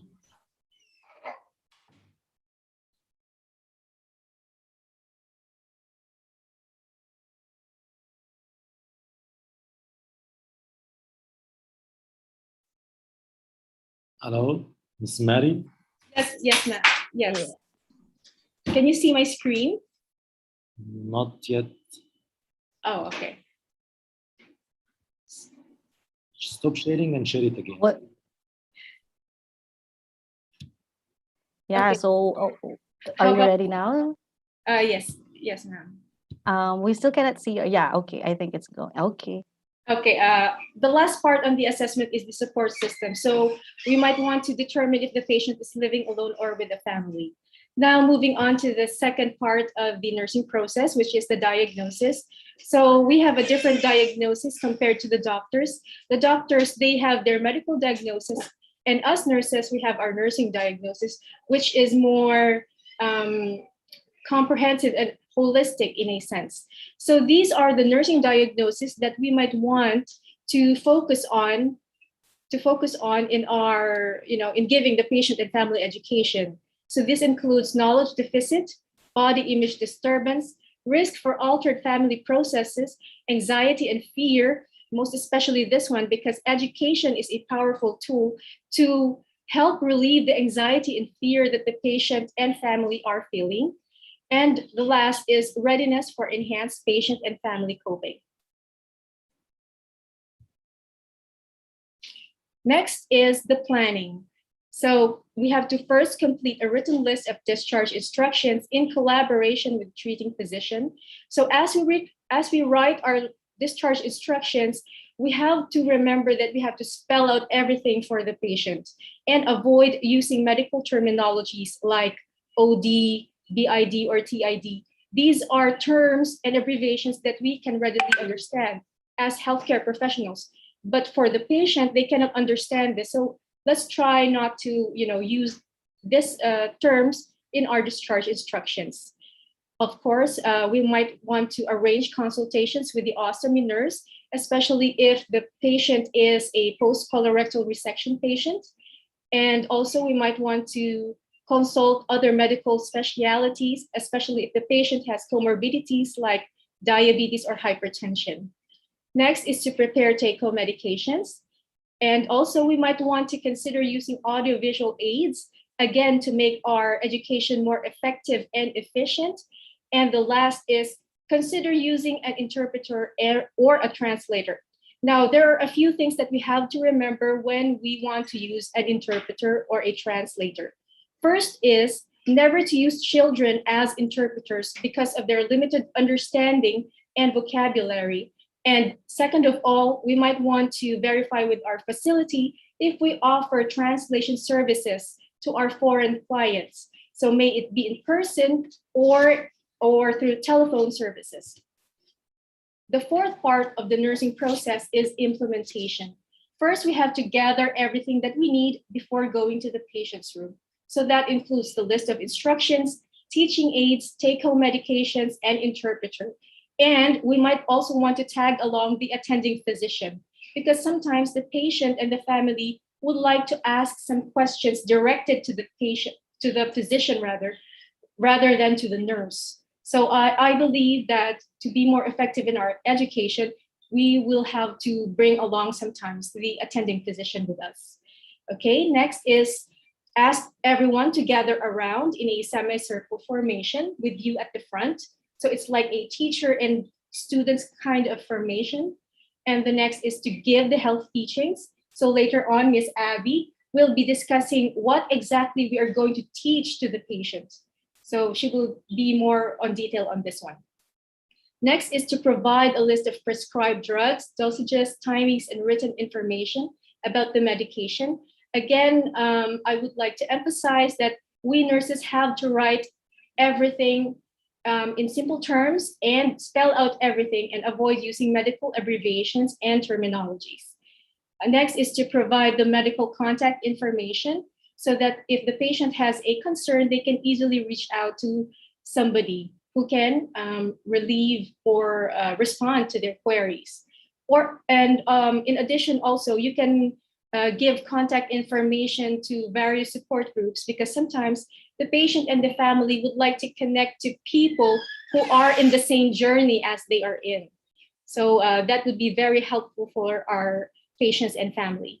And the last is assist in determining the patient's and family's goals, preferences, and concerns. So we might want to use this as an opportunity to provide some sort of counseling to them. Okay, so last but not the least in the nursing process is evaluation. So after everything has been said and done to the patient and family, we might want to evaluate whether they have retained some information or not. So we can evaluate through asking questions, repeating, and summarizing. We can also employ the teach-back method. So the teach-back method is when, after teaching them the information, we can ask them to teach us back so that we may be able to evaluate whether they have remembered the most important information about their care as colorectal cancer patients. Okay, so that's it for me, guys. Now I pass this moment to my colleague, Ms. Abby, to discuss the next part. Thank you. So thank you, Ms. May.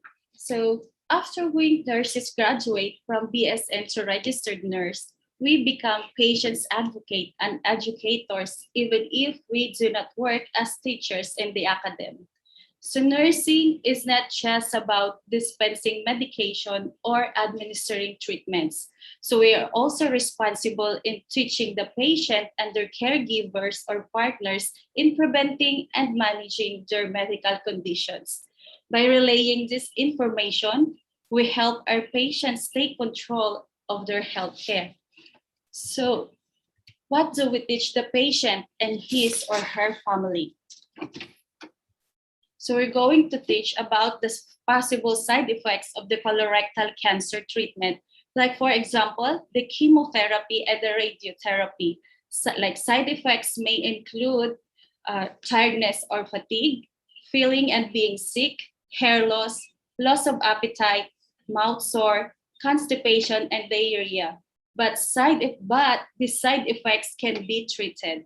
So today, many more medications are available for side effects than in the past. Next, take-home medications. So if the patient thinks that they are experiencing side effects from a medication, they need to contact their doctor right away. That's why patient education is very important. Pain management. The pain that the patient may experience is either from the cancer itself or as a side effect of the treatment. So the use of the pain relief medications, which are called analgesics, are used. So for moderate to severe pain, a patient may use opioids, or known as the narcotics. Safe use, storage, and disposal of opioids if prescribed.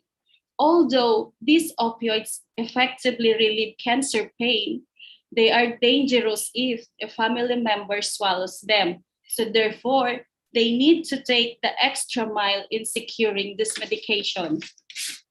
Stomach care or incisional site care. Infection control measures, so hand washing must be followed strictly. Avoidance of heavy lifting. Healthy diet, like taking the low-fat, high-fiber. Adequate rest and exercise, and the signs of recurrence, which will be educated also by the physician. So pre-colorectal resection. So for a patient who will undergo surgery, we must do a comprehensive assessment of his or her medical condition, bleeding problems, past abdominal surgeries, or medications taken at home, because all of these can affect the treatment. When to stop eating or drinking. So this refers to the time when the patient will start fasting. Lab tests and the imaging studies in which the physician will order, and the informed consent. We must remember that for a consent to be valid, it must be voluntary and informed, and the person consenting must have the capacity to make the decision. Remember, we nurses are the patient's advocate. During the colorectal resection, IV line will be established. This will be used to administer anesthesia, pain medications, antibiotics, fluids, and other vital fluids. Anesthetics will be given. So like the general anesthesia, it puts the patient to sleep and makes him or her unable to move. Tubes and drains will be connected like Foley catheter and NGT. Need for a colostomy. So colostomy can be permanent or temporary, and the duration of the procedure. So surgery may take as little as 1 hour or longer than 4 hours. So post-colorectal resection. So stomach care or incisional site care. So the illustration shows how we're going to care for the wound. First, of course, washing our hands. Then have the doctor take out the stitches or staples. Do not remove the small pieces of tape that cover the wound. Taking care of the dressing, not to get wet or dirty, and watching for the signs of infection like swelling, redness, increasing pain in the affected area, pus forming in or around the wound, and fever. Next, we have don't take laxatives unless the doctor tells you to do so. Then dietary changes. So there are several types of diet as patient begins to recover even in the hours after operation. So patient may start from nothing by mouth to clear liquid to soft diet, then finally to low residue diet. The type of diet to transition to as the patient begins to recover will depend on the symptoms they are experiencing, to their dietary needs, and of course to their overall health. Colostomy care, like how to empty the pouch and how to care for the skin. When to take a bath or shower. So patient may start to take a shower anytime, but with the precaution that dressing will not get wet. If the rectum is cut, sit on a pillow after surgery to provide comfort. Then sitz bath. So sitz baths provide the best pain relief. It should be used at least 3 to 4 times each day for at least 10 to 15 minutes for comfort, and it can be started in the evening after the surgery. Rest and activity, of course, for the faster recovery and the pain management. Since the individual pain response to surgery is difficult to predict, there is a need for effective and individualized analgesia after the surgery. So follow-up care. So regular surveillance after surgery with physical examinations, like every 3 to 6 months for the first 3 years, every 6 months during years 4 and 5, and as determined by the physician. Then monitoring of the carcinoembryonic antigen or the CEA levels every 3 months for at least 3 years, and the follow-up CT scans annually for the first 3 years. For the risk factors, so risk factors may include age, race, gender, family history of colorectal cancer, physical inactivity and obesity, food and diet like the eating more red meat and processed meat, and of course the smoking. Screening tests like what has been mentioned before, like stool test, flexible sigmoidoscopy, colonoscopy, and also CT colonography.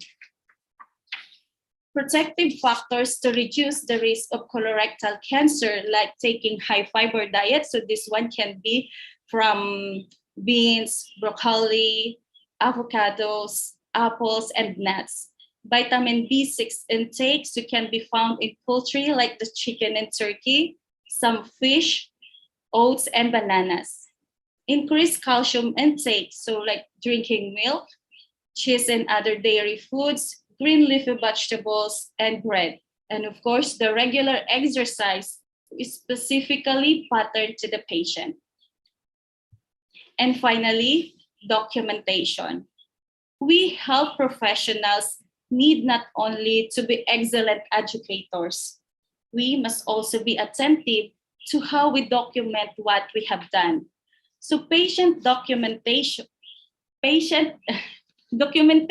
of patient education provides a monitoring of the type of the patient education performed, patient and care partners' response to what we have done, and the assessment of the additional educational needs. So that's all. Thank you, and may God bless us. Thank you so much, Ms. May-Ann and Ms. Ave. If you have questions for Ms. May-Ann and Ms. Ave, you can type them down in the Q&A function, where we are now going to turn on to the next speaker, Mr. Tharwat Shehabeldin from Saudi German Hospital, Cairo. He will be discussing the nursing care during chemotherapy for the colorectal cancer patient. Mr. Tharwat Ibrahim Shehabeldin took his bachelor's degree in nursing and master's degree in critical care and emergency nursing at Cairo University.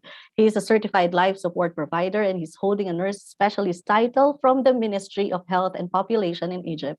He started his career as a staff nurse and later as a charge nurse in critical areas. Mr. Tharwat was able to work as a nurse supervisor in one of the hospitals in Cairo, and he is also a great educator as he became one of the nursing faculty members at Cairo University.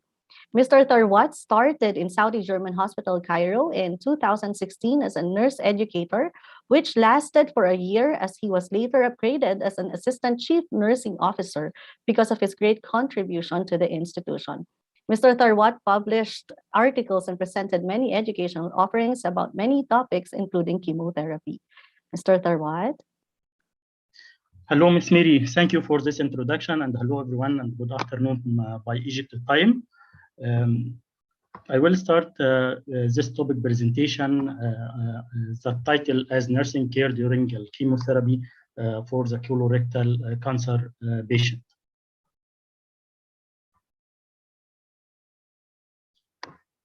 Let us start by the outlines. The first outlines will be a brief introduction about the chemotherapy regimen for colorectal cancer patients, and the preparation of chemotherapy for colorectal cancer patient, including how the nurse can prepare the equipment, how the nurse prepares the patient and the medication, and the IV access.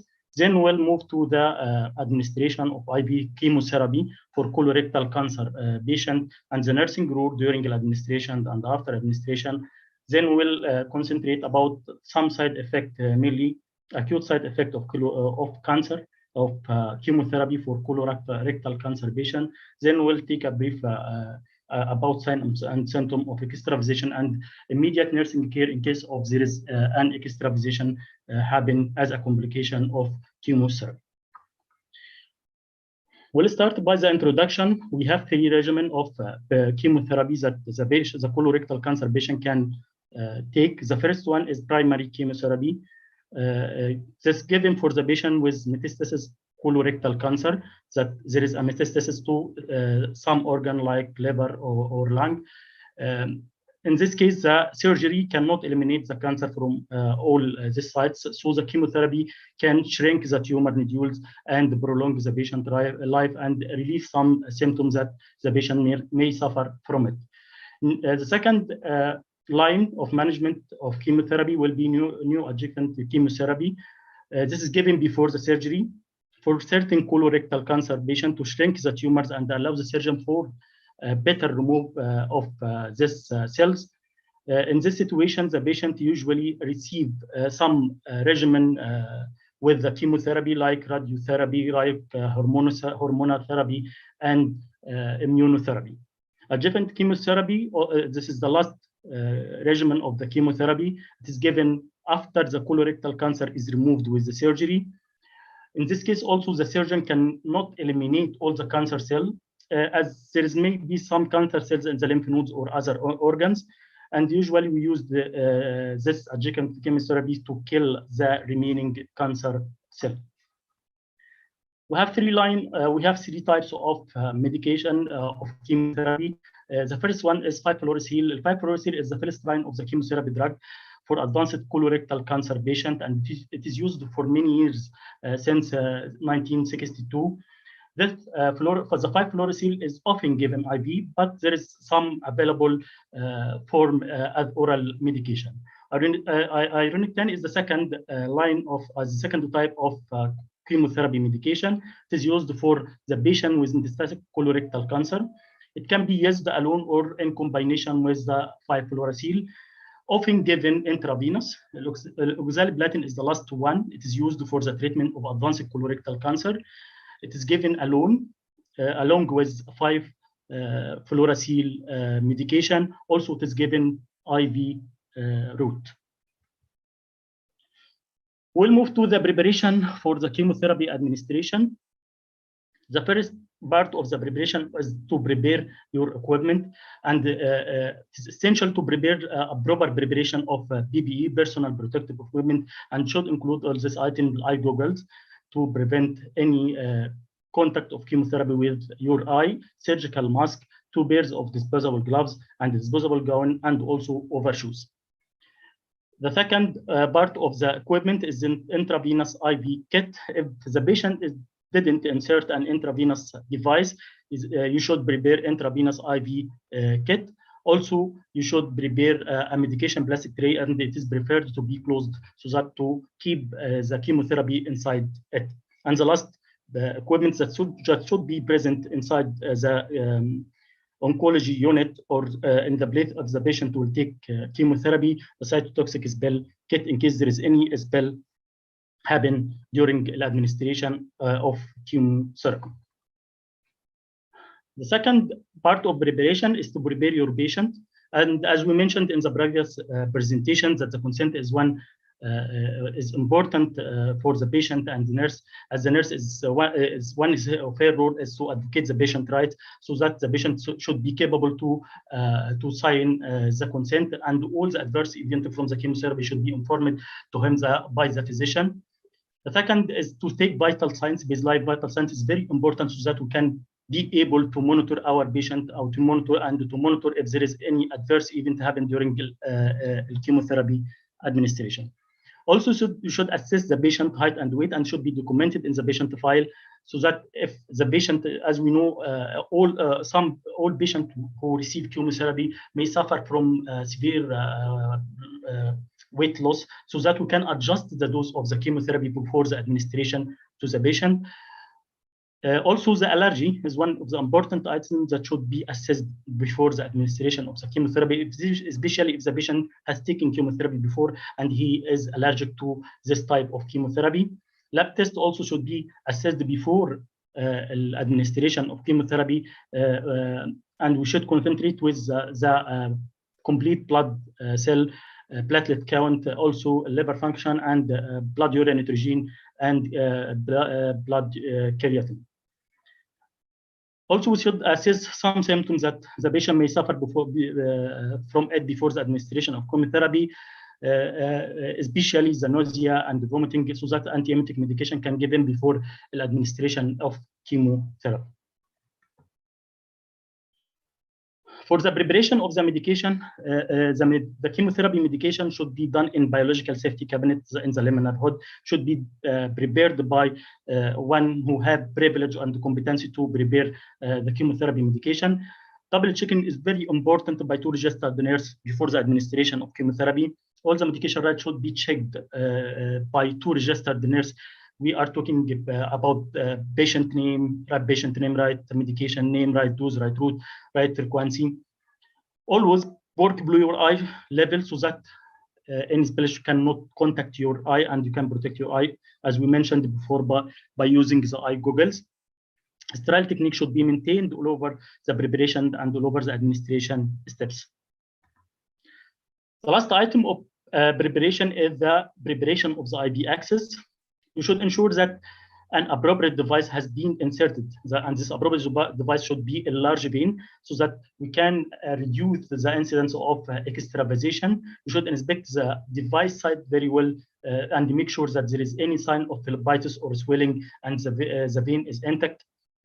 Also ask the patient if there is any sensation around the site, that the patient may feel some burning sensation or pain in the insertion site. Before the administration, there is a very important steps you should be done. You should check the vitality of the vein by blood return, and then flush using normal saline 10 milli or 20 milli normal saline. The most common IV access used for administration of chemotherapy medication, we can use peripheral devices, but make sure that it is a large vein. We can use tunneled central venous catheter. Also, we can use PICC line and subcutaneous implanted port like portacase. Okay, our nursing rule regarding during the administration of chemotherapy. As I mentioned before, the two registered nurses should double check the chemotherapy medication and should double check the patient, correct patient name, correct chemotherapy name, correct dose, correct route, correct frequency. Then administer drug in correct order. If there is any empty medication, it should be given first, then the chemotherapy, and after that any other medication. Make sure that you should flush the device with 5 to 10 milli normal saline between this drug if it is prescribed to the patient after administration of it. Priming is very important and should be done carefully to prevent the spell of chemotherapy and to prevent also exposure to chemotherapy to your skin, and also to reduce the wasting of chemotherapy medication. Make sure that secure good connection to prevent any leakage or separation during the administration, and you should put a good under during the connection so that at the injection site, so that you can prevent any spill from chemotherapy in the floor. We should demonstrate appropriate monitoring and observation for a specific drug effect, and we will mention it later. You should also observe, and this is very important, should observe the vein throughout the sign of infiltration for non-vesicant chemotherapy and extravasation for vesicant chemotherapy. And we will mention also all this signs of infiltration and extravasation later on. Also, safe handling and management of chemotherapy spill. And as I mentioned before, there should be a spill kit at the site of administration of chemotherapy. Be aware that the patient is comfort throughout the chemotherapy administration procedure. After the administration, we should flush the line with enough fluid to clear the IV tubing of the drug and not waste any chemotherapy medication. Maintain the vascular access device and device flush or remove as needed.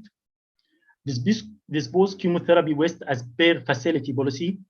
If any contact happen with your eye or skin, you should wash the area immediately and take medical advice.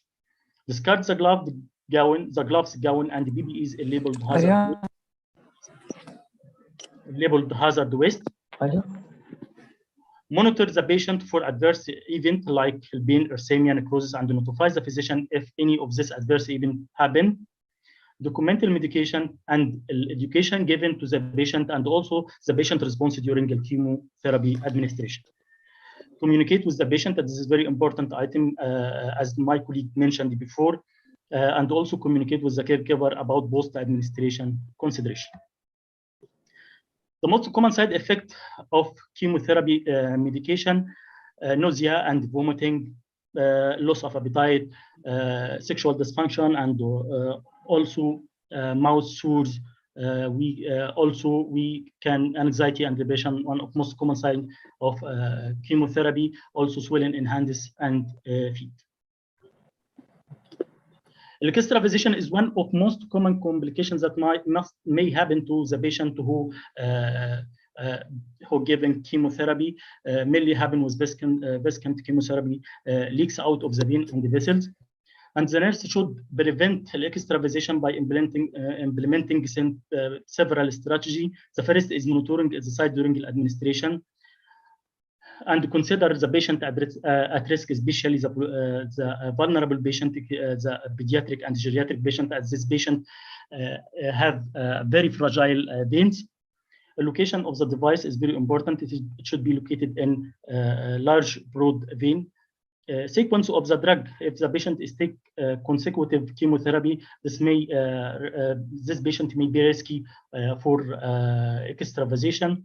The type of the device, the central device is lesser than the peripheral device for extravasation incidence rate. The method of administration, IV, oral administration of chemotherapy is less, will be with no complication of extravasation. Also, the skills of the nurse is very important to prevent extravasation that happen with chemotherapy. Extravasation sign and symptom: burning, the absence of blood return, resistance during administration of chemotherapy, leaking around the cannula, also uremia. The complications that can happen from extravasation, blistering. This is the first sign that the first complications that happen, and it is begun after 3 to 5 days. The peeling and the fluffing of the skin, it happen after 2 weeks. Tissue necrosis, it is begun within 2 to 3 weeks. Damage of tendon, nerve, and joint. Function and sensory impairment of the area, and finally disfigurement and the loss of the limb. Extravasation nursing care, show if any of the previous signs happen, should immediately stop the chemotherapy infusion, then disconnect the IV tubing from the IV device. Make sure that you don't remove the IV device unless you aspirate the residual chemotherapy from the IV device using a small syringe. Then remove the IV or port needle. Then assess the site of extravasation and the symptom experienced by the patient. Then notify the physician and start the appropriate management measure in accordance with the type of chemotherapy administered. Thank you. Thank you so much, Mr. Tharwat, for sharing us your knowledge and expertise. Before we move forward, you can now key in your questions in the Q&A function at the bottom of your viewing screen. Our next segment will be about palliative care for the colorectal cancer patient, which will be presented by our colleague from Saudi German Hospital, Cairo, Mr. Abdelhamid Maros. Mr. Abdelhamid Maros El-Shenawi finished his bachelor's degree in nursing and master's degree in critical care and emergency nursing at Cairo University. currently and now pursuing his PhD in nursing science. He was a nurse supervisor and life support instructor before joining the Saudi German Hospital. He was hired as a nurse educator in Saudi German Hospital Cairo in 2017 and stayed in his position until the present. Aside from that, he is also affiliated with Cairo University as an assistant lecturer in the Faculty of Nursing. Mr. Abdelhamid successfully published quite a few articles and presented on many topics, including palliative care. So, Mr. Abdelhamid. Good afternoon, Mary. Good afternoon, sir. Can you see your screen now? Okay, thank you. Thank you for this introduction, and thank you for sharing the screen from your side. I would talk today about the palliative care for the colorectal cancer patient, and our outlines will be next, Mary, please.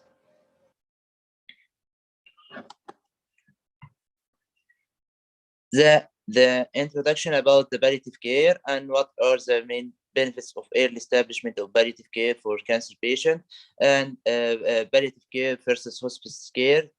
Good to know what's the difference between palliative care and hospice care, and we will talk about the common pillars of palliative care, and we will focus on the symptom management of colorectal cancer patient, and how we can make a physical support, emotional, spiritual support, psychological support, family and caregiver support. If we can define the palliative care in a simple way, we can say that it's an active, holistic care of patients with advanced progressive illness in order to achieve best possible quality of life for patient and their family. So the cornerstone for us is the quality of life for this patient and family also. The colorectal cancer should receive a dedicated palliative care service, ideally earlier in the disease course, but it can be concurrent with the active treatment and within the first 8 weeks of diagnosis, as per the American Society of Clinical Oncology. So it's better to start it earlier. If we can go to the evidence-based practice in this, we can find different studies talking about the benefits of palliative care. This one of them reveals that there is an improved survival and symptom control among the patients who introduced palliative care, a less anxiety and depression among these patients, reduce use of useless chemotherapy at the end of their life, and improved family satisfaction and quality of care. Also, another study done by the American Journal of Hospice and Palliative Care in 2018, it talked about the benefits of palliative care in its introduction. It talked about how it improved the patient survival and improved their quality of life also, and decreased the need for expensive acute hospital care. Okay, if we want to differentiate, I want to know how does palliative care differ from the hospice care. In common, they share a lot of features. All of them, both of them, following an interdisciplinary approach, as we will talk later, and all of them address physical symptoms, spiritual and psychological well-being, and both of them also are focused on symptom relief and maintain comfort for this kind of patient. But palliative care differ as it is provided at any point of a chronic disease, while hospice care provided at the end of life. Also, the palliative care main goal is to provide comfort and improve the quality of life, as we mentioned in the evidence-based studies, while the hospice care goal is mainly for the comfort of the patient without any curative intent. Last but not the least, the palliative care is typically happen in hospital, while the hospice care may happen in home or hospital according to the patient. The palliative care team mainly consists of the physician, the nurse. Sometimes they work together with the social worker, physical therapist, nutritionist, acupuncturist, massage therapist, psychologist. We can add any one of them according to the patient's symptoms or according to the patient need. They can work together in collaboration to get improved quality of life for such a patient. If we talk about the symptom of colorectal cancer, as you know, colorectal cancer is difficult to be diagnosed as in early stage. The patient may are usually asymptomatic, but if there is any symptoms, we can notice that the physical symptom is changing in the bowel habit, like diarrhea, constipation. Mainly, there is an abdominal pain, there is an bleeding, rectal bleeding, weakness or fatigue, and losing of weight. That's why Sarwat mentioned that the patient should monitor their weight in the assessment phase. Also, for the psychological symptoms, you can find fear, anxiety, depression, mainly as the rest of the cancer patient. Okay, if we can use the pillars of palliative care, which is physical support, emotional and psychological support, spiritual support, family and caregiver support, we can use it during the whole journey of the patient, of the colorectal cancer patient, starting from the diagnosis until we end with the completion of the treatment. It's a long journey. We can use palliative care from day one of diagnosis, as we charging the patient to tolerate this tough journey during the course of management of the colorectal cancer patient. Next, Mary. If we can focus on the physical symptom, mainly the patient, as we said before, have pain, nausea, vomiting, constipation or diarrhea, breathing discomfort or dyspnea, and or fatigue. These physical symptoms can be managed by, first is the assessment. The assessment include, if we can talk about the pain assessment, for example. Next, Mary. Thank you. The pain assessment is the main item in pain management. As you know, pain assessment, like the other physical symptoms, can be assessed by assessing if we can use a question for this patient, or can use OPQRST tool, the onset of the pain, the provoking of the pain, the quality of the pain, the radiation of that pain, the severity of the pain, the treatment of the pain, what affects the patient worse, or what affects the patient less. All these items can be assessed through all the physical symptoms. Next, Mary. The pain management is starting with once the patient have assist for the pain, we can start the pain management, as you know, from prescribing. If we want to know about the prescribing, we started with the WHO pain ladder. We're starting with the mild to moderate pain relievers, but then the moderate to severe pain relievers, then the severe pain relievers, until we arrive to the freedom from the cancer pain medication. So we can remove or can improve the patient experience through the pain assessment and management for that patient. Next, Mary. We can include in the palliative care the non-pharmacological pain management, which can be biological therapy like diet, supplementation with vitamins, or with we can support it with a nutritionist. Also, the mind-body medicine. This group include prayer, relaxation, guided imagery, meditation, hypnosis, and cognitive behavior therapies.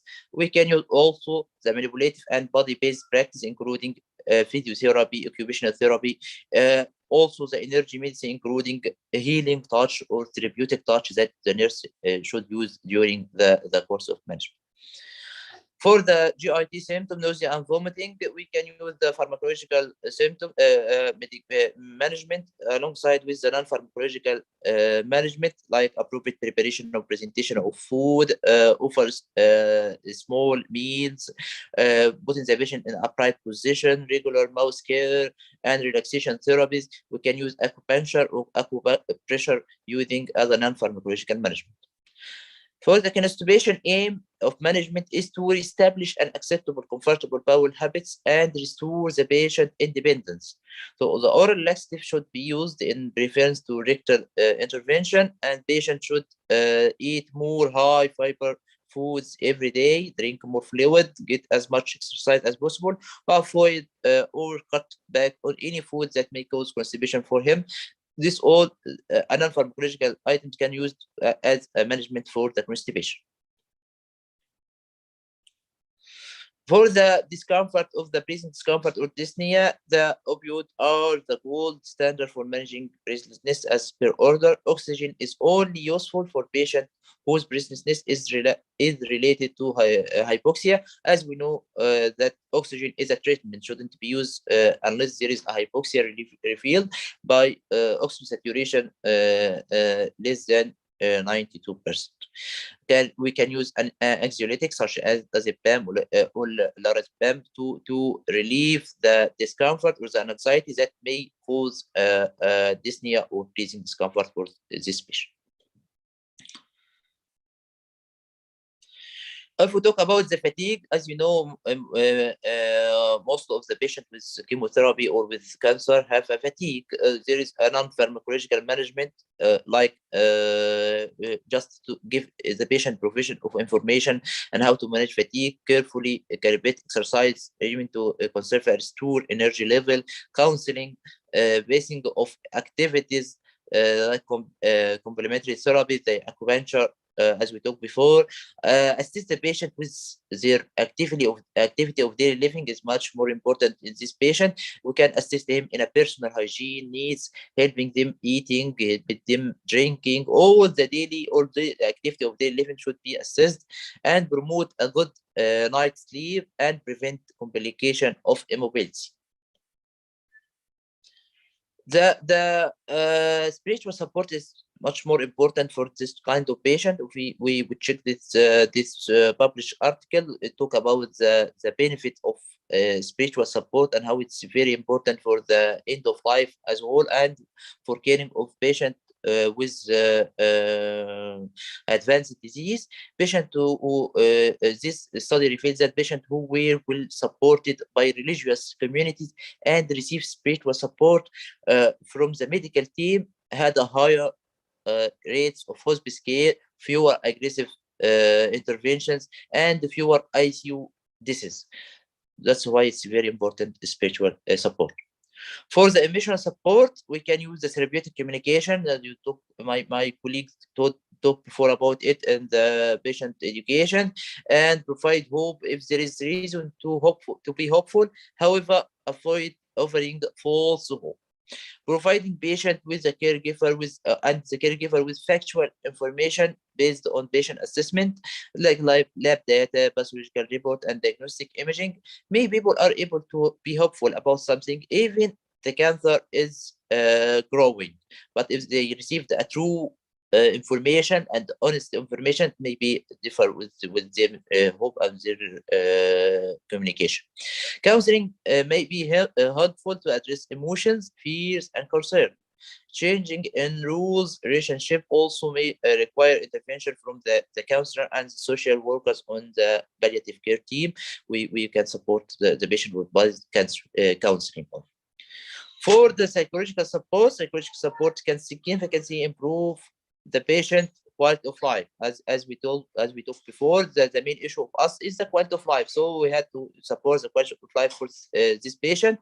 There is a common mistake. All of us can do it. If the patient, when we caring for the receiving palliative care, is to assume that the anxiety and depression are normal and natural reaction for this, and this is a common mistake. We can consider the patient, and we can assess the depression and anxiety for this patient. The nursing role is to assess and to communicate, listen, observe, and make a question. Often uses the courage to act on the finding. Communication with the patient should be honesty, compassion, dignity, and respect maintained, and letting the patient share in decision making. It's very important for such a patient. For the depression and anxiety, despite depression is the commonest mental health problem in palliative care, frequently underdiagnosed and undertreated. For this patient with cancer, should be managed with medication and counseling, as we talked before. Anxiety is a normal emotion which may increase or at the diagnosis with progression of the illness and when new symptoms appear or existing get worse. The non-pharmacological treatment may be helped in this patient, like aromatherapy, meditation, creativity writing, art, music therapy, group discussion, and support of or herbal medication. We can use all of this according to the patient preferences or the patient interest in it. When necessary, we can use anxiolytic or antidepressant as per prescription if the patient is in need for that. The last thing we will talk about is the family or caregiver support. A cancer diagnosis affect also the close friends and families. That's why we should care for this caregiver. In addition, the physical care of loved one with advanced cancer, comprehensive care require family support. Ensuring family understanding of what is happening helps the patient and family with complex decision making during the stage of the disease, at the time of disease progression and at the time of end of life. The family support should be present. We can't forget that this caregiver need support for themselves. We had to train them for the physical care. We can counsel them according to the caregiver self-care, his or her nutrition, physical activity, stress management. We can give him counseling about the advocacy role of him, how to effectively communicate the loved one's need to the caregiver team. So we can use them in such a way. The last word I can say is that every one of us, there are only 4 kinds of people in this world: those who have been caregiver, and those who currently are caregiver, those who will be caregiver, and those who need caregiver. So the caregiver is much more important for us. Thank you. Any questions? Okay, Mr. Abdelhamid, thank you so much. And for the questions, we will save it for later. So for now, thank you so much, Mr. Abdelhamid. Once again, if anybody thinks of any questions that they would like to ask Mr. Abdelhamid, please enter them in the Q&A function. At this point, we will now move to our next segment, a presentation on post-operative nursing care of the colorectal cancer patient by Ms. Julianne Alcantara from Saudi German Hospital, Dubai. Ms. Julianne Alcantara completed her Bachelor of Science in Nursing at the Trinity University of Asia in the Philippines. She is holding both a Philippine and Dubai's Department of Health Authority nursing license. Ms. Julianne is an expert nurse who was promoted as a nurse supervisor in Saudi German Hospital, Dubai in 2018, and she is still holding the title at present. She's involved in active in participating in different training and development projects for nurses on many topics, including cancer. So, Ms. Julianne.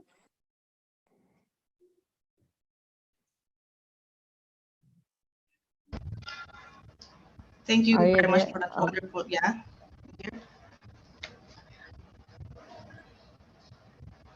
Can you hear me?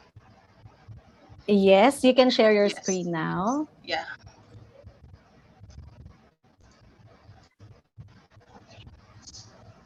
Thank you very much for that wonderful introduction, Ms. Mary. I would like to thank the organizer of this prestigious international symposium for allowing us nurses to share our knowledge and experiences as per the evidence-based practices in delivering of care. As I'm going to discuss this post-operative management for the nursing care, I think some audio is open. Okay, Mr. Shobit, can you please help me mute the participant? Okay, so as I'm going to discuss the post-operative nursing management, so it is imperative for us to note that holistic post-operative care is what makes good operations successful. For our learning outcomes, primary treatment for colorectal cancer is through surgery. So for this, we need to identify the post-operative monitoring rudiments for the colorectal cancer patient. So here we need to recognize initially the common postoperative complications for colorectal cancer patient, and as well as to know the most evidence-based nursing practice for nursing post-op care. In here, my session also we will discuss about how to maintain the optimal nutrition to post-op care cancer. For our outline, mainly we're going to focus on the cardiopulmonary status of the patient. And as the patient is post-operative, it is imperative for us to monitor the intake and output quantitatively, as well as the bowel function and ostomy site of the patient. Even as well, the hydration and nutritional status is important, as well as management of post-operative nausea and vomiting. And what is the significance of early ambulation and controlling the pain, as well as checking the wound site for any complication and patient providing rest and support to the patient. To begin with, our assessment for the cardiopulmonary status of the patient, we must monitor and assess closely for any deterioration of the condition, and the relevant postoperative care plan of the pathway must be implemented. Particularly, we have to check for the signs of hypoventilation, as we know that it might be induced by opioid drugs as well as the anesthetic gases, especially if the patient is undergone general anesthesia. The saturation as well as has to be maintained 95 and above, unless the patient is having lung disease. For the blood pressure, particularly we need to pay attention for the systolic blood pressure. If it's low and if there's a signs of tachycardia, this may indicate hemorrhagic shock to the patient. So this is also important for us to check, by contrast, the tachycardia and hypertension, which can also indicate that the patient is in pain. So hence, it's essential for us to reassess the pain management to avoid such complication. Knowing the patient is has been in the OT for a long period of time, so the patient is having a risk of having hypothermia. So it is important for us to closely monitor the patient and provide intervention to return to its within normal parameters. For the monitoring of the intake and output, as we have mentioned, we have to monitor it quantitatively for this type of patient. If the patient is still an NPOs, usually we'll have to provide infusion IV fluids such as isotonic solution like LR, 50 ml per hour, unless the patient needs to support for hemodynamic status and to give some to be able to have an adequate urine output. Then the doctor might ask for bolus of 100 ml for this case. For the urine output as well, we need to check for any signs of hypovolemia. So oliguria has to be checked if it's less than 30 ml per hour. And it is recommended that the catheters are to be removed for 1 to 2 days postoperatively, as the study showed that urinary tract infection may more likely to occur if catheter is in situ for longer than 2 days. However, this needs to be balanced against the risk of other complications if catheters are removed prematurely. And the drains as well has to be monitored and reported to the doctor if there's any significant output. Moving on to our monitoring for the bowel function and ostomy site.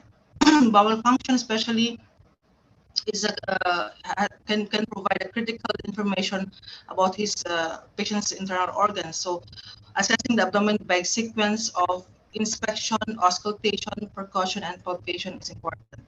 Changing the order of these assessment techniques could alter the frequency of bowel sounds and make your findings less accurate. If there's no sounds or there's absence of bowel sounds, this may indicate paralytic ileus or peritonitis. And if you hear hyperactive bowel sounds, this may indicate intestinal obstruction or some gastrointestinal hypermotility, along with the increase in abdominal girth. Management for such complication for paralytic ileus, if the patient doesn't have any NGT, then we have to initiate one as prescribed, and we have to ensure that the patient will have adequate fluid and electrolyte replacement, as we know that the patient is NPO for time being. So we need also, the doctor has to check for a CT scan study to be able to identify the paralytic ileus. Mainly for the NG of this paralytic ileus, the main purpose is for the decompression purposes. For peritonitis, as we have to assess for any intermittent colicky pain, associated with nausea and vomiting, and we have as well to administer parenteral fluid intake to the patient and administer some antibiotic regimen as prescribed. Here, the patient might have drainage as per the doctor's decision, and if the patient deteriorates, then the doctor might send the patient for surgery again. Other complications that we need to watch out as a nurse is the rectal bleeding, and here we have to monitor any signs and symptoms of hypovolemic shock. Monitoring the hematocrit and hemoglobin levels is very important, and that if it's indicated, we need to administer blood components therapy as prescribed. Any abrupt changes in the abdominal pain must be reported promptly. Of course, signs and symptoms of sepsis has to be monitored closely, especially if there's an increase in inflammatory markers such as WBC and CRP, which this may indicate intra-abdominal infectious process.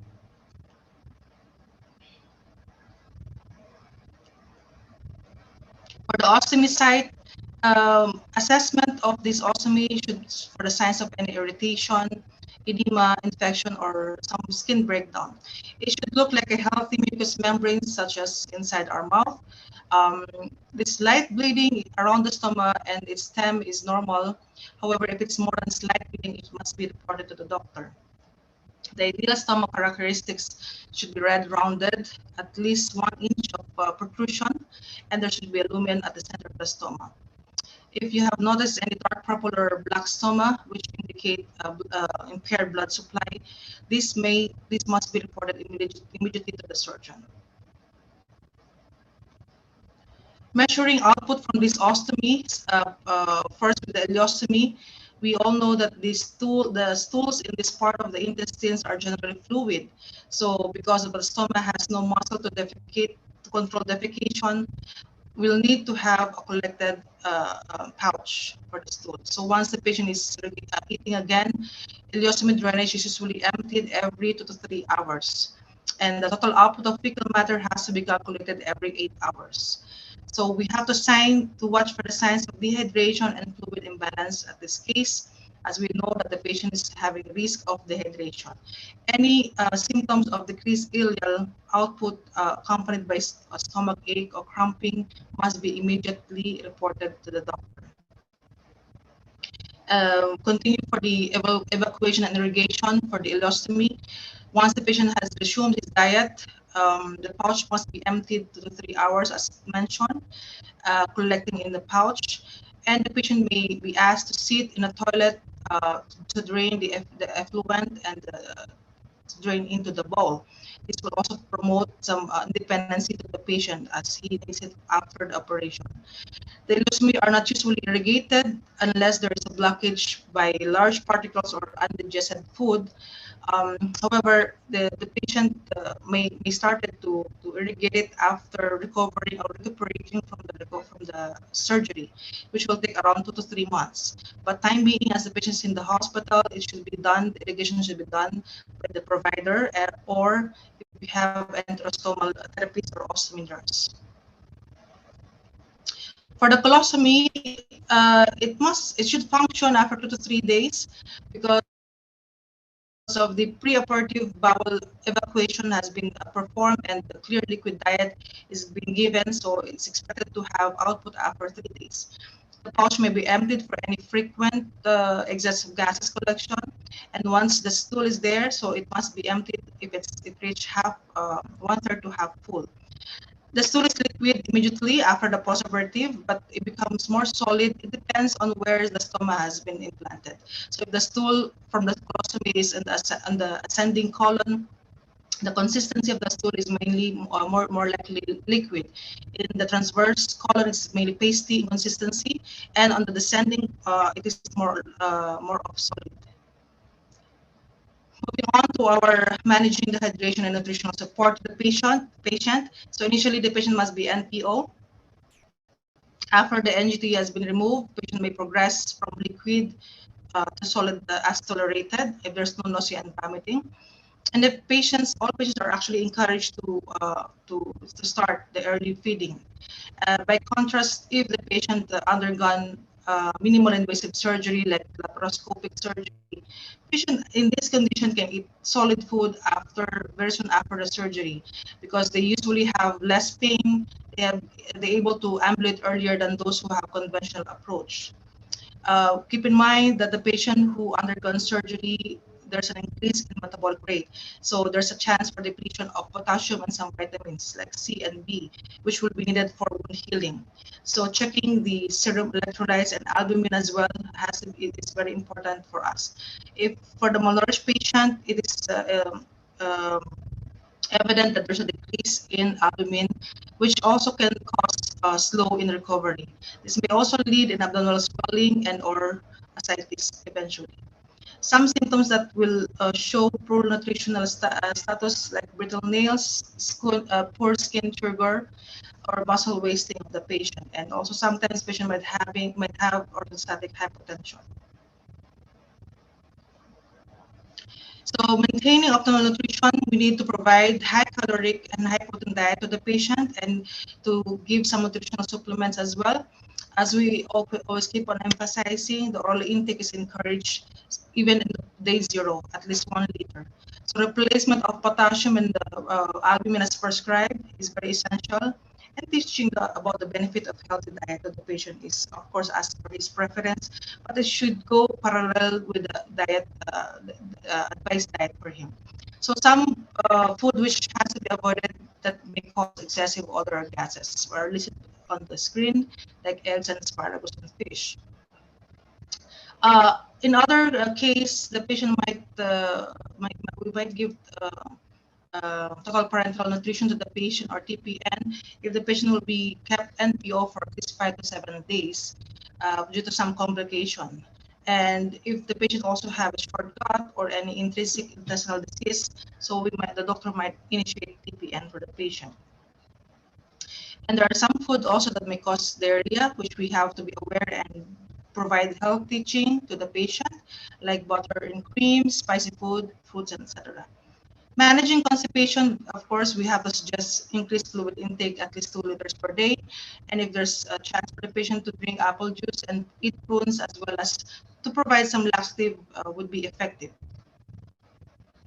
For nausea, managing nausea and vomiting to the patient, of course, vomiting complicates recovery from anesthesia. Patients often rate it as worse than postoperative pain. So in addition, vomiting can result in wound dehiscence, esophageal rupture, aspiration, dehydration, and increase in ICP. And eventually also the patient can have pneumothorax in it. So it's important for us to manage the patient by giving adequate hydration, instructing the patient to eat small meals and rest after, and administer antiemetic drug as a prophylaxis. Encouraging patient for early ambulation is essential as well to reduce the risk of postoperative venous thromboembolism and pneumonia. Incidence of postoperative VTE in this population to be approximately around 1.5 to 2.5%. So as a nurse, we have to encourage patient in doing the proper coughing and diaphragmatic breathing exercises and the use of incentive spirometry. Of course, this is in collaboration with our chest physiotherapist. So advise the patient also to use the splint and the incisional area to decrease pain and facilitate coughing. As we know, the patient most of them are adamant to cough due to the incisional site. So we have to instruct properly on how to do it and on top of the incisional area. Patient has to be encouraged as well to sit in a chair 2 hours after the day of surgery. This is to promote proper breathing exercise and to walk and to mobilize as early as possible for at least 60 meters for 4 times daily.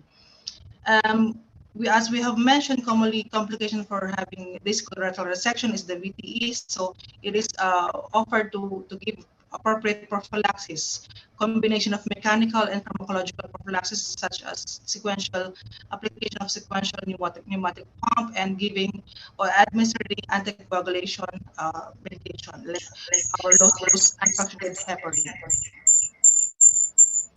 Managing pain control. Miss Mayan, can you please mute? Thank you. Managing pain control in this thing is very important, as the patient mostly are having PCA pump, which is one of the methods in administering IV opioids for moderate to severe pause of pain, especially among patients who cannot take oral medication.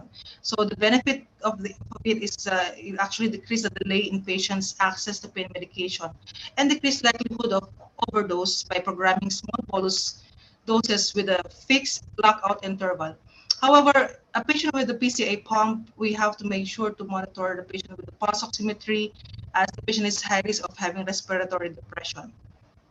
Once the epidural has been removed, so paracetamol and other drugs such as ibuprofen or any short-acting medications like oxycodone can be given to the patient post-operatively. And we all know that early ambulation as well can help to relieve the pain, as to this can increase or improve the circulation, blood circulation of the patient. Our next topic is the wound site. Of course, one of the important thing to consider as a nurse, to check as a nurse, is to see the wound dressing frequently for within 24 hours and observe any incision integrity. Here we have to monitor the wound drains of the patient and to apply some abdominal pad over the wound. Here we have to check for any signs of infections, any signs of dehiscence and hemorrhages. Dehiscence and leaks, and one of the complications is commonly in coloanal anastomosis, which is about 10 to 20% in comparative to ileocholic anastomosis, which is about 3%. Clinical signs for this includes pain, fever, tachycardia, like sepsis symptoms, and sometimes the patient might have feculent drainage with fecal matter going out from the wound itself. So we have to be watchful. The management of it is to observe any profuse serous drainage from the wound and cover the wound with a towel held in place with a binder. So prepare the patient immediately for surgery, as we all know that it needs to be surgical repair is necessary in this level.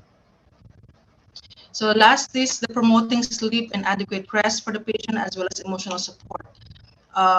Insufficient sleep is common actually after the surgery. This is due to some side effect of medication and some external factors. So we need to provide calm and conducive environment to the patient. And providing emotional support to the patient is also important for us to give as provider, as we have to continue to one of the issues that the patient might face, the disturbance in the body image. So we have to encourage the patient to continue his body movements and to find ways to return to his daily activity of normal life. We may also encourage the patient to look and touch the stoma, and physically, if the patient is able, we have to ask the patient to participate in colostomy care. Ostomy usually go through the stages of grief and loss. So our attitude as a nurse towards the patient, the stoma, and the effluent has a major effect on the attitude the patient develops about his body image. We can encourage the patient for social interaction and contact available support as soon as the patient has no pause of pain or the pause of pain is well controlled. It is best for the patient to talk with another person who is fully adjusted to her ostomy and is living a full and active life. Here are my references. On my last note, if the plan doesn't work, change the plan, but never change the goal. Thanks for your attention. Have a blessed day. Thank you so much, Ms. Julie. For any questions related to Ms. Julianne's presentation, you can now key it in the Q&A function. And last but surely not the least is the presentation on problems experienced by individuals with a stoma by Dr. Eylem Togluk from Istanbul University. Dr. Eylem Togluk got her PhD from Istanbul University Institute of Health Sciences. She is an ostomy wound care nurse in Serafasa Medical Faculty Hospital and has a 20-year professional experience in clinical nursing. She developed a mobile application for stoma with individuals on her PhD thesis. Dr. Eylem received numerous certifications on ostomy and wound management. She has many national and international research on stoma with individual. Her main research interests are ostomy care, chronic wound care, specifically pressure ulcer and diabetic foot, patient education, and technology-based education. Dr. Eylem.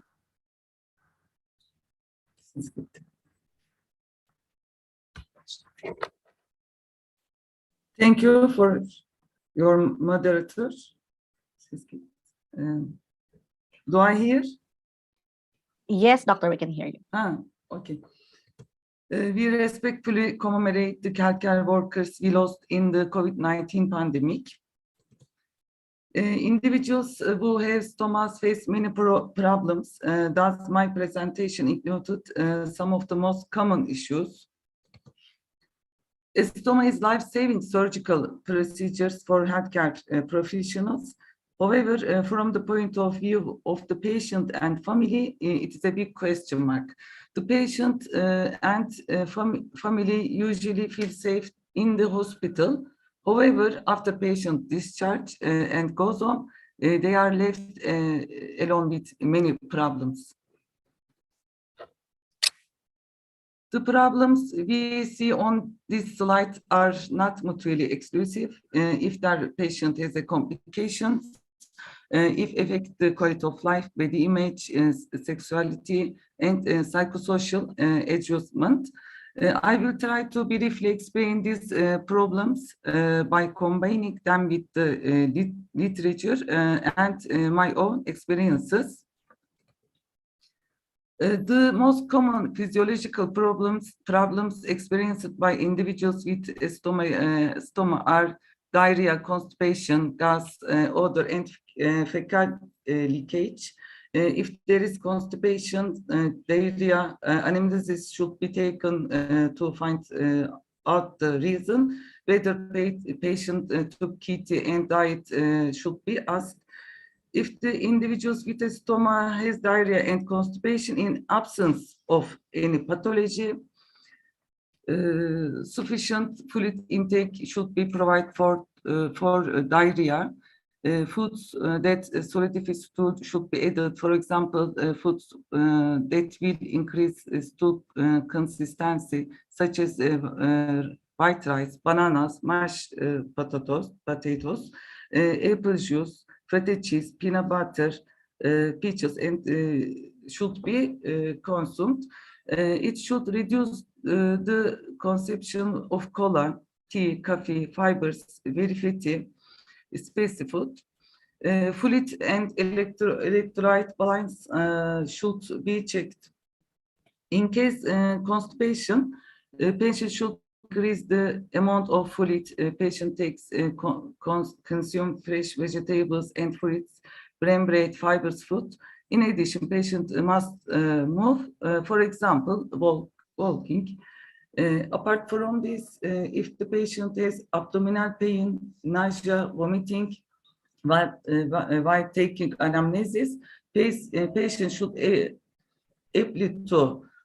apply to emergency room. Under normal conditions, there is no odor when the adapter is blocking. Any leakage will become another odor in case of not cleaning the bag and fan. Squeeze deodorant, lavender oil into stomach bag to reduce odor.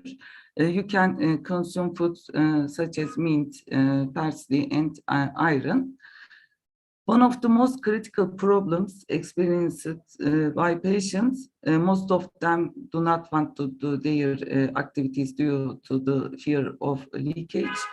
To prevent leakage, the product should be selected according to the stoma and skin characteristics. Often the patient weight can change. In this case, there may be change in the stoma and skin.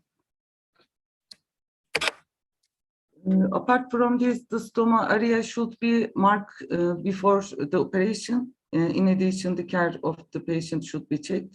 Leakage causes skin problems. Therefore, they should use a barrier spray and product to skin. If it is a retracted stoma, a bent and convex adapter should be used. Psychosocial problems experienced by individuals with a stoma are mostly change in body image, decreased self-esteem, anxiety, depression, stress, stigma, and shame. As a result, it is now that individuals with stoma reduce their social activities, their family and friend relationship are affected, and they stop working. Nurses have made many interventions to increase the psychosocial adjustment and self-care of individuals with stoma and reduce complications. These interventions were followed up mobile application development, specials, patient programs, group therapies. The opening of the stoma negatively affect the sexual life on individuals. Stoma opening can cause sexual dysfunction in both and men, women. Although nerve spring surgery is performed during the surgery, sexual desire is usually severely affected. In addition, the change in body image, it can be psychological, such as fear that the baby will open during sexual intercourse, a leakage of stool, damage to the stomach or other, and physiological due to nerve damage. Patient with permanent ostomies, rectal cancer, radiotherapy treatment, or low resection have more risk of suffering sexual dysfunction due to injuries to pelvic nerves. For example, we refer patient nerve damage to the sexual function unit. Studies have determined that patients have decreased sexual desire, decreased frequency in intercourse, orgasm problems, especially erectile dysfunction and ejaculation disorders may occur in male patients, and dyspareunia and vaginal dryness during sexual intercourse might occur in female patients. Some stoma does not prevent pregnancy. I had a patient that I followed. She gave birth to a healthy child. The stoma was then closed. We often give importance to physiological problems and care while providing education. We don't talk to patients about their sexual issues.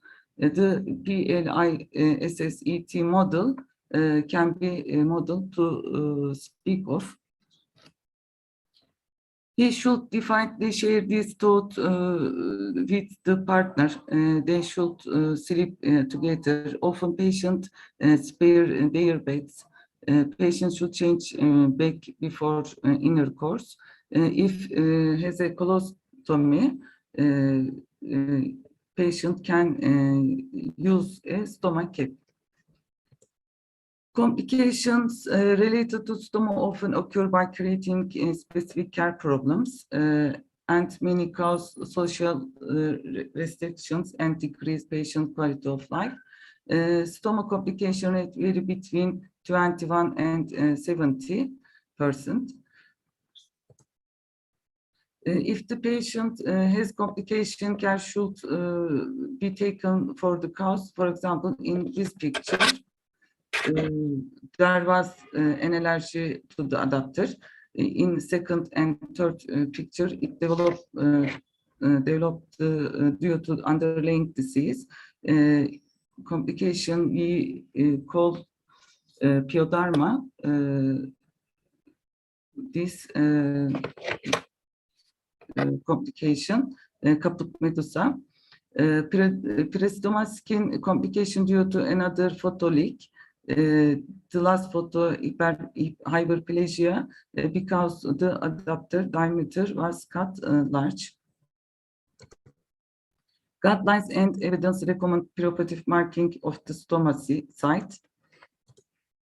Marking the stoma site improves the quality of life, self-efficacy, and patient independence. It prevents many complications, prevent the use of additional stoma product, reduce the cost. Imagine you can have a complication like in the picture. I could only be prevented by marking the stoma seat preoperatively. In fact, the most important thing to do reduce this problem is education. Education. Pre and post-operative education prevents complications and prepares the patient and their relatives for the future. In addition, it improves the patient compliance with the stoma, self-care, quality of life, and reduce anxiety. Stoma care should be taught to the patient and their relatives. Educational topics included information about what is stoma, how to maintain their life, and complication. In addition, individuals with stoma should came for control at regular intervals during the management. Problems problems they are aware of not can be detected.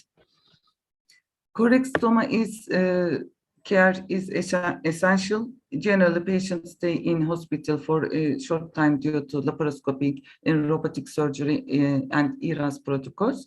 Therefore, they may not receive a full education. Training material must be given at the time of discharge. The educational material is visual and auditory, which will make it easier for them to understand.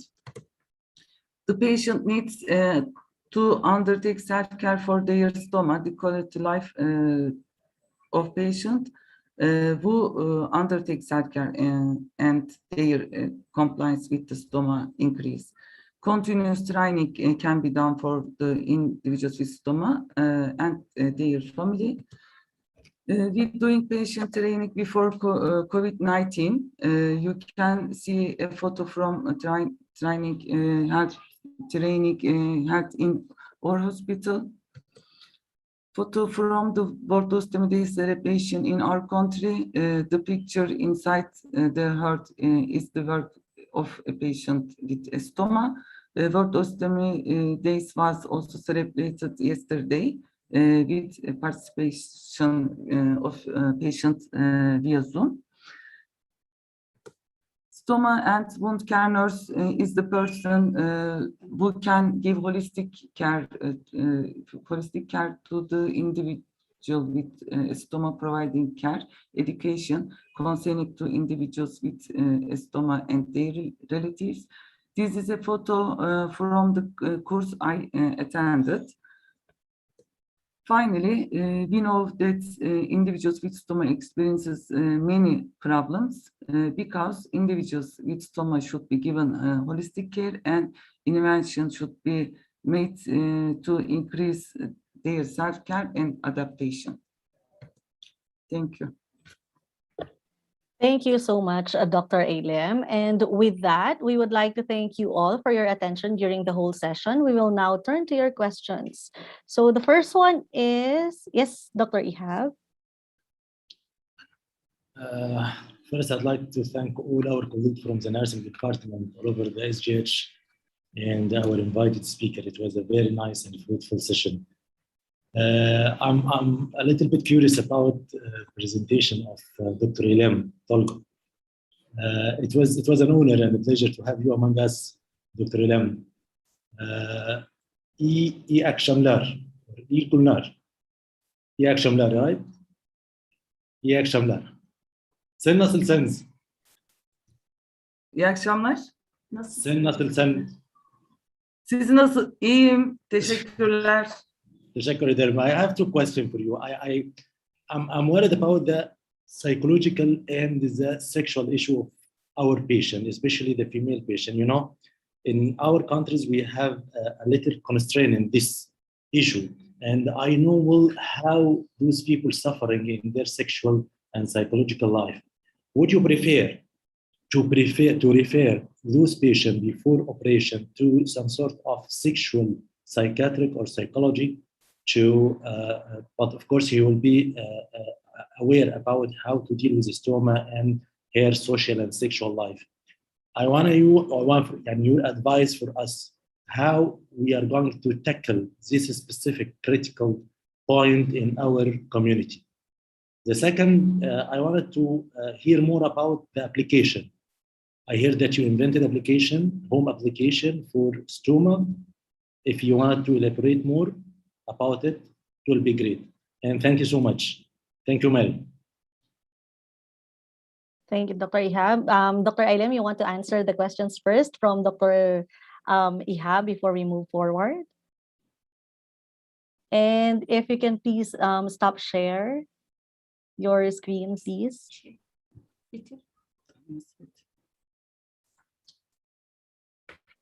Yes, doctor. You want to answer Dr. Ihab first? Thank you asking. Especially electric dysfunction and ejaculation disorders might occur in male. Woman, dyspareunia and vaginal dryness during sexual intercourse. Female patients. My question was about, do you prefer to refer those patients, especially women, to a specialist, psychiatric psychology or psychology, to talk with them about their sexual life from now and then, especially, you know, in our countries, it's a little bit sensitive subject, even to talk with your doctor. Physiological due to nerve damage. My patients have a nerve damage. Sexual life. We refer patients. We sexual life. refer patients. Nerve damage. Sexual function unit is urology. Urology polyclinic. Urology. So you are referring them to the urologist, right? Urology. Yes, yes. Okay. The second point, could you can you explain to us more about your application that you invented for stoma care? I hear that you have home application for stoma care. Is it a mobile application? Mobile application, just Android phone. Android phone, Google Play Store. Mobile application, contact gastrointestinal system and stoma care videos and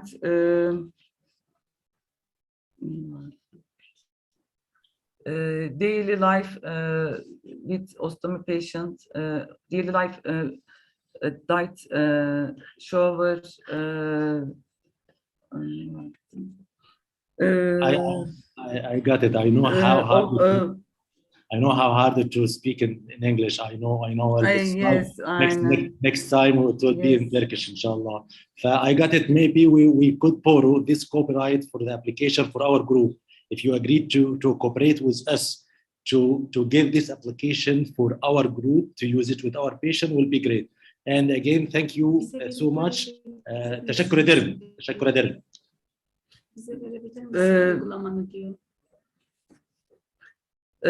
I think, sorry, ma'am, I asked my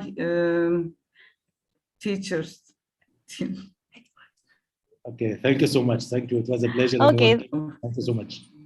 Thank you so much, Dr. Ailem. So I have a few questions here in the question box, and I will refer first to Ms. Safa and Mr. Hashim. The first question is there a need to change the patient's diet during treatment? And are there any limits on what they can do or eat?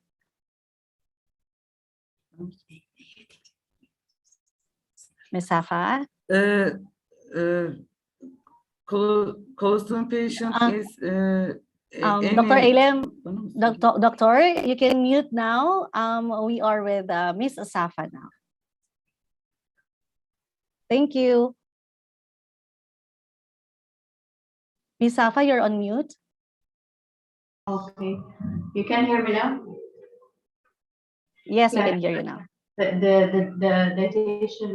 diet of the patient or what we can give actually, it depends actually on the signs and symptoms of the patient or the regular bowel habit of that patient with the colorectal cancer. Some cases they have diarrhea, some cases they have constipation. So planning the diet actually it's come with the presented signs and symptoms of the patients. Some supplements like the protein and the fabric and sometimes indicated for some kind of the patients. Okay, thank you so much. And there's a follow-up. What are the roles of psychology in treatment of colorectal cancer? Regarding the psychology, actually, the most important thing is to increase actually first the patient the quality of life for the patient. Some patients they have low self-esteem. Some patients are going to depressed because of the late stage sometimes for their disease. Some cases they are going for social isolations. They will go through many psychological things. The role of the nurses actually focus more on improving the quality of life of the patients with her assessment and with her exact intervention or effective intervention. Actually, she can improve the patient's quality of life. It's based also on the nurse's assessment. This is the most important thing to provide the good practice for to provide the good care and the good practice of nursing for the patients. Thank you so much, Ms. Safa. Dr. Ihab, you have some question? I wanted to listen from our nurses how they deal with this social, psychological, and sexual issue regarding the patient with stoma. It's very important to us because we cannot, as a doctor, get into this sensitive subject. Did any one of our colleagues have an experience with this specific subject?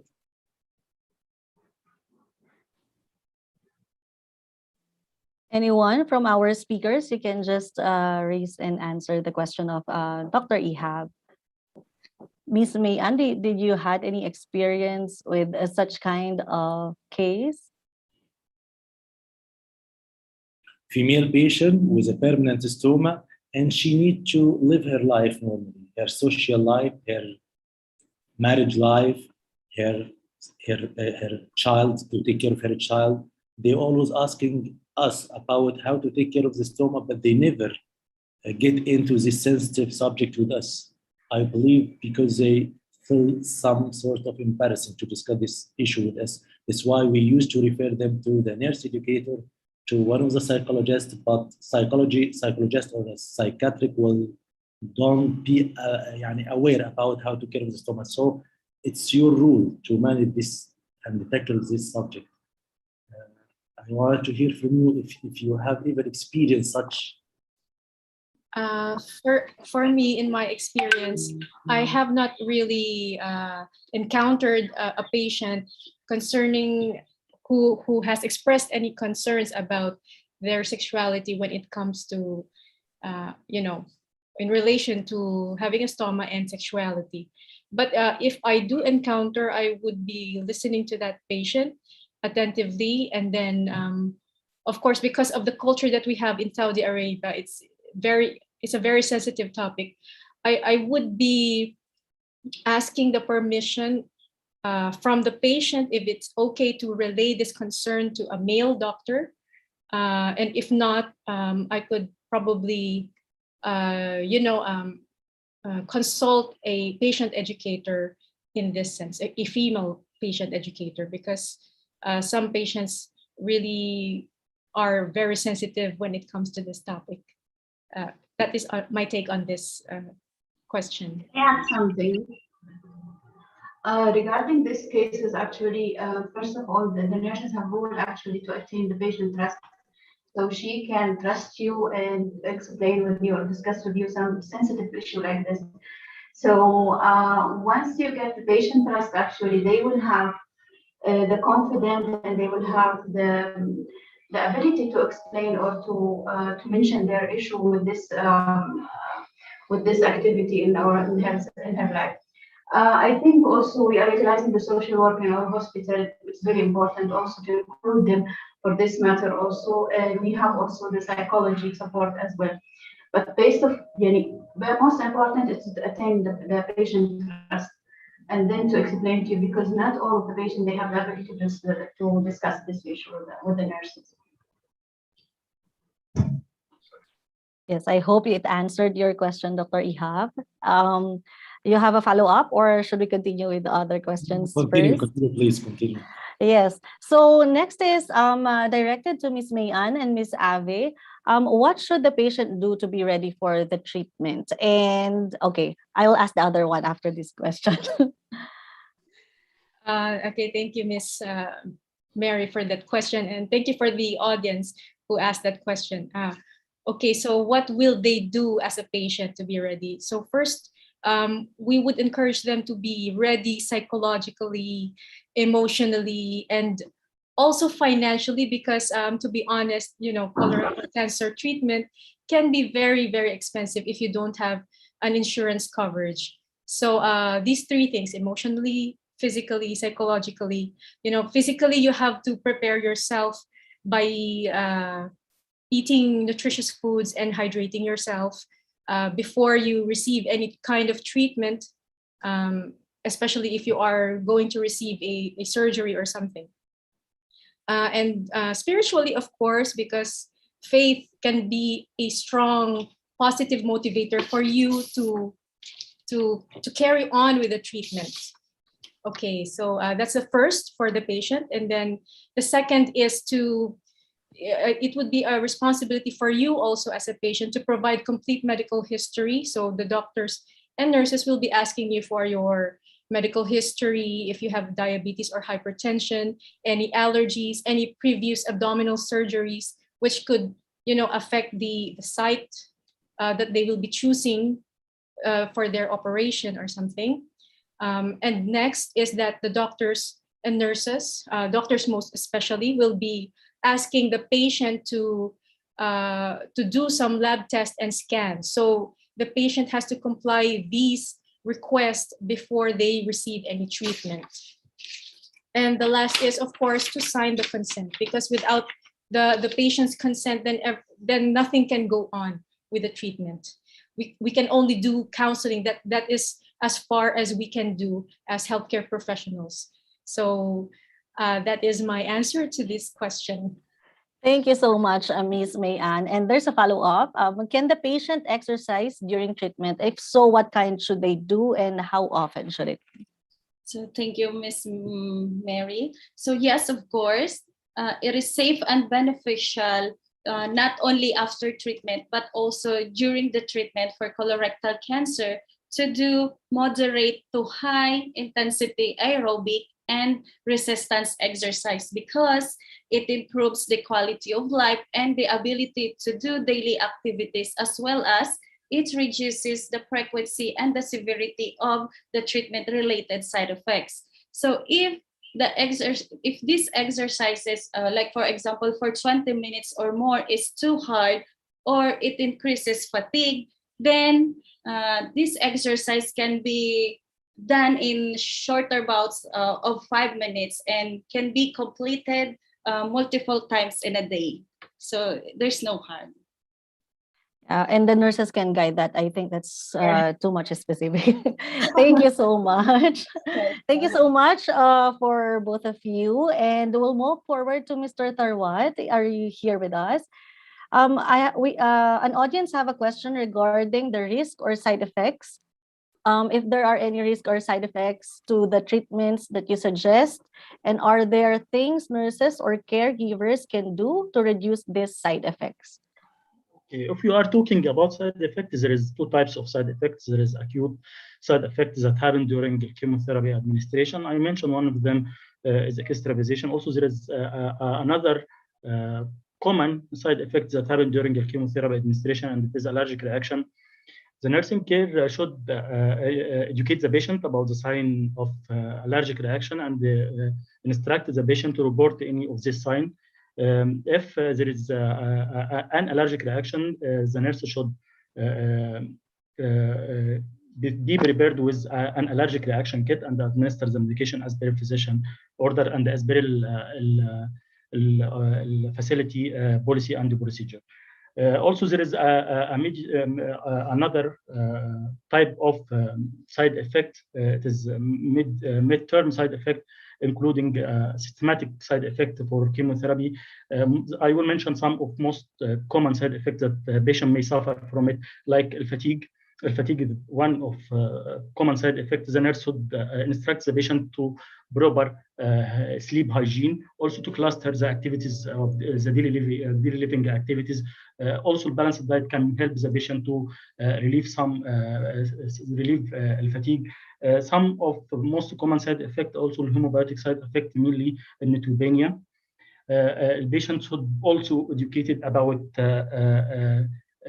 avoid the contact with sick person, proper hand hygiene, and universal masking when he will be out in the community. Thrombocytopenia is also one of the most common side effects that happen from chemotherapy. The patient must know the signs and symptoms of bleeding, and also to avoid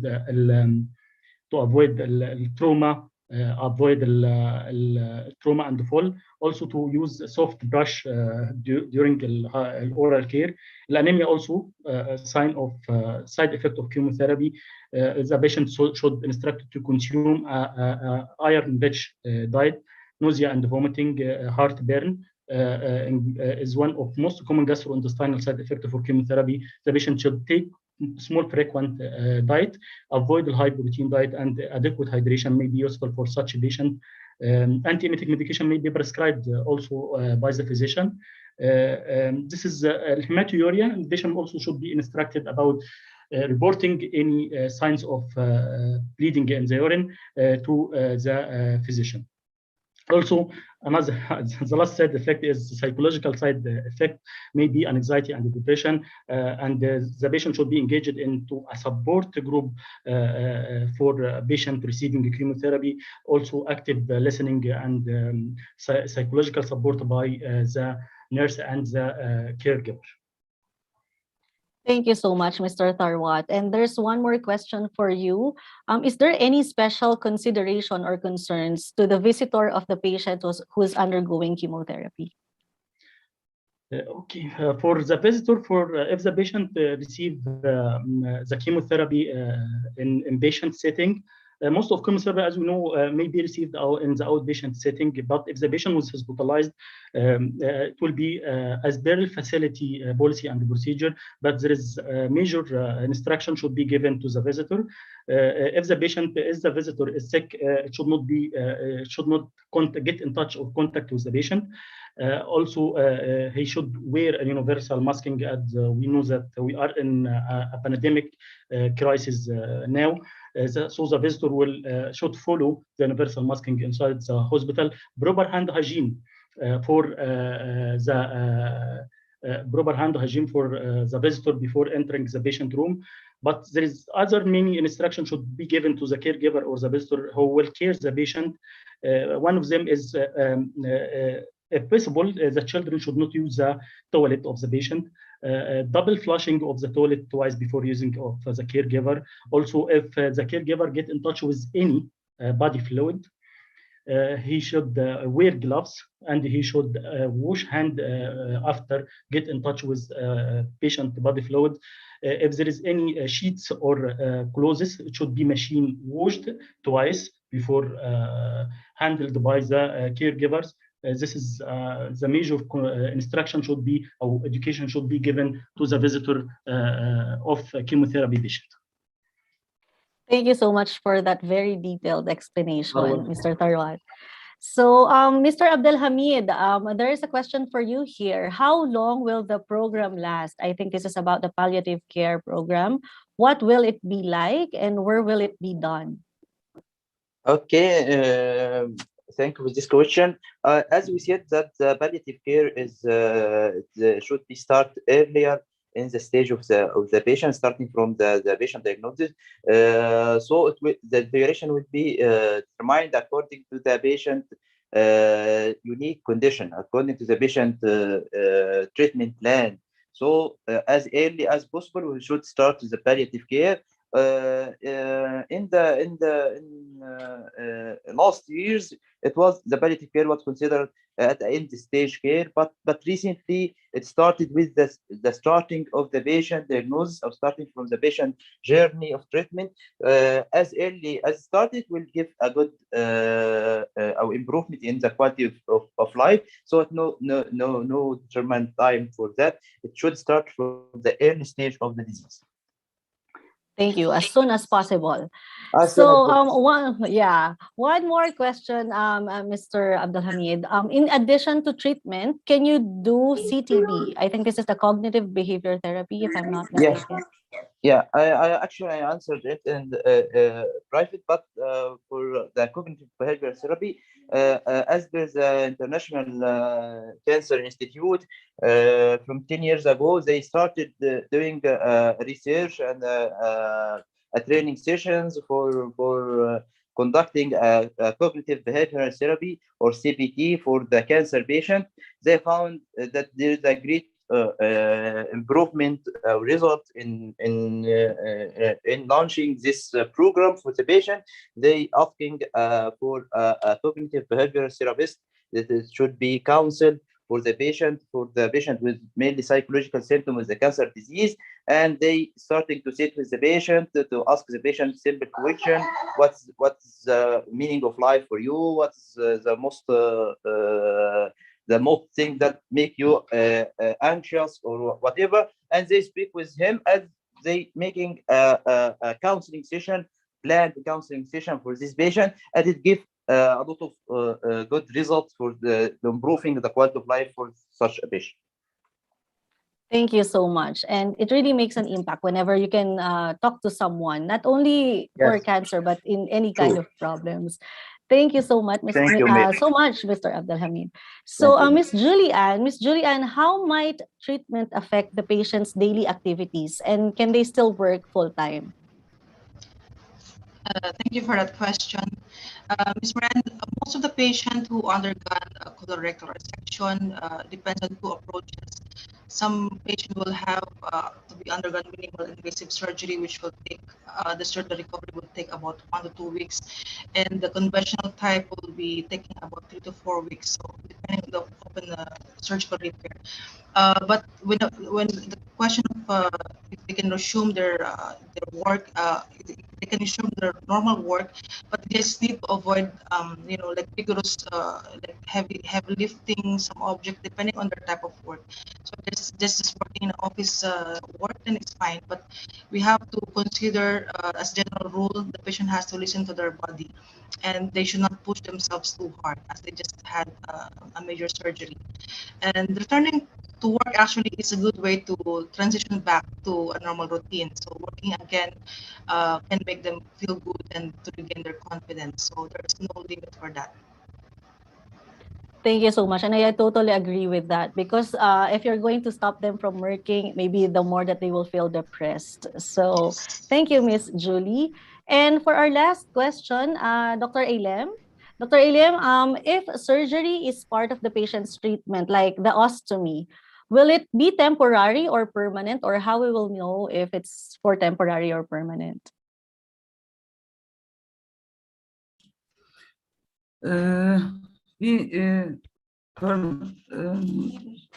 We never prefer to open ostomy. If it is not necessary, it depends on patient diagnosis. Yes, I believe I can answer this question as a surgeon. It's the decision of the disease. It's not the decision or the call of the doctor, neither the nurses. It's the decision of the disease. If the disease taking the main sphincter of the patient, so it will be permanent and we cannot do anastomosis inside. If it's not, it will be a temporary. And so it's the condition and the diagnosis. I see. Thank you so much. Thank you, Dr. Ailem and Dr. Ihab. So I want to thank everyone who made this symposium possible. And on behalf of Saudi German Health, we would like to thank all of you for your interest and attendance in today's program. Kindly complete the survey that you will receive in your email. And thank you to all the speakers for sharing your knowledge and your expertise. I wish you a safe and wonderful day ahead. Dr. Ihab? Allah, I'd like to thank you so much, Mary. You are a wonderful coordinator and organizer. You have to be the chairperson in every conference that we have. Thank you. I Thank you, believe Doctor. I was right to recommend you to add this session, nursing session. I wanted to thank all of my colleagues. You added a lot of fruitful knowledge and information to all of us as a doctor, and of course to our audience from different backgrounds. So thank you so much for being with us for all the speakers. You honored and pleased us with this valuable information. Thank you, Mary. You was great and excellent. You're welcome. It's a pleasure, Doctor. It's a pleasure. Inshallah, you'll continue with us too in the evening session. All of us, for sure, you have to be there. You will add a lot to the evening session as well. We will have very interesting topic about the chemotherapy, immunotherapy, HIPEC, which is new technology in management of colorectal cancer and metastatectomy, with a lot of international expert speaker. So thank you so much. It was you added a huge taste and flavor to the Congress, and consider yourself and your team invited every time. We'll have this kind of activity monthly from now and then, and your chair is preserved for you all the time. See you in the evening, inshallah. Thank you so much. See you in the evening, Doctor. Thank you so much, everyone. We can close the evening for now, Mr. Shopit. The session, we can close the session for now. Thanks for all our audience and all our speakers in the first and second session. We will open the session in the evening at 5 p.m. KSA, Saudi Arabia time, waiting for all of you, inshallah, to share with us in the evening session. See you, inshallah, in the evening. Bye-bye. You can join through the same link. For our audience, you can join through the same link. So, and you can share it with your friend and colleague in your network as well. Thanks so much. See you in the evening, inshallah. Bye-bye. Thank you. Thank you. Thank you. Bye. Thank you. Thank you.